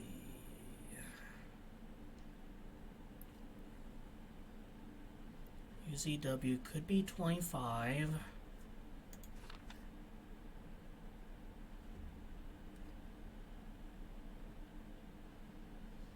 Doesn't seem to appear, as far as a quick glance is concerned, in February. So it is, or January, so it is here. So 25,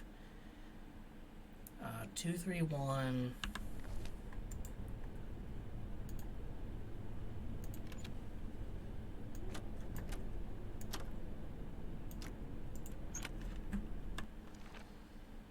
231 23 13 2.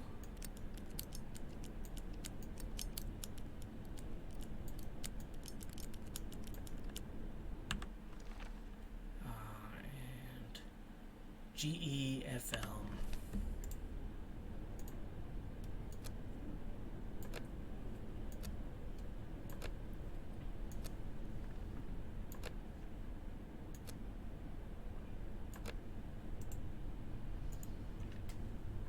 Alright, what does it say?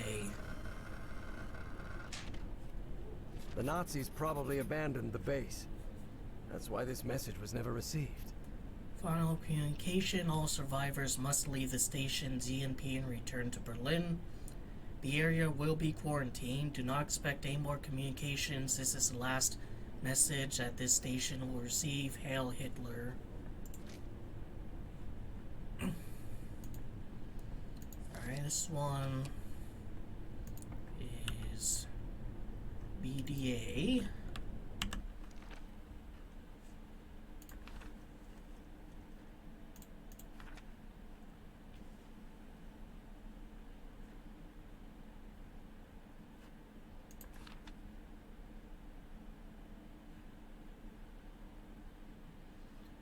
Oh, 1st of January, Happy New Year. Let's see, so 3, 2, 1.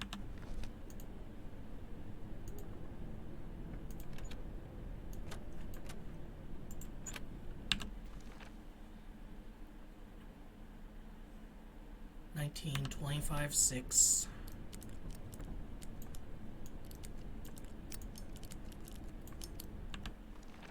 And PWCR. See.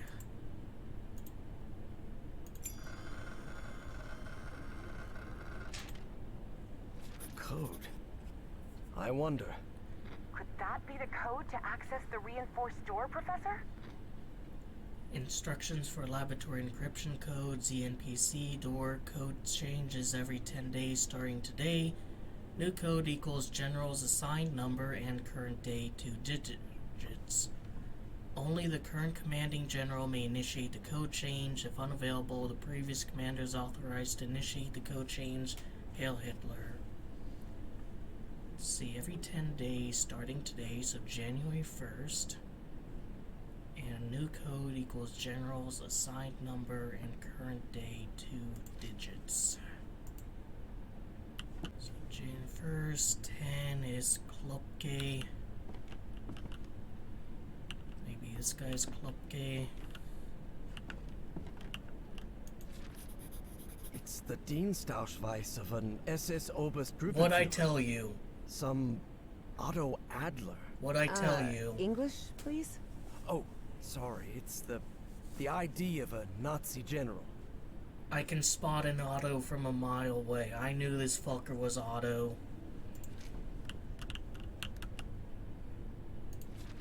But Otto is not Klopke. To find his ID.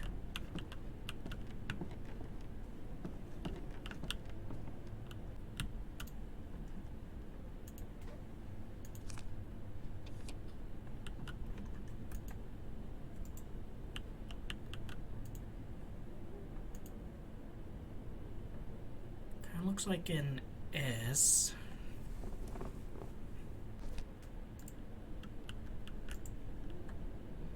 Like, I could hypothetically just go one after the other and try and brute force it.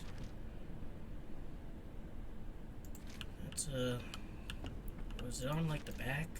Yes. Alright, I don't have to brute force all of it, I just need to brute force some of it. So we've already done BDA, let's do KLL. LU.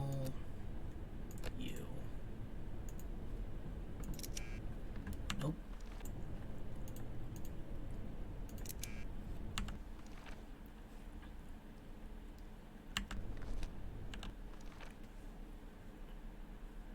Alright, then we go to 30, which is 3, 2, 1.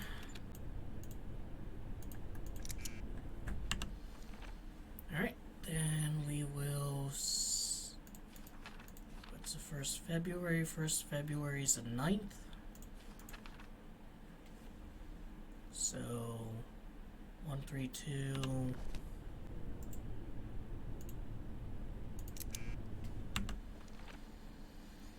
Alright, if it's not this next one, then I'm fucked. Next one's 19.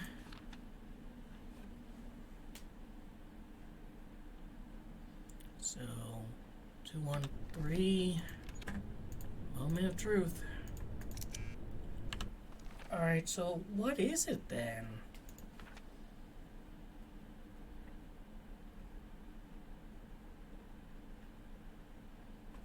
Yesterday we received the lab's code instructions. We're still missing general's assigned numbers. They'll come tomorrow. Lab code instructions.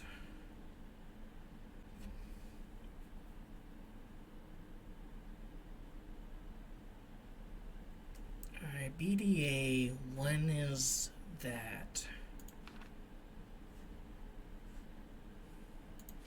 That was like the first one, so is it PEW?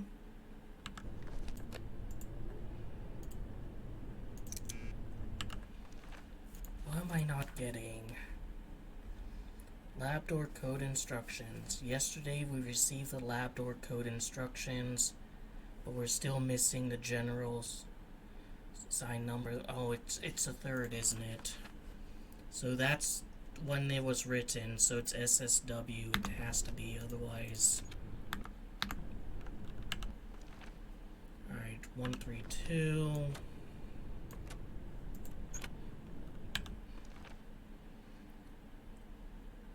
$15, $25, $25.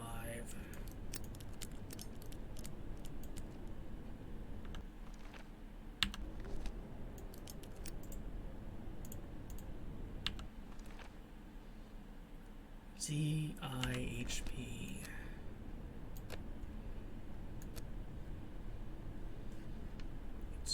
It's HP in reference to a certain other HP. No idea who ZI is, though.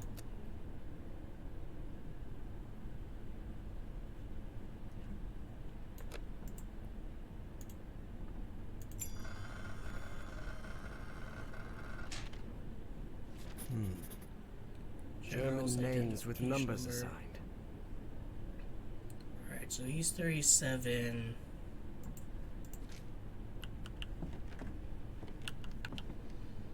So is it 3710? Starting from today, codes equals general's assigned number and day.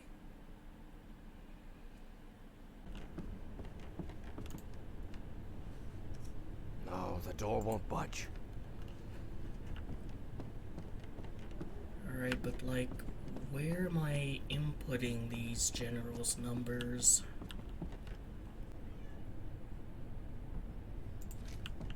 I mean, I don't see how the Enigma machine would be relevant, because, like, that can only be used to decode printed messages. I don't have any more printed messages. So there's gotta be, like, a place I can put in, you know, the general number and the date.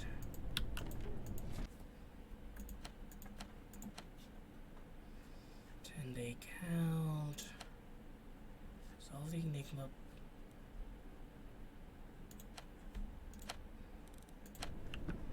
Enforce door downstairs.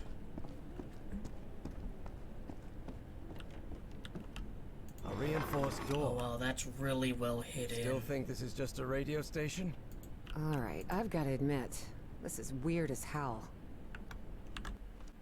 This is like the last one, so maybe that's like it. Adler wouldn't be available, so let's do Voigt. Or we'll do 19. This can be a bit stubborn. 1, 9.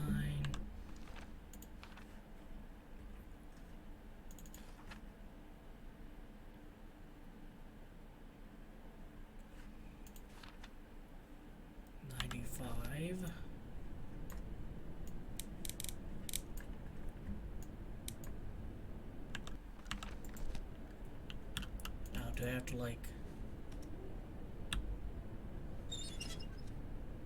Alright, that was right. At last, we did it, Evangeline.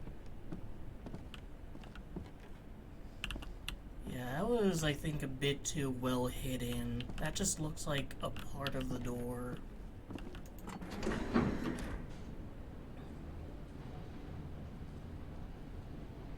So the station was just a cover-up. But I wonder what for. Whatever it is, we're going to find out. And soon.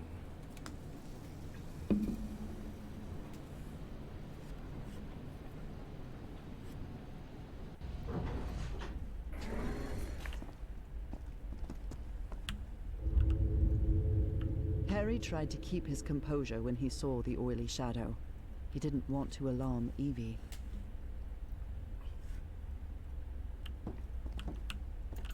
No power issues here. Let us out. They locked their own people in here. How could they? They're Nazis, Evangeline. They're not exactly the good guys.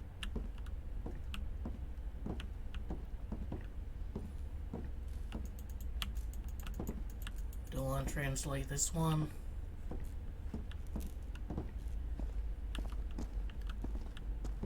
If they were locked in here, then where are the bodies?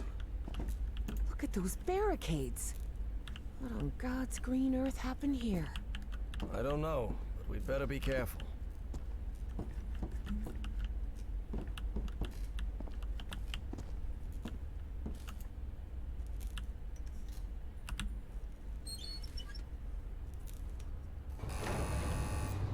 Do you think we'll find that great engineer of yours down here? I hope so. This trip will have been a total waste of money.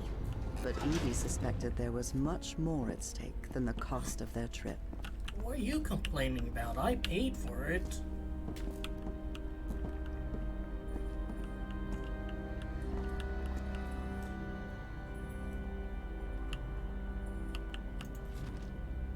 A liquid that reacts to sound. Like in the Rappahannock River caves. Time Navigation Project Chronos, record Dr. Reinhard Schultz. After last experiment following the change of state, the black liquid evaporated, forming some kind of gaseous polyp. This confirms that the black substance is unstable. It's a state change depending on different sound frequencies. For now, we've managed to contain it inside the chamber, but we need to test it further.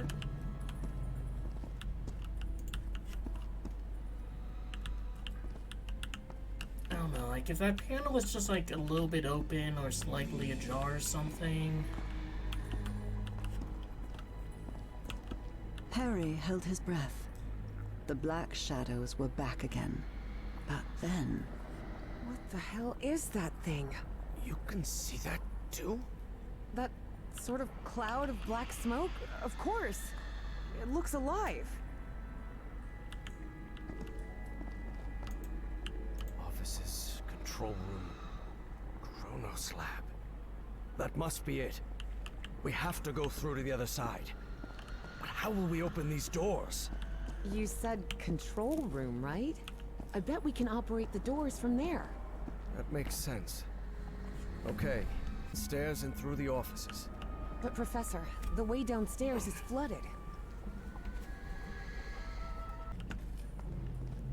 Well, maybe that's not our problem. I mean, surely we can swim. Oh. Well, it seems there's no other choice. Which of us... I'll go this time, and I'm not going to allow any argument about it. Because despite how I look, I'm not 80 yet, Harry thought to himself. Do you want to go down then? Go ahead. Lower me down. All right. Be very careful down there, Professor. So these assholes like just saw that their basement is flooded, and instead of figuring out a way of unflooding it, they're like, just have a dedicated diving suit.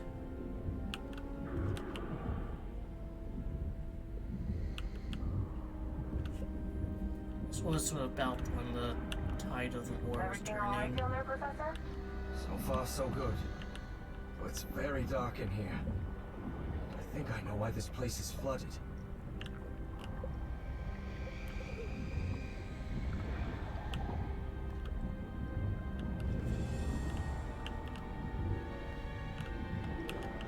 Expect to find any notes down here. Not sure paper would survive like 3 decades. They must have tried to break into that flying saucer and then release the black ooze. Do you see any black ooze around? All around, yes. I'm pretty sure it was the ship's fuel. Almost walked right into it. I've still got 10 minutes of air in this suit.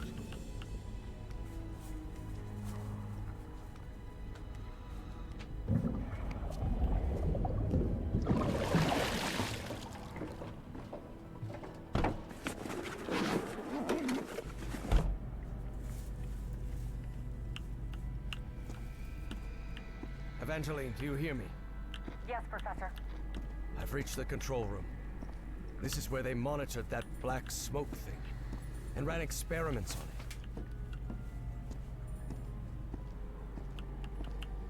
it. Any lore notes? I really hope they never succeeded. From General Otto Alder to Captain Felix Stahl.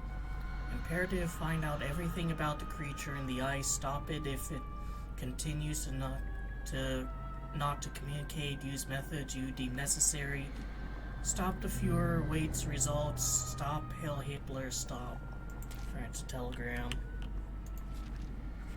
He must be talking about that flying saucer we saw out there. We requested help from Berlin, and all Alder sends is a diving suit.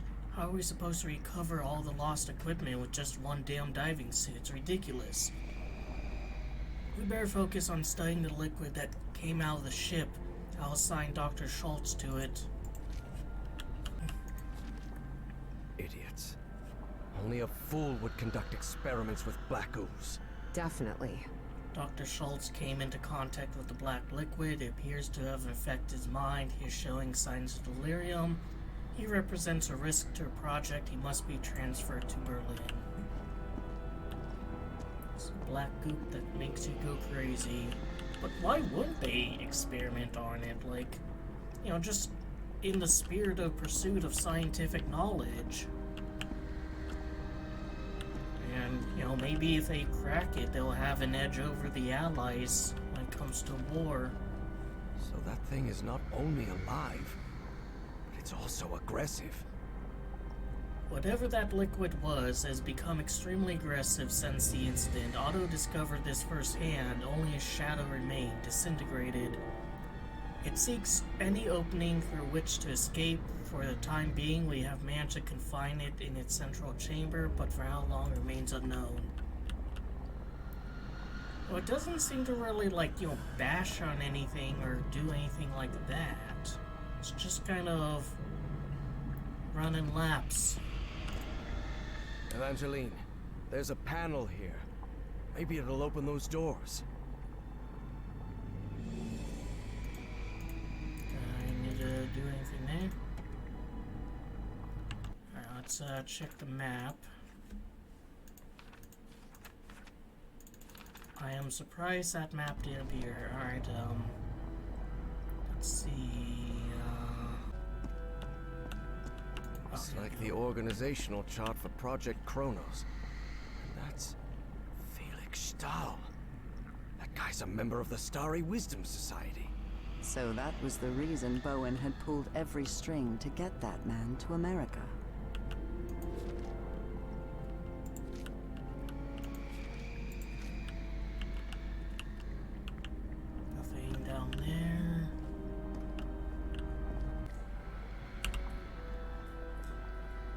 You're in charge now.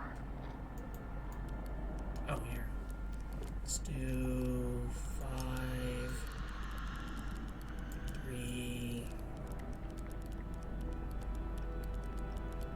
7. And that's B.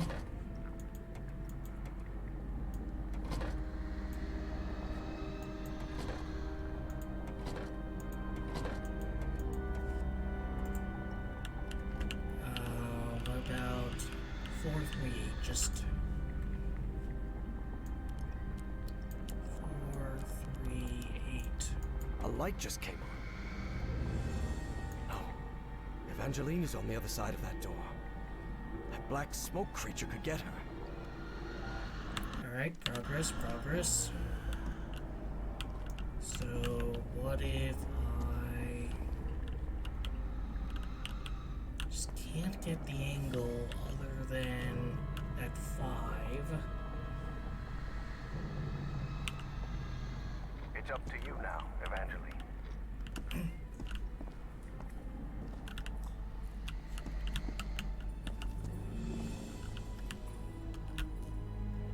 7527. Somehow, Up to you now, Professor. somehow that's communicated between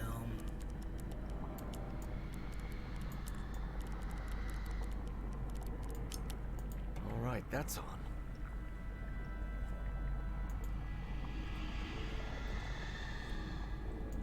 Professor, look. That thing. It's moving into the next chamber. It seems to move like a trapped insect.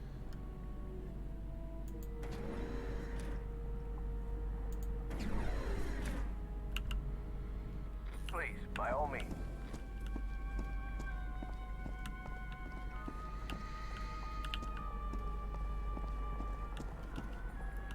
Alright, now I want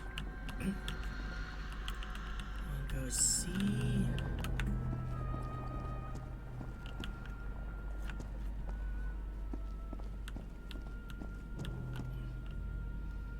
Here, that's there. No, I want to go,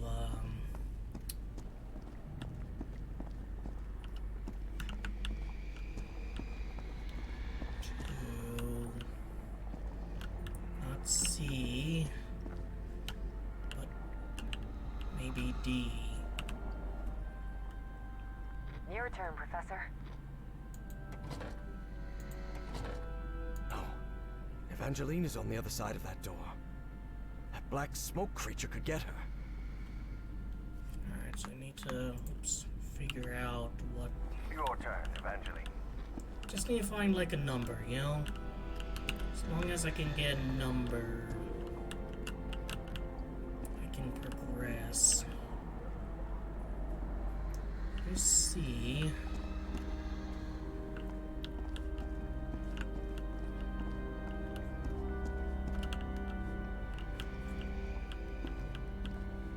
I mean, I can't, like, you know, just kind of hide here and it lets it in and goes into there. And it's no longer my problem.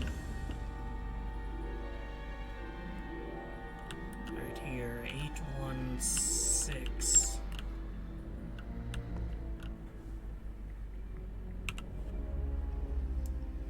You're in charge now.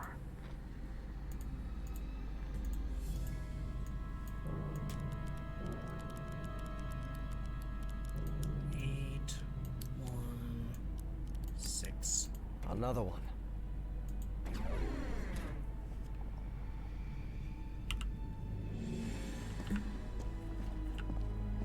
I've become trapped. Up to you now, Professor. It's up to you now, Evangeline.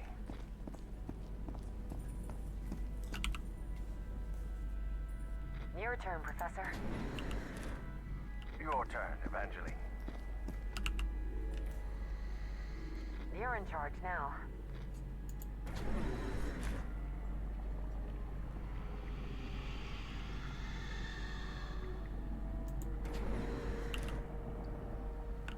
Alright, You're stuck there again. Your turn, Professor. Please, by all means. No notes here for me to read, as if I could read them.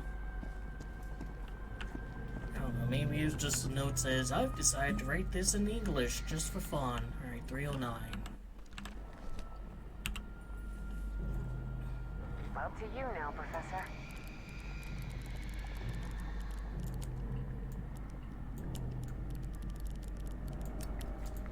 Good.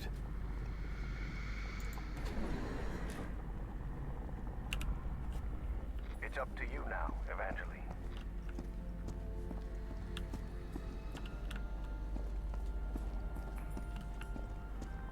Neener, you're stuck and I'm not. Sucks to suck. I should go get Harry before continuing forward.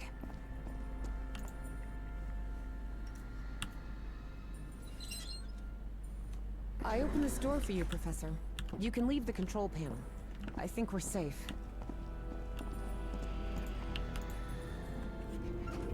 What on earth was that thing? I don't know. Fuel. But whatever it was, I don't want it close to us. It's astrophage. Let's get out of here, quick.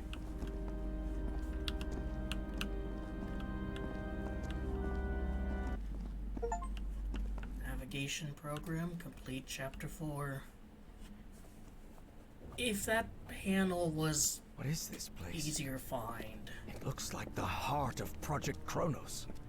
Could be. Do you think we gave that horrid thing the slip? I really hope so.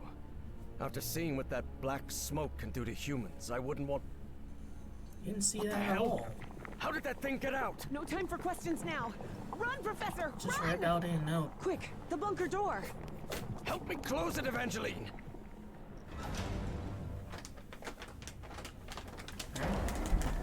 Damn it. That was close. Guys, I hope this chamber is shut tight. If not, we better find another exit. Otherwise, we're trapped in here. Alright, kitty cats have been fed. And in 2 hours, I'll be fed. I cooked dinner for myself. It's a Lovecraft game, so you have to update people on the status of your cats. But he would have wanted. Almighty. Evie recognized the gigantic creature at once. It was the same one she had seen in her visions. Look at the size of that creature. Harry remained silent. He was in shock, but not because the sight of that creature bewildered him. Quite the opposite. Something about it felt disturbingly familiar. For all the grandioseness of this, it's kind of funny that this thing can be, like, just frozen. Their species has no recourse if one of them is frozen. No technology to thaw the ice.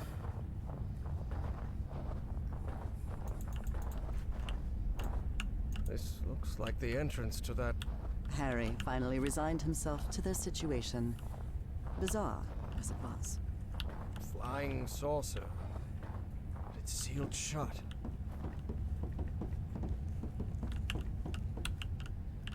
Can't pull the lever or turn the dials. I mean, it looks like it's part of a puzzle.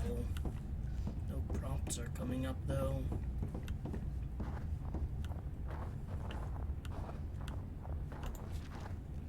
Looks like this message never got sent. Are they really gonna shut the program down? How can they be so foolish? Otto understood our vision. If the Fuhrer will not believe in what we're doing, I shall find someone who will. I don't know, man. Maybe you should, like, make it a bit more clear to the Fuhrer that there's actual fucking aliens here. Like, alien technology. Shit from outer space.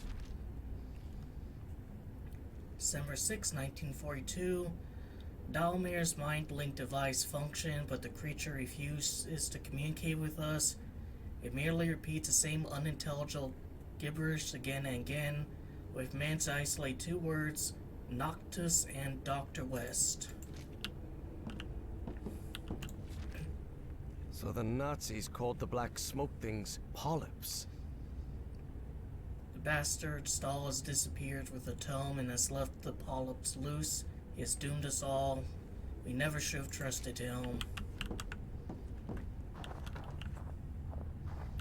Just quickly peep over here, make sure there's no notes. Doesn't seem to be.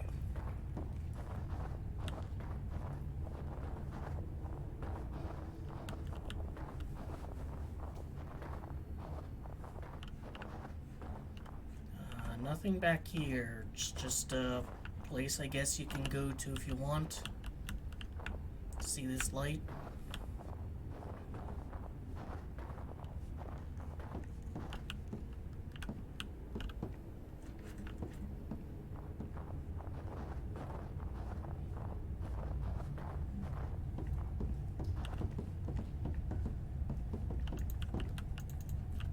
This seat is what the Nazis used to try to communicate with the creature. All right, there's no time to waste.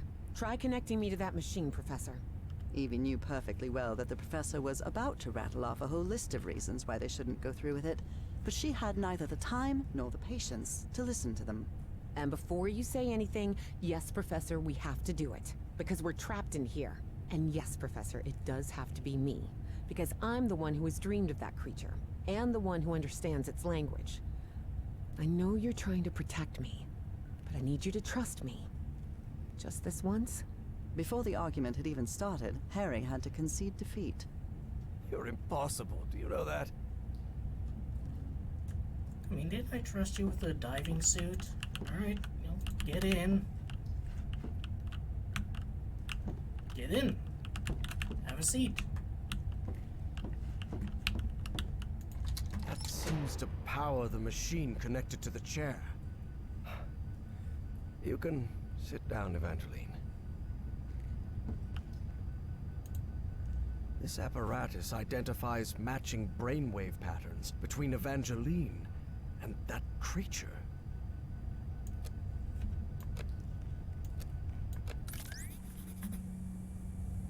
Alright, getting something.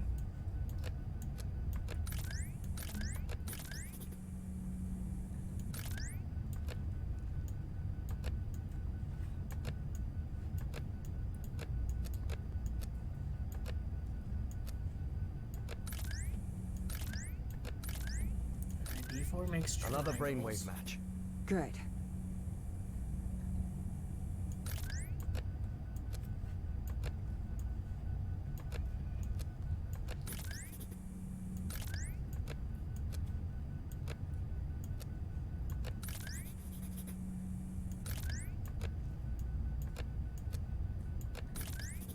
I just want to exhaust them all.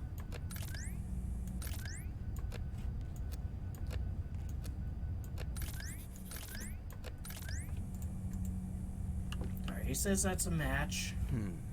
Geeignet means suitable, and untauglich means unsuitable. It must refer to the brainwaves. Alright, I see. So C4.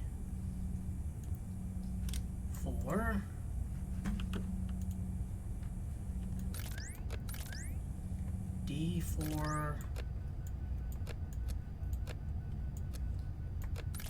There's this, but do I want to be spiky?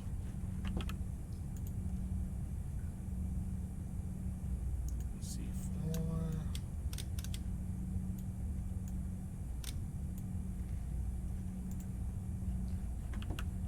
Alright, let's see about B.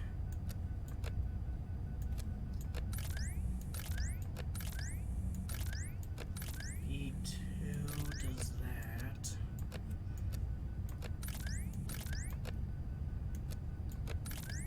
A just has 3.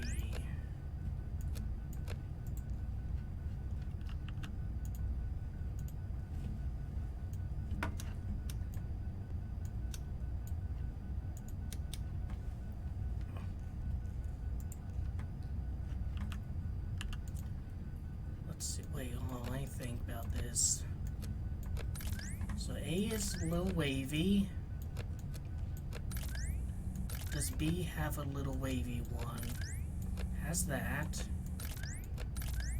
Has big wavy.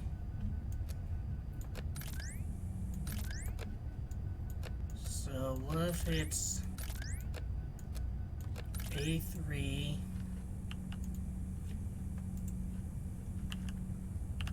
and then like B1.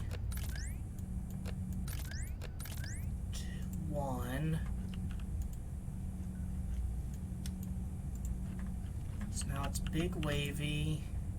Then we go to C. That's a little wavy. Maybe C4.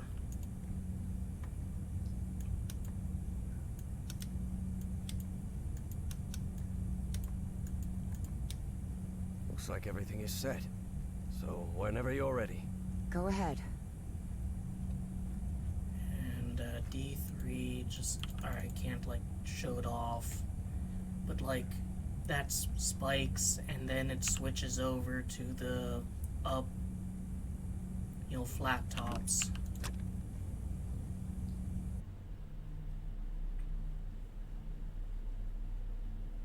Evie found herself, in the literal blink of an eye, in a completely different place. And it would happen to her more than once that day.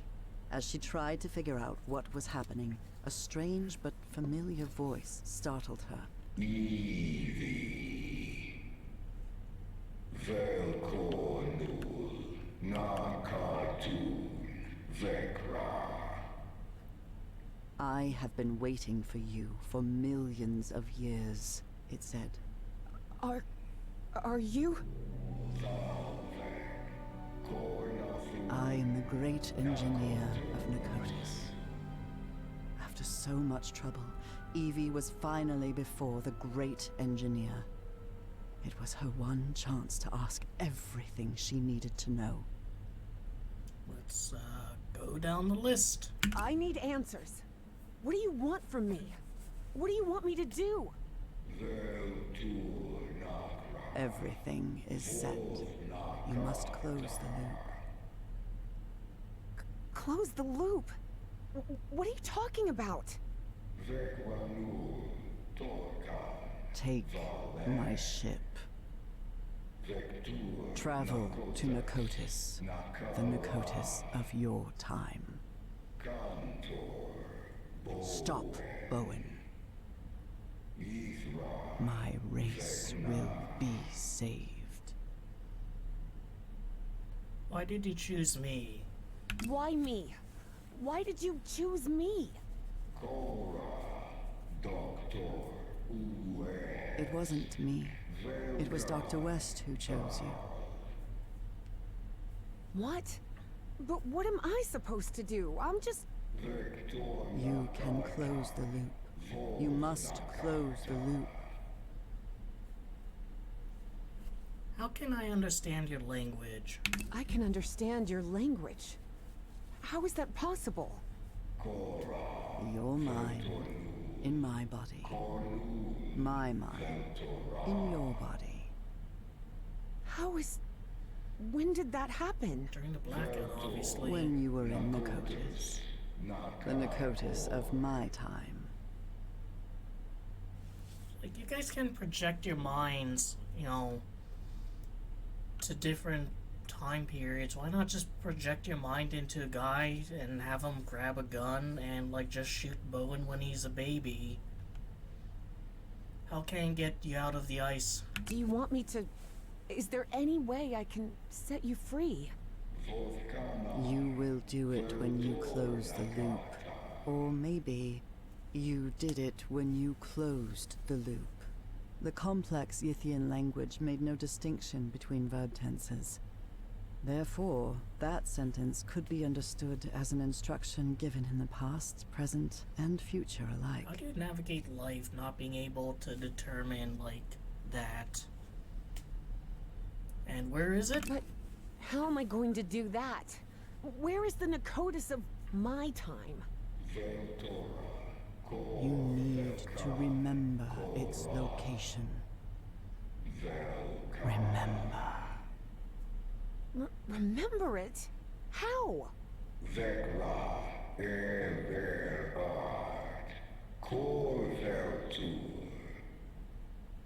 Hearing that, Evie was left speechless. Follow Everhart's instructions. Evie didn't have time to ask another question, because in the blink of an eye, she found herself once again in that stone city from her dreams, millions of years in the past. Except now she knew it wasn't a dream. It was a memory. Why My are there hands. dinosaurs? Heavens! Look at my hands! Those Yithian appendages could hardly be called hands, but that was how Evie perceived them. Looks like I also took notes of what happened here in Nicotis. The creatures that inhabit this city, nice of them to, invent paper for her to write, who claim to belong to a great race of Yith, employ an exceedingly complex system of transportation. All energy appears to be powered by a peculiar black fluid, which they handle with extreme caution and store in statue-shaped stone containers. This place is fascinating. Yeah, because, have their own kind of shit. This was part of my information exchange with the Yithians. I believed I had to tell the Yithians everything about my time in exchange for my freedom, but I was wrong. Indeed, Yithians merely use the knowledge of others to plan their own decisions, in the future and in the past. In my time, 1956, advanced experiments are being conducted with nuclear power. Its principles based on the fission of an atom, a process that releases an amount of energy millions of times greater than that of traditional fuels. Since the war, nuclear fission has been applied for military purposes, but it's also being studied for civilian use to produce electricity. There are ongoing projects to build controlled reactors that could supply entire cities without the need for conventional fuels. So what happens if they, choose someone who's just a complete fucking ignoramus? Just a total fucking dumbass who doesn't know anything.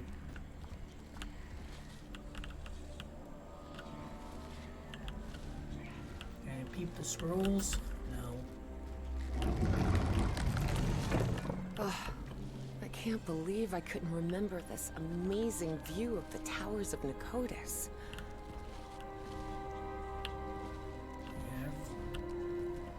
All the architecture is homogenized. There's no, indication that these creatures ever had a different culture. You don't see, buildings that, oh, this one's pretty distinct in look and style, so maybe this one's older, or that one's newer. Find Everhart's notes and follow them. But where are Everhart's notes? Where can I find them? They do have an eye for aesthetic, though. You do want things to be pretty, it's just everything's so homogeneous. I always thought my dreams didn't take place here on Earth, but now I understand that this is how Earth used to be, millions of years ago. Specifically, when the Earth's landmass... The ceilings sure are high. Evie suddenly remembered the colossal corridors and massive stone slabs of the great library of Nicotis. Well, that got cut off. That's an ammonite. Cephalopods that lived during the Devonian period, 400 million years ago. And I'm not able to go further. So this was all back when Pangea was a thing.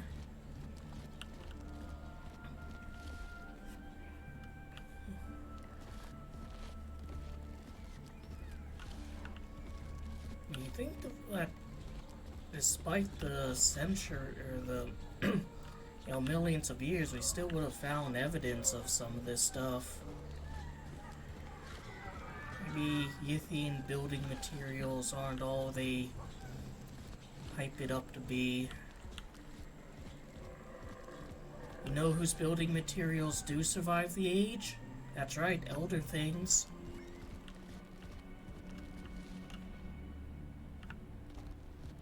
I remember this. I went to the Great Library every day. And evidently no other Yithian gives a shit. Because none of them are coming here. I believe I've seen some of these murals around here. The murals depict creatures from the Cambrian to the Quaternary period, but no further. I do not understand why. Are they incapable of going beyond that point? The only explanation is that something really important must have happened during our era. Perhaps something in our time limits. Their ability to travel mentally through time. I could try asking the great engineer, although he is very reluctant to speak about the future. Look at all of these volumes. All that knowledge. I wish I could come back here someday and read through all of these. None of it is categorized. Like, is this biology? Is this archaeology? Is this history? I mean, I can't even really talk about history because their language doesn't have the capacity for tense. This mural doesn't look like decoration, but I'm not sure what it represents.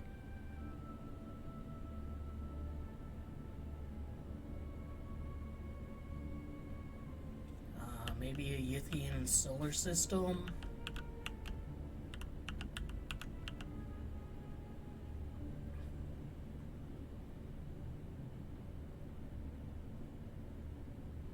It's like, you know, these would be moons, but if this was like our solar system, wouldn't Mars have one?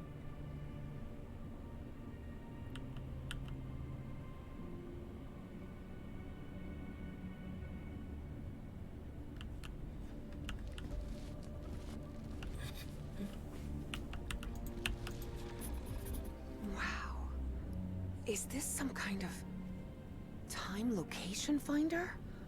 Unbelievable! Narcotic Archive 9 Central Map Instructions. Non-static astronomical representation. By providing a constellation and an era, the map returns the spatial coordinate corresponding to a specific location. Required data, constellation and desired era. Expected result, output of the spatial coordinates corresponding to that temporal area.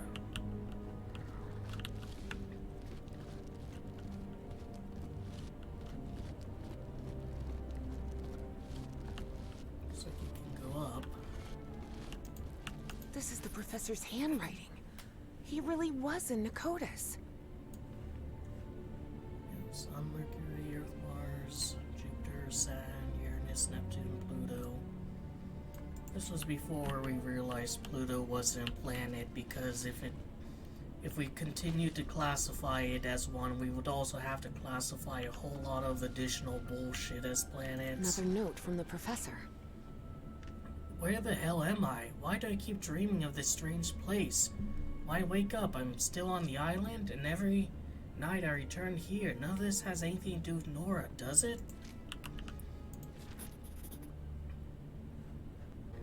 The Time-Space Observatory operates using these symbols. Numbers? Is there an order? They must be relayed to the heirs of the Earth. And we've seen this in that, piano puzzle. What is this thing? I remember it.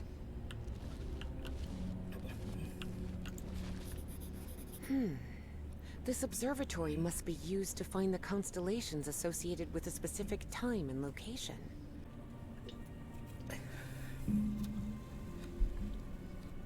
By providing a determined planet and era, it returns the constellation associated with that point in the space-time continuum.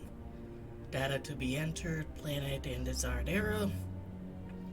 Expected result display of the constellation pattern associated with the requested space-time point. That's going to be annoying to edit. This is the altar I worked in. This is the ink I used to write with. It looks like it's just something you... It's not like a pen where it's a tube that dispenses ink. Looks like I deciphered the numeric coding of the Yithians. These aren't random symbols or numbers. Notes from the other visitor from my time seem to suggest the same must be a brilliant individual. So 1, 2, 7, 6. Alright, so they add more lines, get to 1, 2, 3, 4.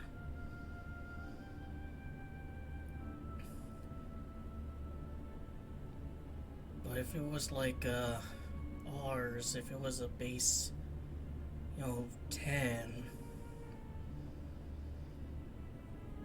or 5's a split off point, I'm not getting the logic to that. I don't understand this language.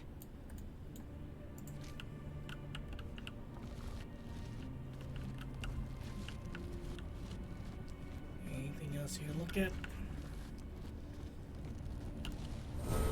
Whoa!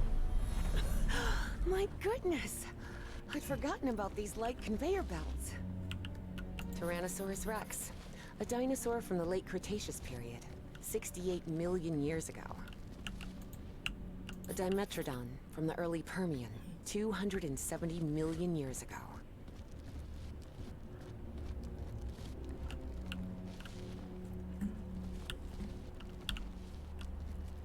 Looks like a person. I'm gonna explore maybe more of this building.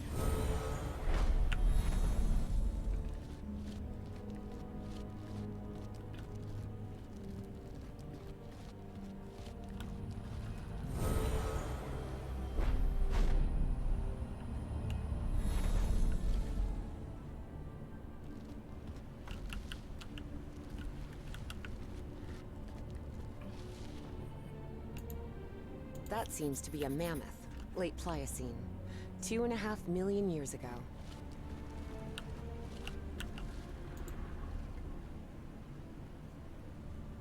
I do not know enough to use this yet.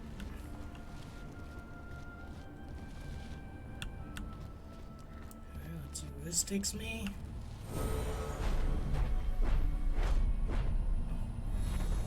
Alright, this is to... The same constellation I saw in my dreams. It must be important if they built this lookout for it.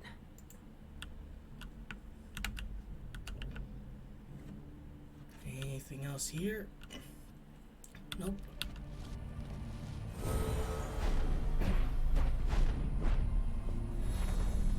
Still one more thing to take a look at.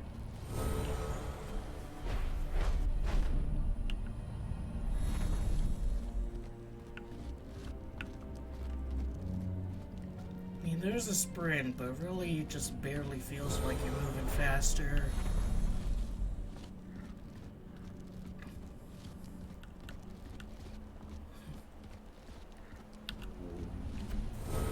Wow. Everything is so beautiful here. I suppose this mural refers to us, Homo sapiens. We appeared roughly 300,000 years ago, in the Middle Pleistocene. Somehow the Yithians intuited the anatomical pose.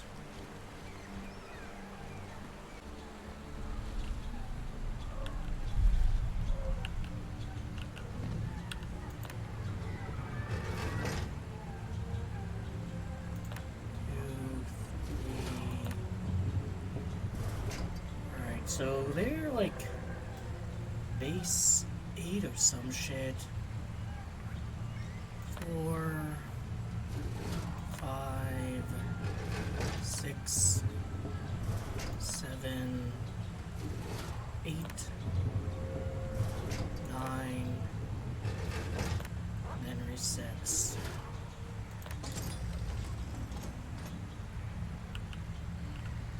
Alright, let's see.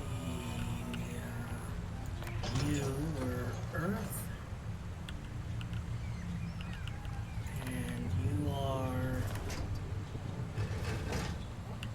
Third.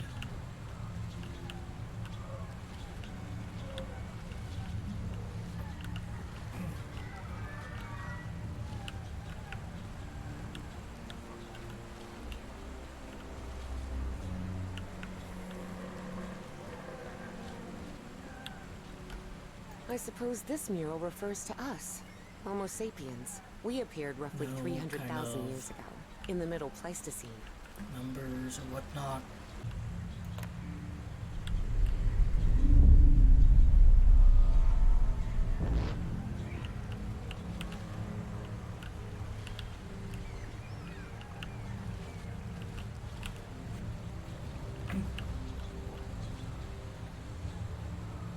I want that. Can use the machine to figure out the rest of the numbers. Kind of down, up.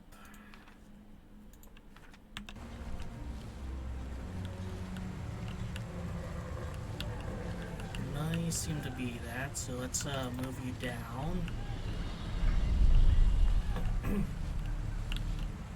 Alright, now if I press U, are those constellations gonna be different?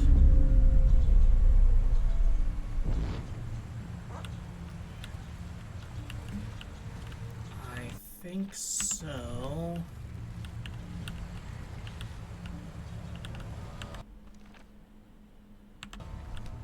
But none of them are it. This is just gonna be like a brute force one after the other thing. Like, I got the planet correct. It's based on this one here, which is Earth.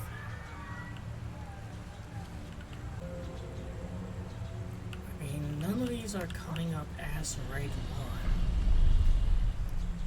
So is it not supposed to be based on Earth?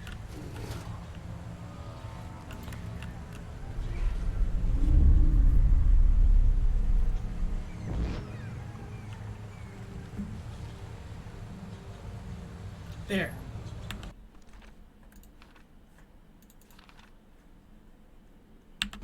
Yeah, that's a one. Yes! This is the constellation I've been looking for. Alright. Yeah.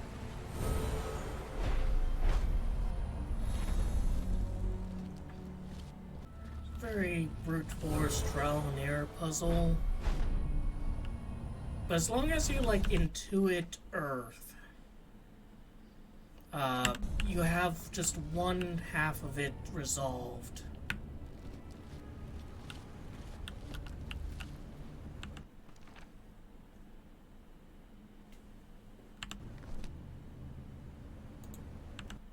Alright, so it's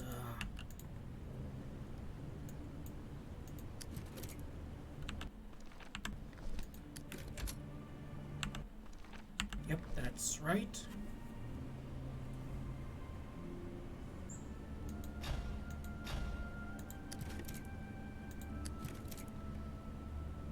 Like, that is the correct symbol.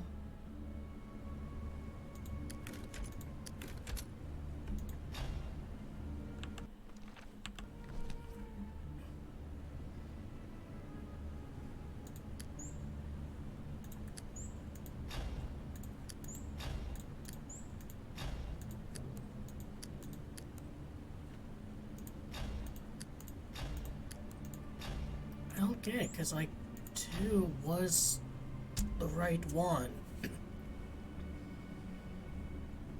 This is the constellation I've been looking for.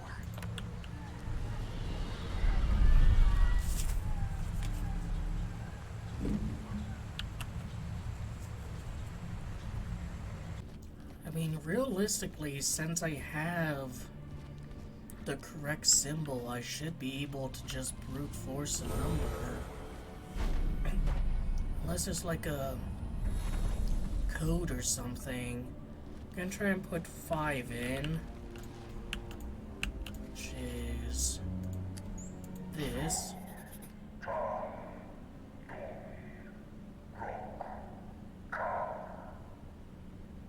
Eight, Maybe I had- 9, 3, 4, 5. Yes, I remember now. Those were the coordinates. Maybe the top symbol was incorrect. Great engineer. I know where to find the Nakotis of my time, but all I have are Yithian coordinates. And there's no way out of here. There's one of those black smoke polyps on the other side of the chamber door. Take my vessel. What? The vessel? You mean the spaceship? Evie's heart skipped a beat. Piloting a flying saucer was something straight out of a science fiction novel. But the vessel door won't open. How am I supposed to... Your mind is now fully synchronized with the Yithians. Travel to Nakotis. Stop, Bowen. Close the loop. But what about you? I can't just leave you trapped here. It is irrelevant. Close the loop. And with those final words, as Evangeline blinked, she found herself standing before Harry, back inside the Spitzbergen bunker again. Evangeline? Can you hear me? Are you all right? Yes. Yes, Professor. I'm here. I'm just a little bit dizzy. Well, did you manage to talk with that thing? What did you find out? We have to use the spaceship to get out of here. What? How? Did that creature give you a crash course in flying saucers or something? No, it's not that. But you have to trust me again, Professor. Harry realized there wasn't much of a choice. It was that, or remain trapped in that chamber forever. Well, why don't we go back? Maybe the flying polyps, is actually pretty chill. It recognizes me as a Yithian, and it's like, real recognizes real.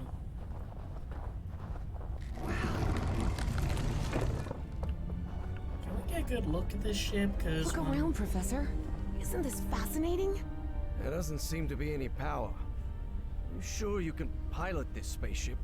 I'm not sure pilot is the right word, Professor. I'm not even sure ship is the right word. This looks more like a building than a vehicle.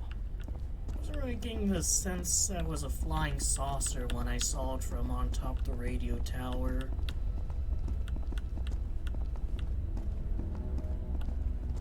Everything here is broken and decayed, though. In spaceships, those things tend to need to be in pretty good shape. There surely has to be a starter somewhere, right? That's right there, dude.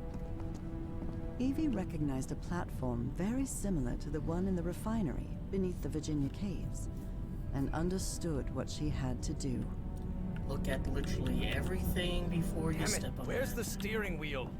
It probably doesn't need one. Let's see here. 1, 2, 3, 4, 5. 1, 2, 3, 4, 5. Glad I wrote that down. And wrote down, like, all the numbers. Like, I guess they want you to kind of... Look, Professor. It's working. That was your fault, Professor. Like, they want you to kind of try and figure out, like, what the numerical system is. But how did the Nazis get their shit in here?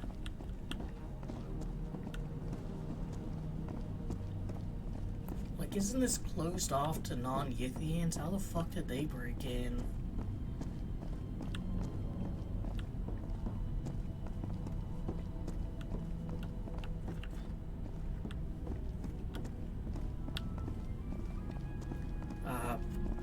Had to figure out yourself like it's a puzzle, but as a consequence of there being that kind of numbered ring, they also ended up just having to show it to you.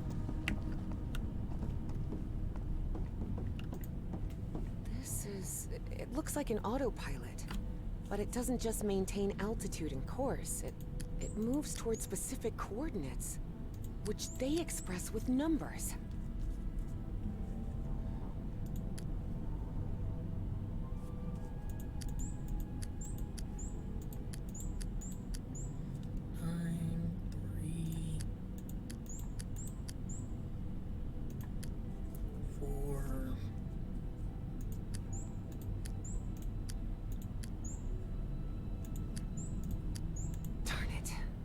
right.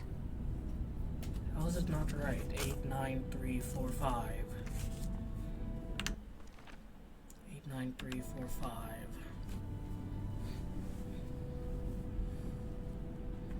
I definitely wrote down that.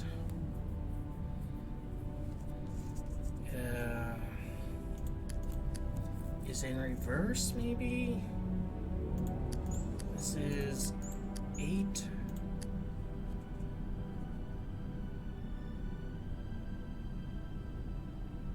No, I messed up, didn't add the third line.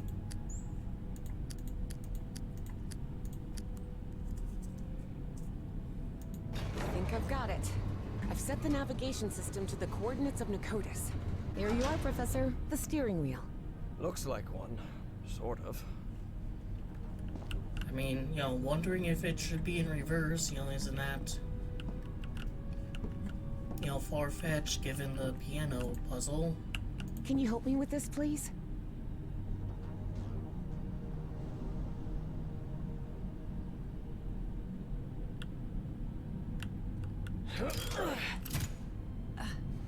Buckle up, Professor. Whoa! Whoa! Professor, better find something to hang on to. Hey, it's moving. Look, it's breaking the ice. So where are we headed? To Nicotis, or what's left of it. Those dreams you had about that place? They weren't dreams. You were there, millions of years ago. Millions of years ago? What are you talking about? The great race of Yith can transfer its mind to the past, present, or future. At some point, they exchanged minds with you. Good heavens. Can you imagine what that must be like? To move freely I through... can imagine what the Nazis would have done if they'd gained that power. And don't forget, that Stahl fella still is among Bowen's gang of kooks. I'm not sure which I hate more. Kooks or Nazis. In any case, I don't think anyone should meddle with that knowledge. As I've told you before, there are things we shouldn't... Evangeline, can you hear me? Evangeline? Oh, for heaven's sake, what's happening to you now?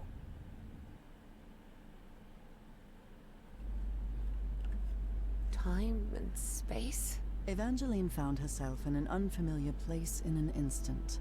For the fourth time in just a few hours. Oh, come on. Now what? What's going on? The difference was that this place didn't look like a Nicotic construction at all. Nor was she inside the body of an alien creature.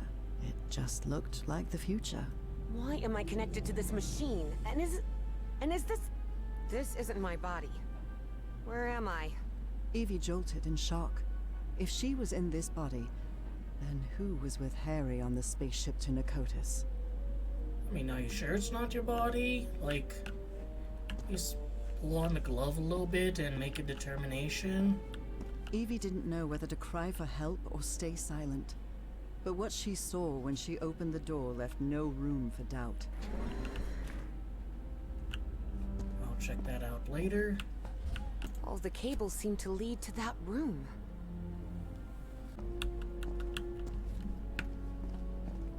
Oh no.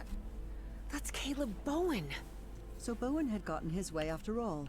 How else could he be leading a top-secret research project for the government? And then Evie thought of something worse. What if Dr. West was none other than Caleb Bowen himself? Are we just all forgetting that there is actually a fucker called, like, Dr. West? Project Archive, Brain Research and Development, Providence, Rhode Island.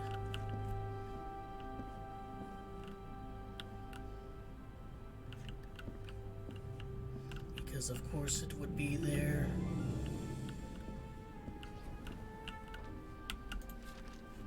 So I was right. This machine is a kind of mind swapper. Confidential. During transfer, the RCPT connection schematics monitor display the emitter subject's brain waves. To reverse the transfer, the core must be stabilized and the RCPT connection schematic must be used again. Important to avoid temporal paradoxes, the receiver's subject's original body must be used for reversal. Dr. West. Huh. This device appears to interface directly with the brain. Boy, this is getting complicated. There's always one region with no valid sockets. Cables from the same side shouldn't be plugged into the same region, otherwise they'll short circuit. Correct sockets are always in different regions. Correct sockets are not linked to specific cable.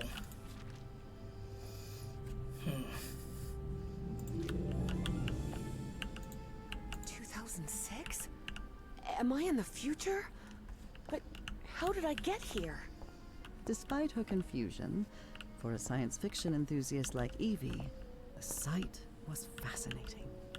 She had already been to the Mesozoic, and now... Some things never change. Even in the future, folks keep goofing off at work. American Arcadia. Some things never change. Even in the future, folks keep goofing off at work.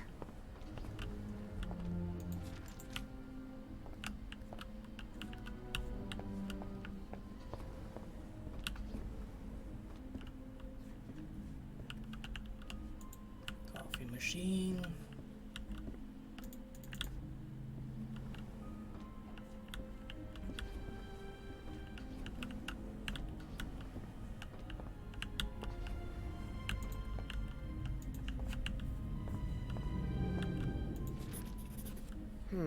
So this rule overrides another one.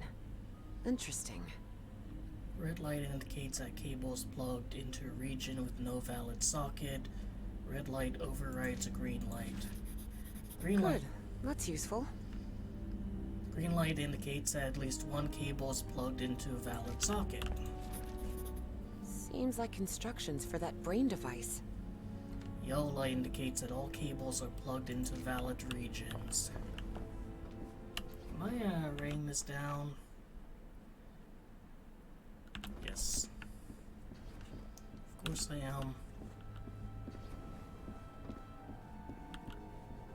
What about over here? I wonder what on earth the Project Archive is. Project Archive is a complete success, a reversible cognitive pattern transfer prototype. Has proven more reliable since we first installed the connectors. Without doubt, the information provided by Bowen back in the day really helped us prevent potential failure. Sticky notes that probably have passwords on them because paradoxically, having everything require password for the sake of security means that people are going to be writing shit down a lot more.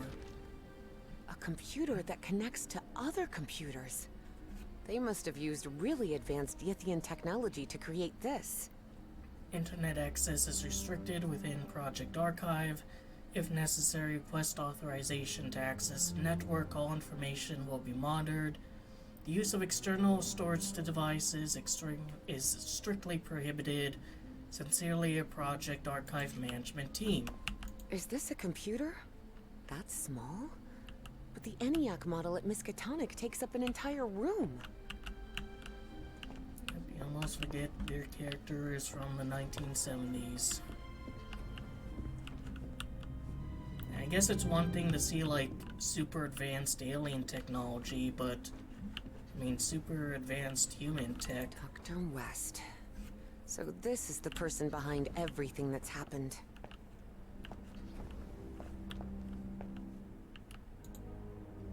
Wonder if this is just concept art of the game they decided to reuse. So this machine is a mind-swapping device, just like the Yithians. Dr. West, I'm pleased to inform you that as you predicted, the wire connection has stabilized the core of the RCPT. I believe we'll soon be able to begin the mind transfer trials. Well, can they transfer, like, across time and space? Or, I guess so, because they mentioned paradoxes.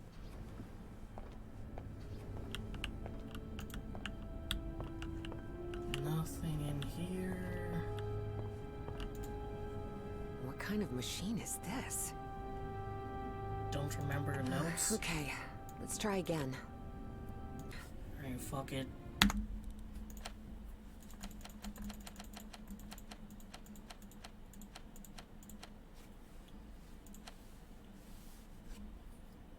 Green light just means that one cable is on the side is plugged into correct socket. The others may not be correct.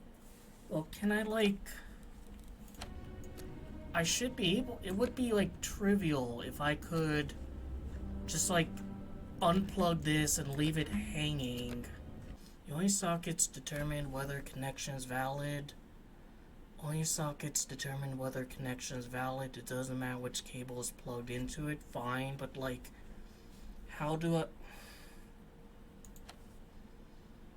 Green light overrides the other light, so try to get yellow light instead. That way you can test and deduce the correct sockets. Alright, so this one here is correct.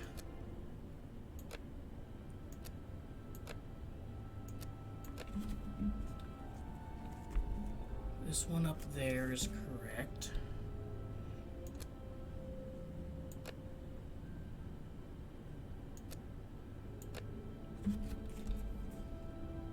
This one's good.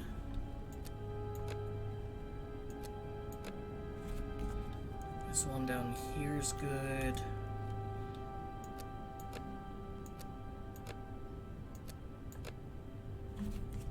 This one down here is good.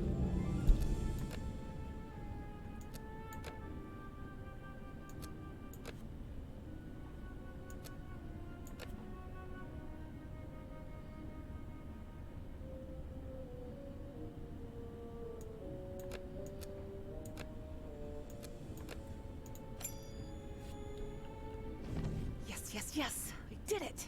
That mind-swapping device seems to be powered on again. I hope this works. Yeah, I didn't like that one.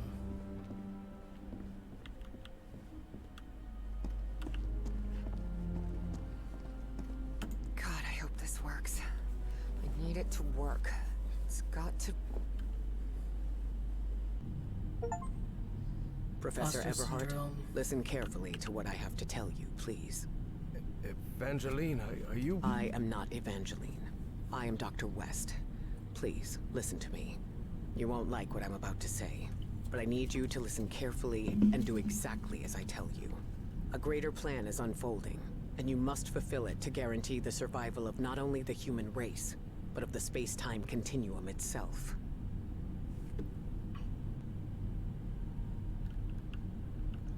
What the hell do you want? What do you want from me? I told you, I am Dr. West, and I'm here to tell you what will happen from now on. You will reach the ruins of Nicotis, and you will find Caleb Bowen.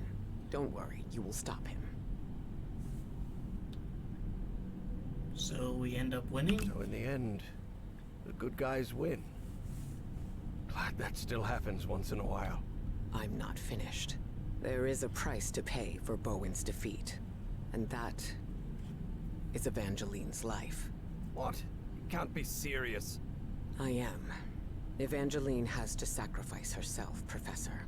It's the only way to stop Bowen and preserve the space-time continuum. No chance, Harry thought. But he couldn't help wondering, if Dr. West really did know the future, could he actually be telling the truth? I need to think about it. Can't I at least think about it? There is nothing to think about. Any other choice will mean Bowen's triumph and the collapse of the space-time continuum. There's no more time. But remember what I said. Evangeline must sacrifice herself. Harry considered answering, but found nothing to say. Arguing with someone who could see the future was pointless. I know you will do the right thing, Professor Everhart. Well, what are the After all, circumstances? we've been through this before. Work, damn it! I made it. I'm back. Professor, what happened? Evangeline? Are you here with me? Yes, it's me. I'm back. What happened to you? Where did you... I was in the future, I believe. But what happened here? Someone pushed me out of my own body, Professor. Who was it? Harry hesitated before answering. He knew his words might change what was about to happen. Dr. West took over your body. What? What for? What did he say? For a brief instant, Harry thought of telling Evie about the sacrifice. But then he decided against it. That would only trouble her. And after all, Harry had already made up his mind. Or had he? He said we're going to stop Bowen. We're going to make it. Really? I don't know. Let's take that with a grain of salt for now. I need to tell you something. I don't know if this Dr. West can be trusted. I'm not sure, but I think he works... or worked... with Bowen. Was that true? If it was, that changed everything. Harry had to tell Evie the truth, right now. Evangeline, listen. Professor, look! The ship's slowing down! We're descending! This looks like... Confusing timeline, complete chapter 5. We can tell her, like, now. The Pacific Ocean. Makotis is somewhere in the Pacific? Looks like it. Hold on, Professor. I think we're about to land.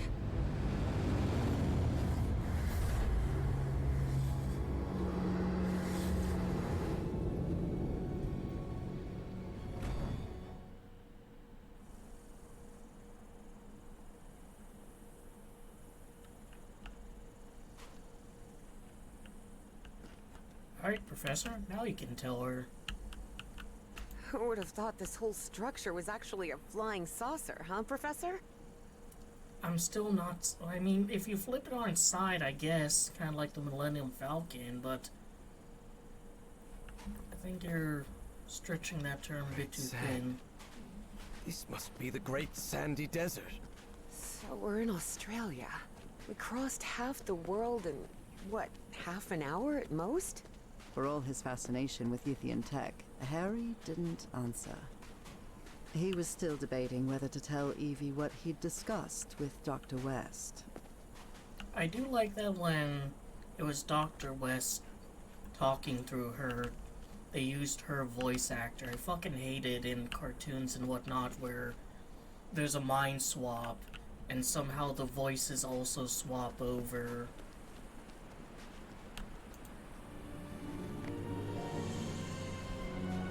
Here we are. This is Makotis. Wow. Oh, there's a spider. Blue. Spider thinks not of the Yithian technology. Why are there barrels here? Just regular ass. Look, Professor. A camp. Looks abandoned. Want to check out the book? What a fool.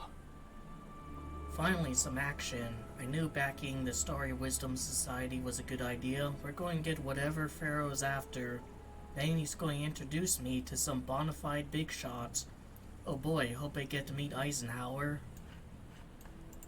So he just decided to write this. Doesn't even, like, put his name down.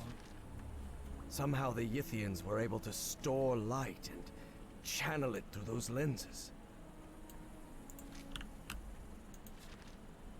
Apparently, Bowen's goons spent a good long while trying to force this massive stone door open. Pointed at the glass sphere. Thank you, Sherlock. Line pattern and the angle.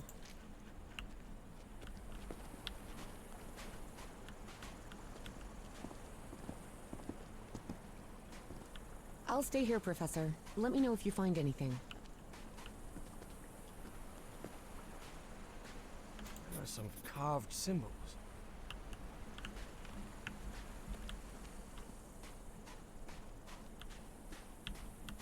A number.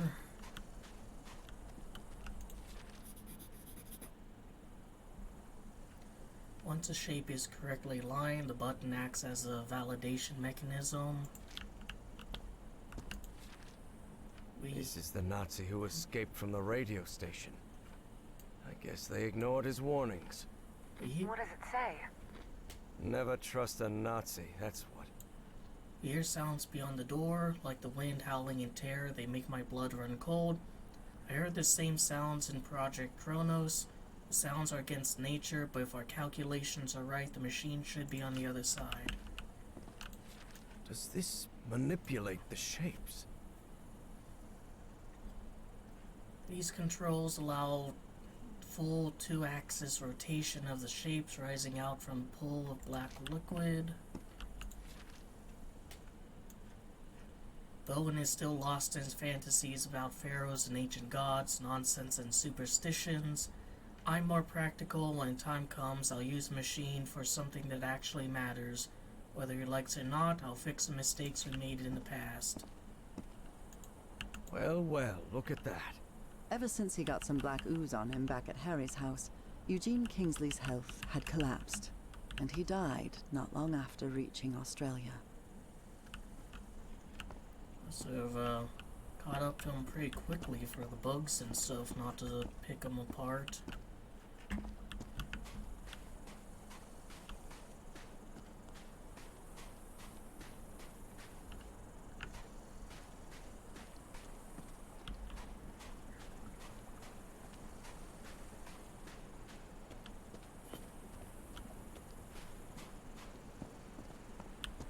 Symbols. Interesting.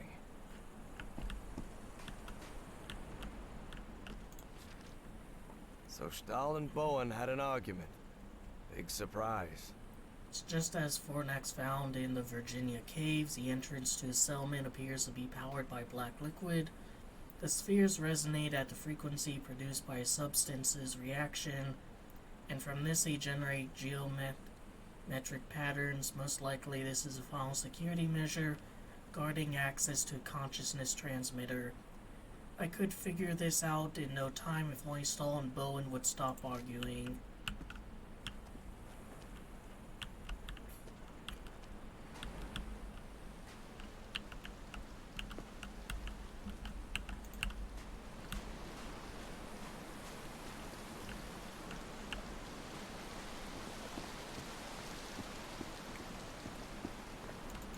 Go up to it, but I can't manipulate it. Can't go in the waters. I can't see if this game is whimsical and has something behind the waterfall.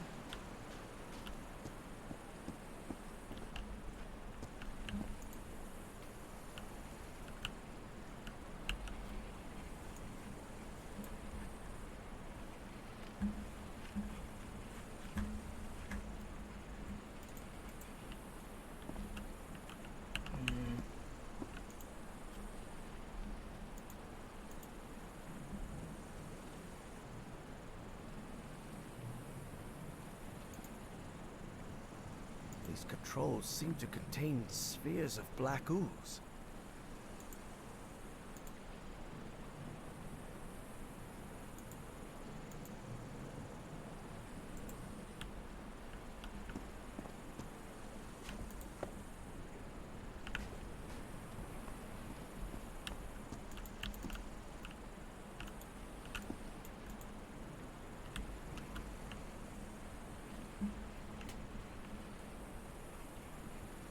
I don't see a ladder or anything there. It'll let me get up there. Maybe that's a door? Let's see what we know. Like this one has two down there. But where are the other two?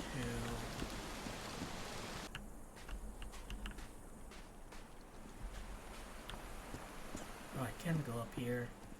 That really looks like Nakal architecture.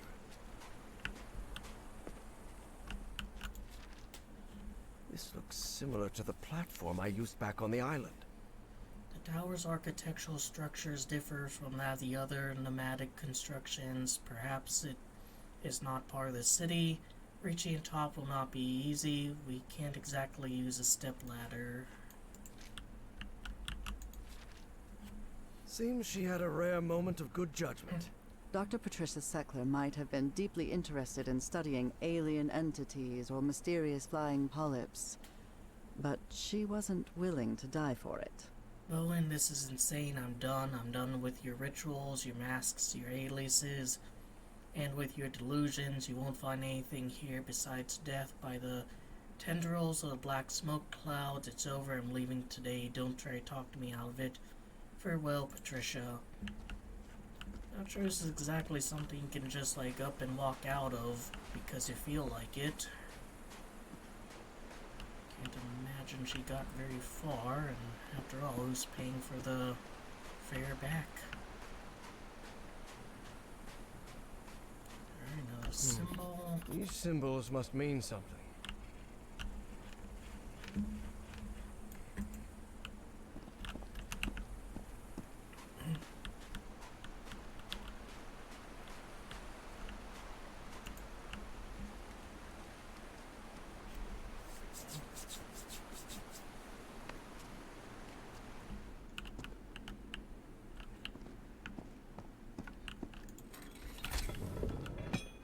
Well, looks like that did something. How can these lenses still be so perfectly polished after millions of years down here? Yithian technology never ceased to fascinate Harry.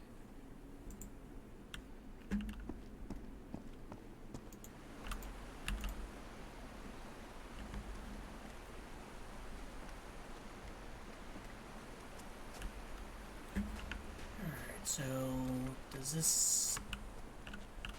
Let's try leading it to that one, seeing what it does.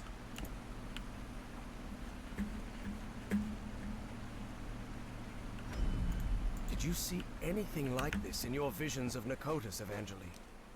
The Yithian use technology based on mirrors and light, but this is the first time I've seen a system this complex.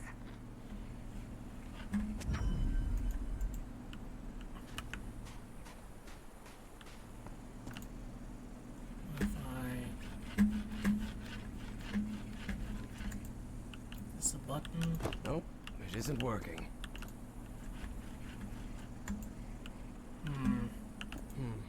These symbols must mean something.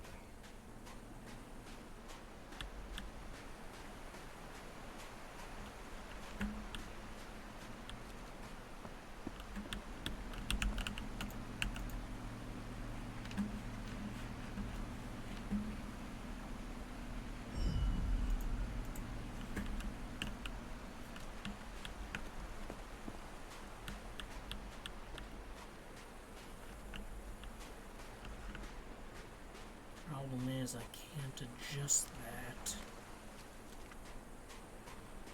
So I think I will have to do something.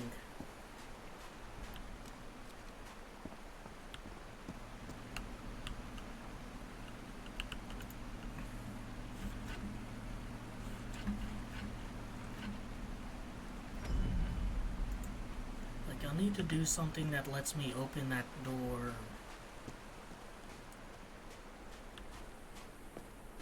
And then they'll probably let me shine it down to something down there. Unless there's some way of getting up here. No ladder, nothing.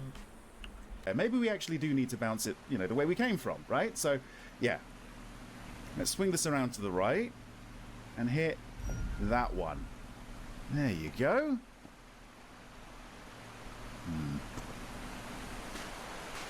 We're going to need to get up there. Maybe this is the way through.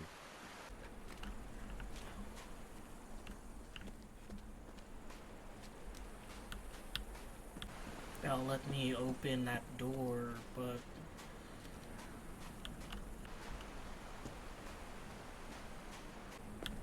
Like, seriously, unless I can manipulate this, I'm hard stuck.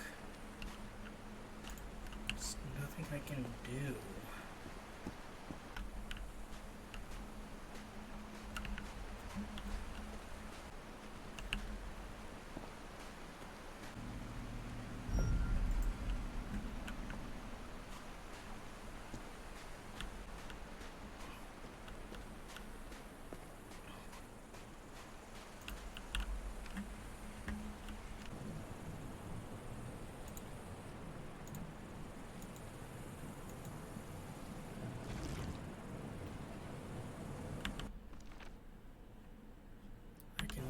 this.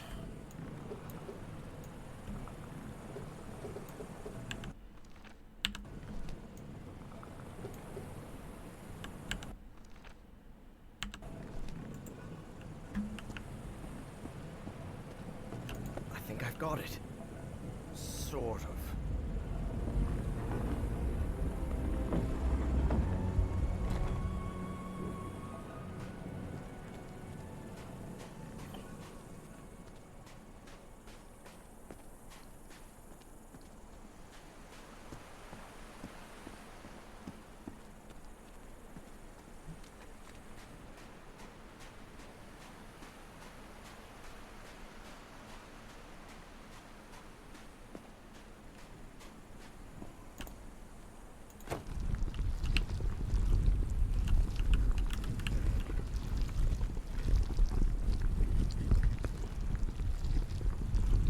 It wasn't the first time Harry had stepped onto a stone platform lifted by black ooze, and it still unsettled him.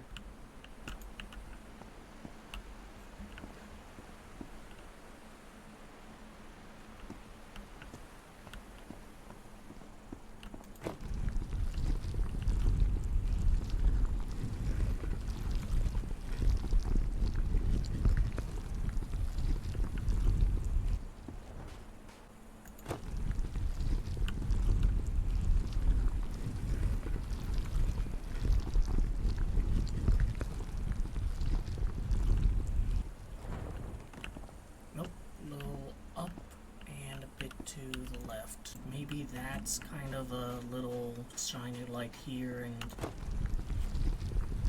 it'll be in front of the ball. That would be like actual good game design.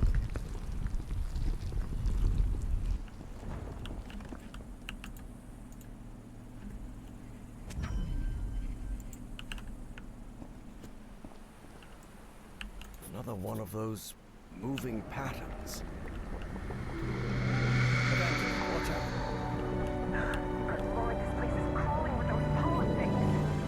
I don't think it's ours. We really must be careful. Another one of those moving patterns.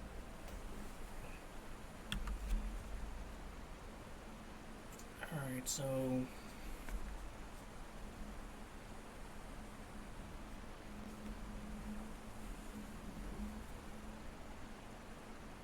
and third one is out here. Let's see... 4 and second.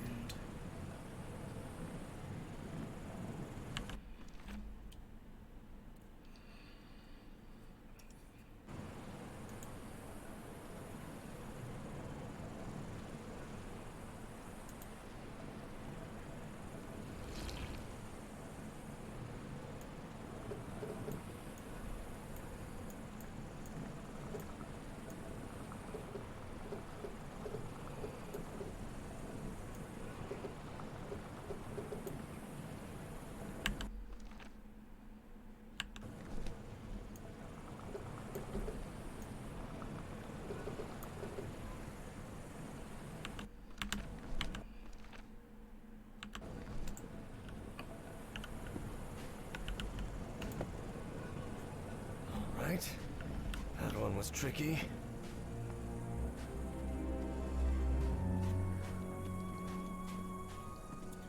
I just want to get through this, man.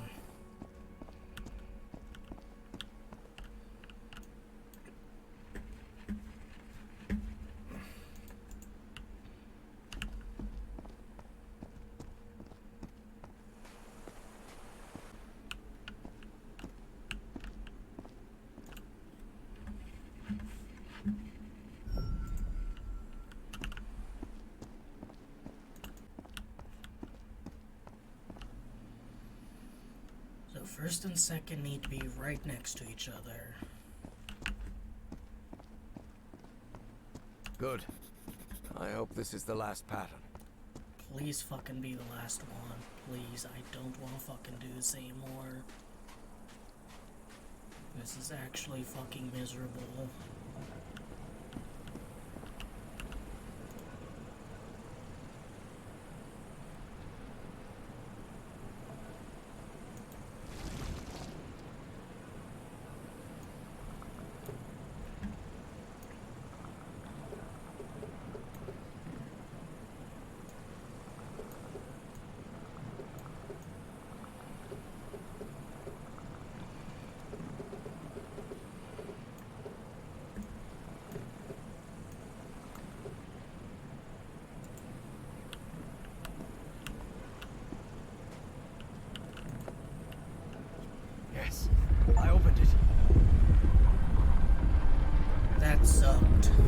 door's opening. Let's move ahead. Any sign of those polyps, Evangeline? Not that I can see. There was no sign of the polyps, true. But there was no sign of Bowen either. And just look at this horse shit. Like, look at this fucking red herring. Like, how would I even... What are all these fucking red herrings? Like... Unironically, like, that one up there does not fucking go to that, and there's no way to go up there to adjust it.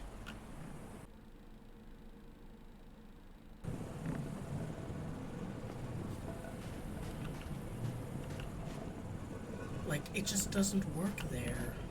Yeah, you, like, social distancing. Good lord, what happened here?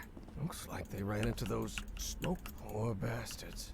The shadow on the left belonged to Howard Carmichael III, playboy, athlete, and heir to Carmichael Industries. One black polyp was enough to obliterate him in seconds. Harry stared at that strange cube that didn't seem to belong to the great race of Yith. What was that?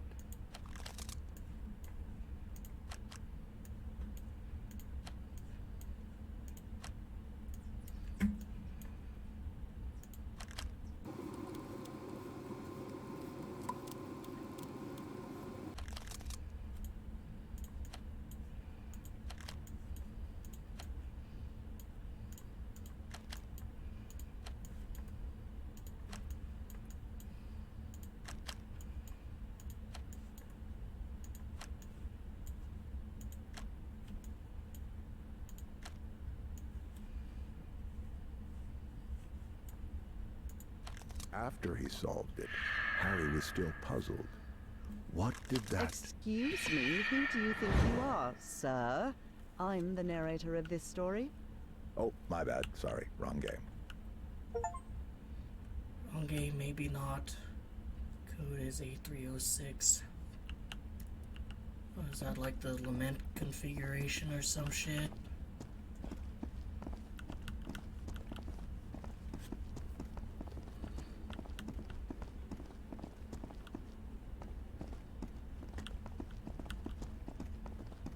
How do you get down here? Probably in the way, and it's a whole lot less infuriating More than of those footprints. did.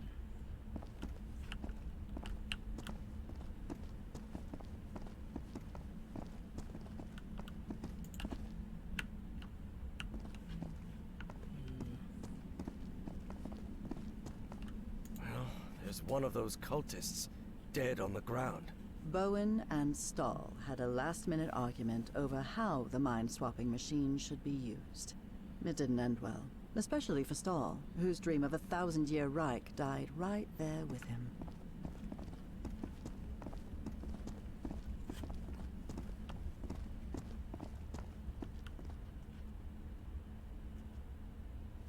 Look at this architecture. Does it look familiar to you? Professor, this looks like the archives. The great library from my memories, but back then it was full of life. This place is in ruins. Makes sense, Evangeline. Millions of years have passed since you were here.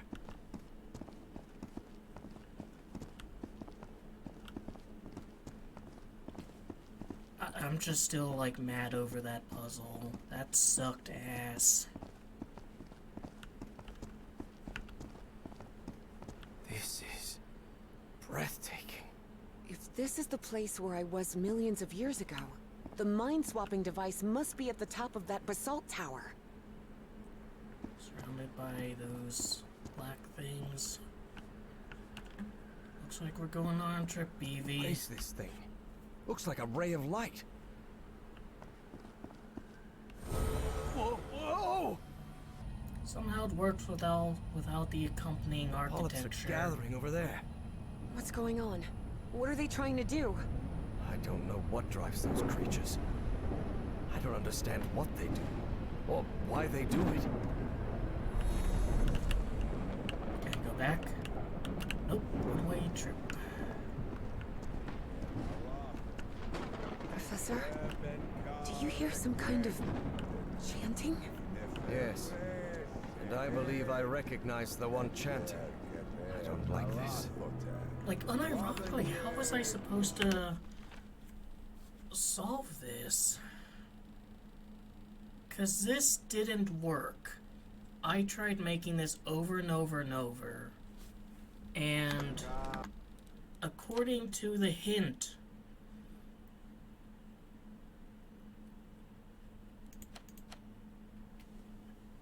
to make the second shape appear, press the third button. It's not the third button though, it's a second button.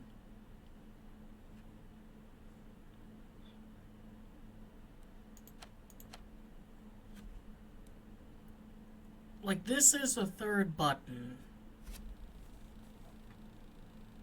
This makes this one go. But they're calling this a third button.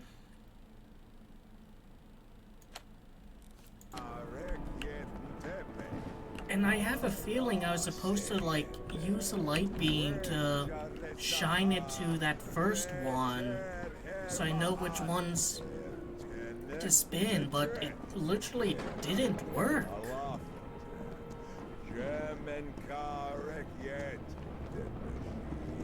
Like, it wouldn't reach it.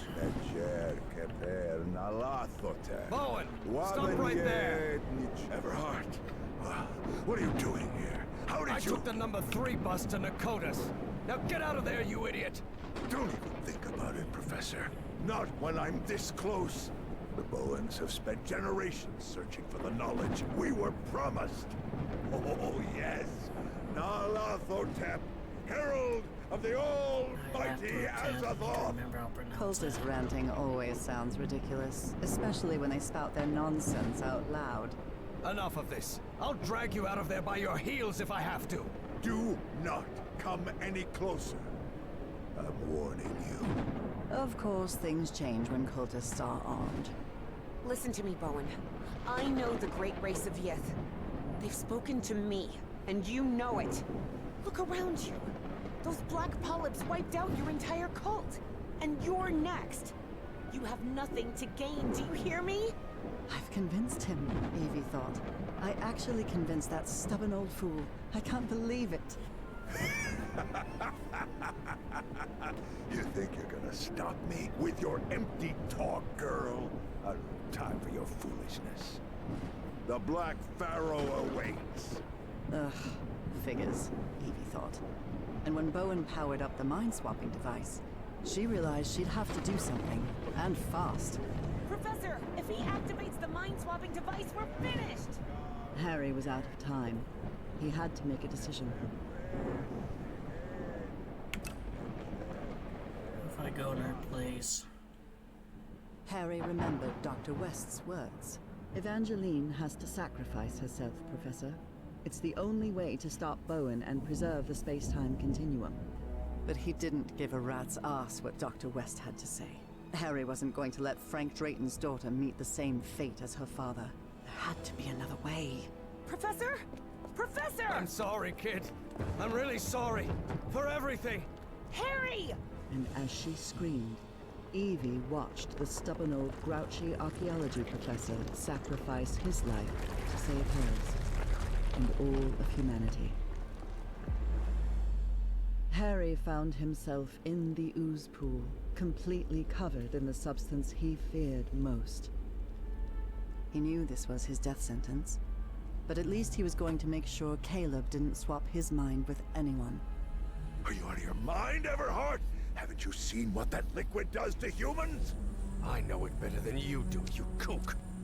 No, don't touch that. You'll interrupt the transfer process. No, no, no!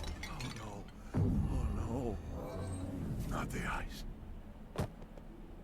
And so, on November 6th, 1957, in that basalt tower of the city that millions of years earlier had been Nakotas, my husband, Harry Everhart, was consumed by the black ooze.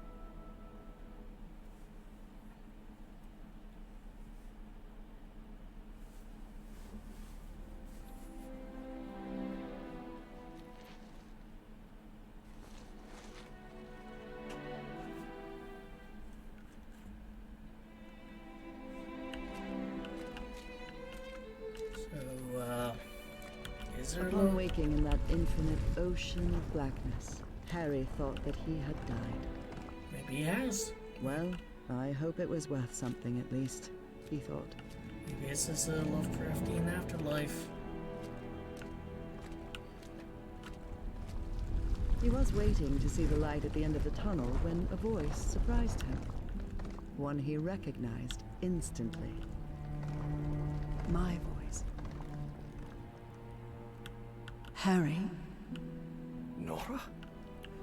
I'm so glad to see you, my dear old pal. Nora? Nora! Am I dreaming? No, you're not dreaming. Then I'm dead, right? No, you're not dead either.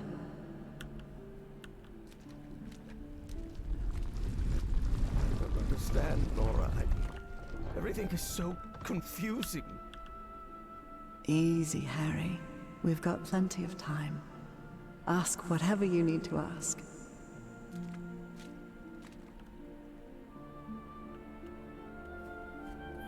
Where are we?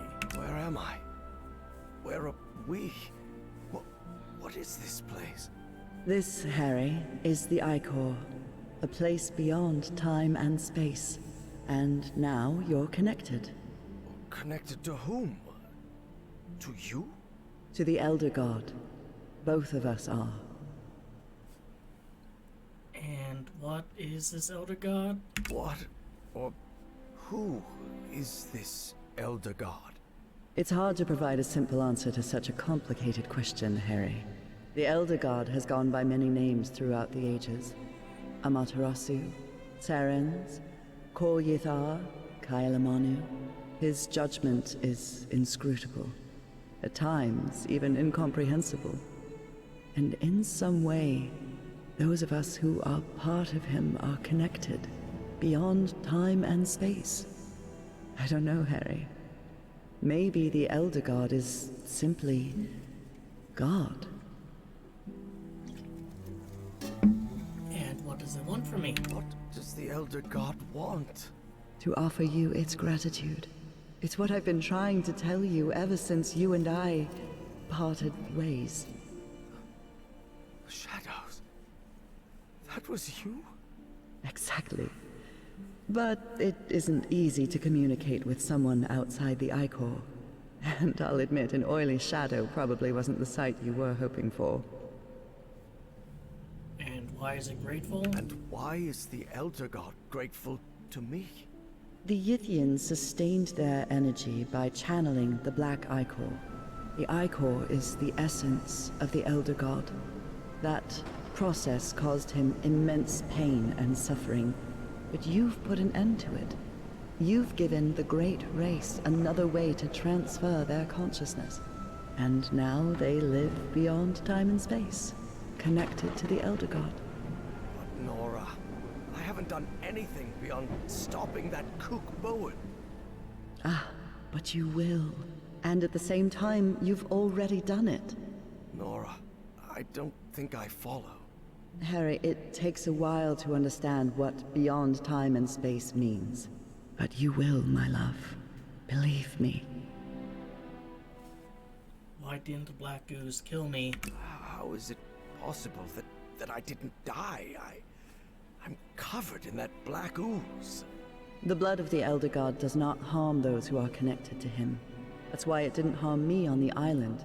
That's why you sent me there, remember? To be who I really was? Now he can't, and won't, hurt you either.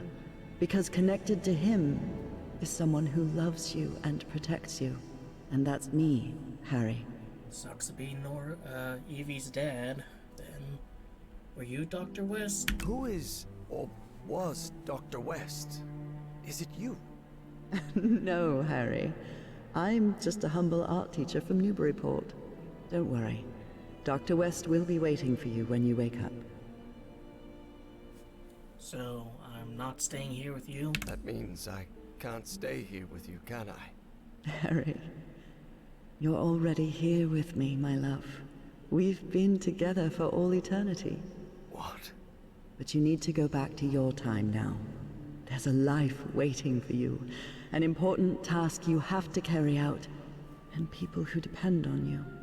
Evie will need your help, and you'll only be able to help her if you live a whole life. Will you promise me that? Yes, I promise. And one more No thing. killing myself. Tell Evie Papa is waiting for her at the Benoit house with the whole family. She'll know what it means. I'll tell her. I guess this is goodbye, old pal. For now. I love you so much, Nora. I'm going to miss you terribly. Don't be sad, Harry. It's only a matter of time. A matter of time and space. And remember, I love you too, Harry. Even if Evie has like the blessing of Harry, the Elder can you hear God, me? like her dad was still fucked. Oh no. You did it, Professor. You saved us all. Don't come any closer, Evangeline. I'm covered in... Do not worry. She is also connected to the Icor, Professor Everhart. Just that Harry dad's couldn't outlook. believe his eyes. That was Caleb Bowen in that ridiculous Egyptian costume. Somehow he had survived the consciousness transfer. Bowen? No. What is he doing here? No, Professor. It's not what it looks like. It's... My race is deeply grateful to you both. Harry understood at once who was now occupying Caleb Bowen's body. The loop is in the process of closure. That is optimal. But we must continue working. Process of closure? What are you talking about? Do not worry. What comes next will be far easier. We only need to follow the plan you and I laid out the first time you contacted me. Dr. West.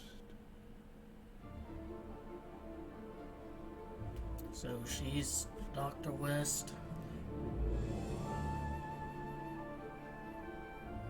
God, that last puzzle really fucking soured things. Like, I'm almost certain that the thinking was... I guess she graduated. The highest honors, too. That you were supposed to send the light beam, you know, towards that one really big door.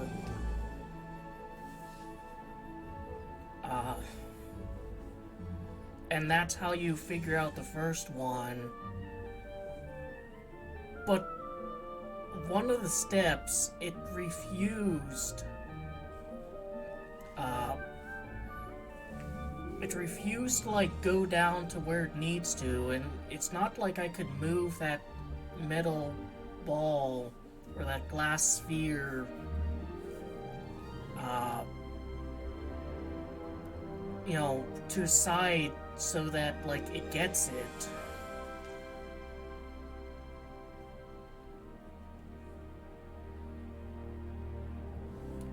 Donate spilling to NASA.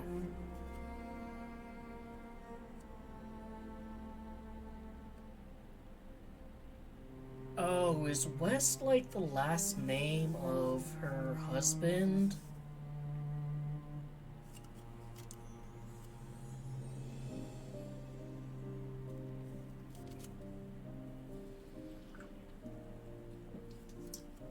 So she works at NASA, so like...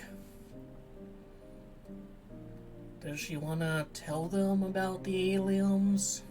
Harry, we've never talked about it, but when the moment comes and I make the mind transfer, don't you think it would be easier if... If you explain to my 1957 self who you are and what's going to happen in the future? Yes. What if something goes wrong with the loop because of that change? Wouldn't it break the space-time continuum? Well, I'm not sure. I just wanted to spare you that unnecessary distress, and... I'll handle it, Evie. You know it. It's already happened. Better not to take any risks. I guess you're right, Harry. And as you say, if we're still here, it's because it already happened. God, that final puzzle, man.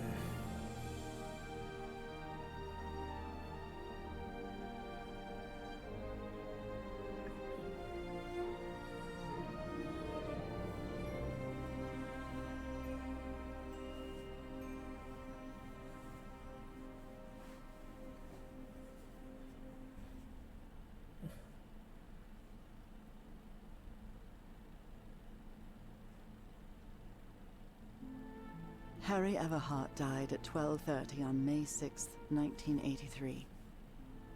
Moments after dying, Harry opened his eyes. What happened? Where am I? I'm in Englewood. I'm young again. Good morning, sleepyhead. Nora! Heavens! You're certainly bright-eyed and bushy-tailed today. Maybe I should not let you sleep in so much. Nora!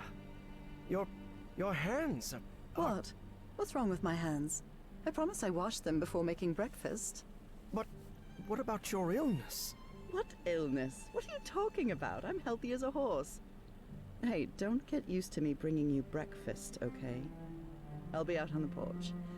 We've got a long day ahead of us. Doing what? And all the time in the world, old pal. Like, what is there actually to do in the afterlife?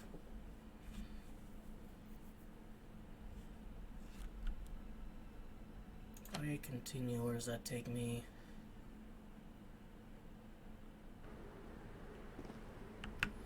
Alright, I guess we can see the other ending. What is this thing? Looks like a ray of light. Which I'm glad, you know, we can do it here, because if I had to restart the chapter, gathering over there. What's going I on? wouldn't. What are they trying to do? I don't know what drives those creatures. I don't understand what they do, or why they do it. I almost want to restart the chapter just to see, like, Do you hear some kind of what the fuck was chanting? going on. He had to make a decision. Off you go, kid. Harry remembered Dr. West's words. Evangeline has to sacrifice herself, Professor. It's the only way to stop Bowen and preserve the space-time continuum. Dr. West had to know what he was talking about. After all, he came from the future. He'd been in touch with the Yithian. He knew what would happen if Harry didn't follow his instructions. Darn it! I have to stop him! You stay here! Harry had learned that sometimes you had to make painful sacrifices. And this was certainly one of them. I'm sorry, kid. I'm really sorry. And without another word, Harry watched the stubborn Miskatonic physics student Evangeline Drayton sacrifice her life to save him and all of humanity. Evie found herself in the ooze pool, completely covered in the substance she feared most. Oh, she should still be alive, because she's also blessed by the gods, right? She knew it was her death sentence. But at least she was going to make sure Caleb didn't swap his mind with anyone. Damn brat! What do you think you're doing? Shut your mouth, you weasel! No, don't touch that. You'll interrupt the transfer process. No, no, no! Oh no. Not the ice. And so, on November 6th, 1957, in that basalt tower of the city that millions of years earlier had been Nicotis, Evangeline Claire Drayton was consumed by black ooze.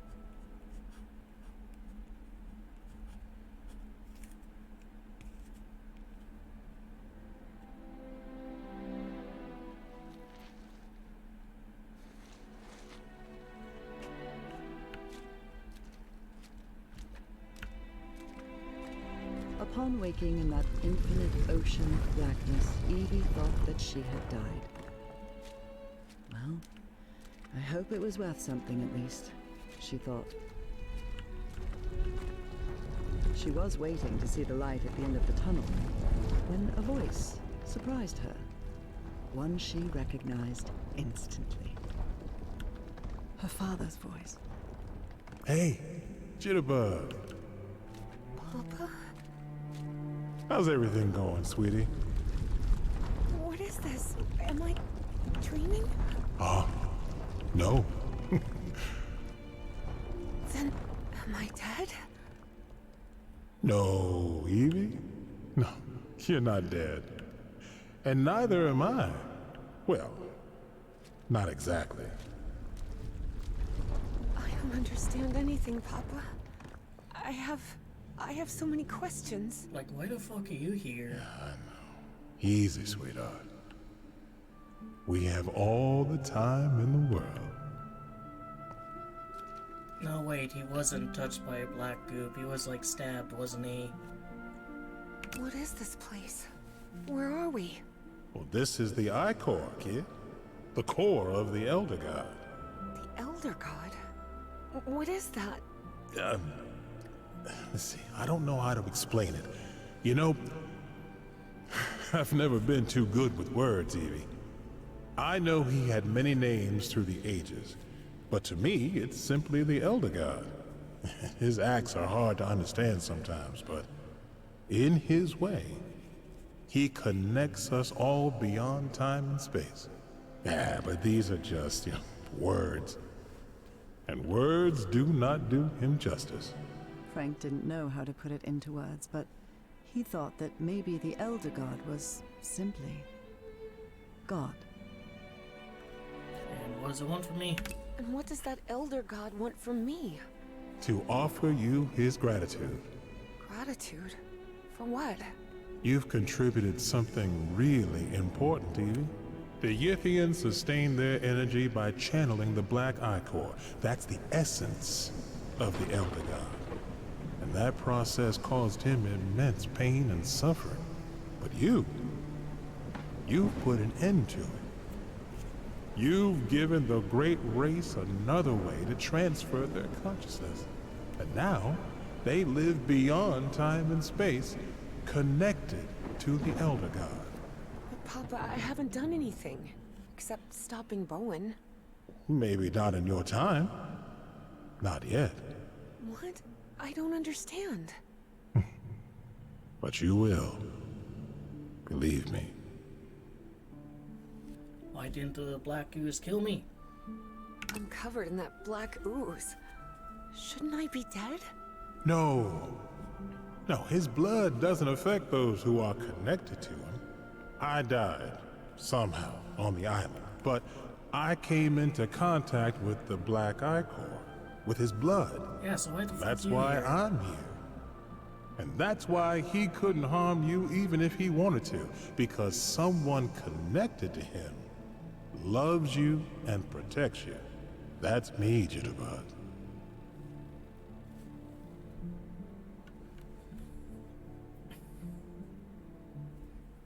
Alright, so I guess if, like, one person comes in contact with it, he's fucked.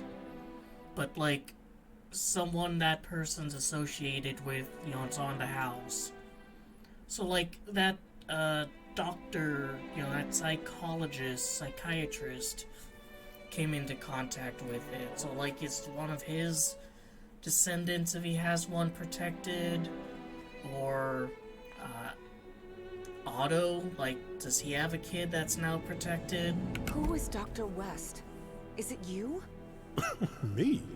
A doctor? Honey, I'm just a mechanic from Benoit. Then who is it? Do you know? Oh, you'll have the answer to that when you wake up, Evie.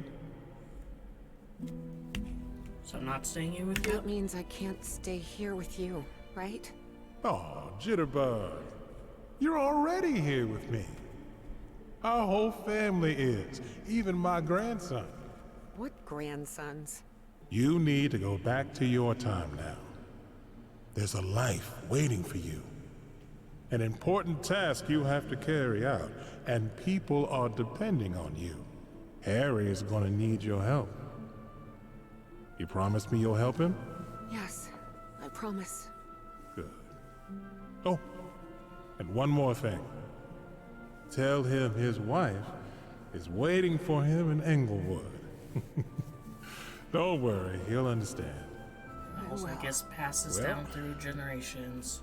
I guess this is goodbye, Jitterbug. For now. I love you so much, Papa. I'm going to miss you terribly. Well, it's only a matter of time. A matter of time and space. Is And there remember, more reason why they say the exact I same love thing? you very much, Evangeline. Other than what the different names of the gods are? Evangeline? Evangeline! Can you hear me?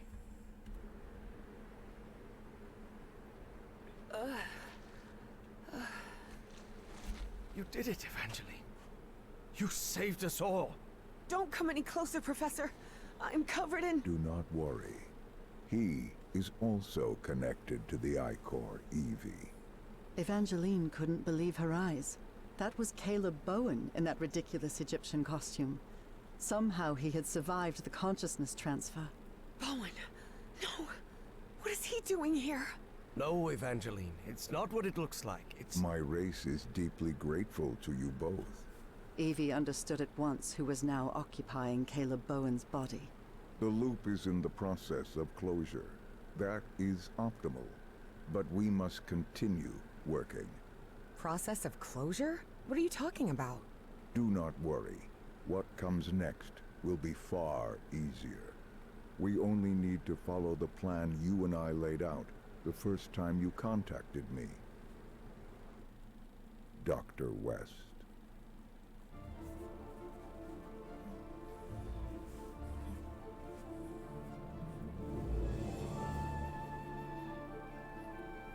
Well, second ending almost exactly the same as the first. I will say old Dr. West twist was actually pretty well done. Like, it didn't occur to me that she would marry someone with the last name West. Yeah, Herbert West Jr. And, take his last name. But it's like, alright, it goes down to his kid and then it goes down to his grandkid. So, like, is that just gonna be in perpetuality? Because it obviously goes down to someone he's never met. And he's gonna care about his family. So, like, if they have 2 kids, will both of them be covered? And she works at NASA, but it's like... does she tell them about, the aliens? Hey, it turns out that, like, there's these aliens that lived here on Earth millions and millions of years ago. Since she knows about the great race of Yith, obviously she should be able to kind of apply some of that technological knowledge to things, and by 2006... Harry, we should be... never talked about it, but when the moment comes and I make the mind transfer, don't you think it would be easier if you explain to my 1957 self who you are and what's going to happen in the future? Yes. What if something goes wrong with the loop because of that change? Wouldn't it break the space-time continuum? Well, I'm not sure. I just wanted to spare you that unnecessary distress, and... I'll handle it, Evie. You know it. It's already happened. Better not to take any risks. I guess you're right, Harry. And as you say, if we're still here, it's because it already happened. Yeah, so what's that building gonna be used for in NASA? Like, they're obviously gonna have to clear out all the occult shit. Alright, so I suspect there's one other ending. What if Harry Everhart died. The mind-swapping device, we're finished! Not my problem. Harry was out of time. He had to make a decision.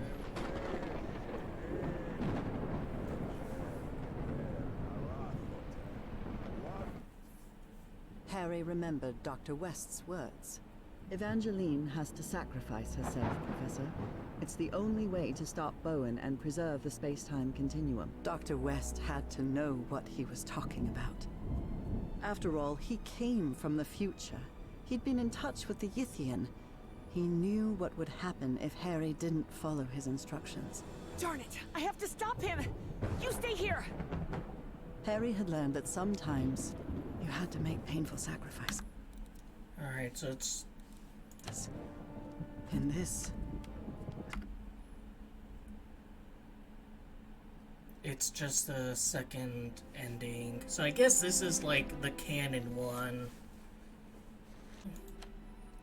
So prologue was fine, but the puzzle filtered me. I like these puzzles.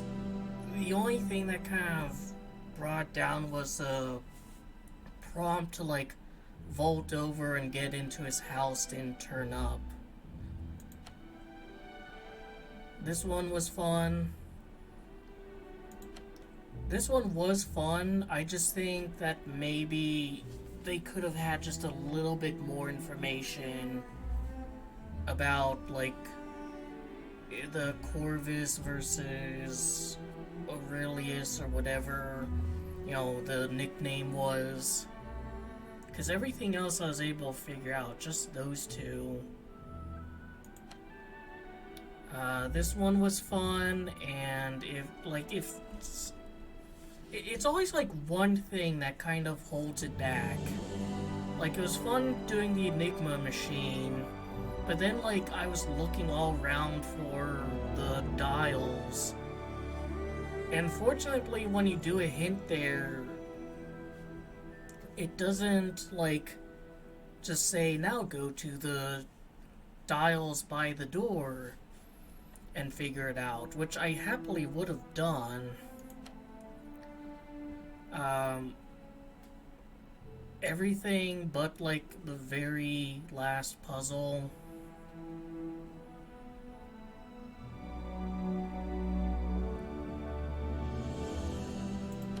And this puzzle was actual agony, and I suspect, like, very strongly that something about it was broken. Let me even, like, since it's so damn short. The Pacific Ocean.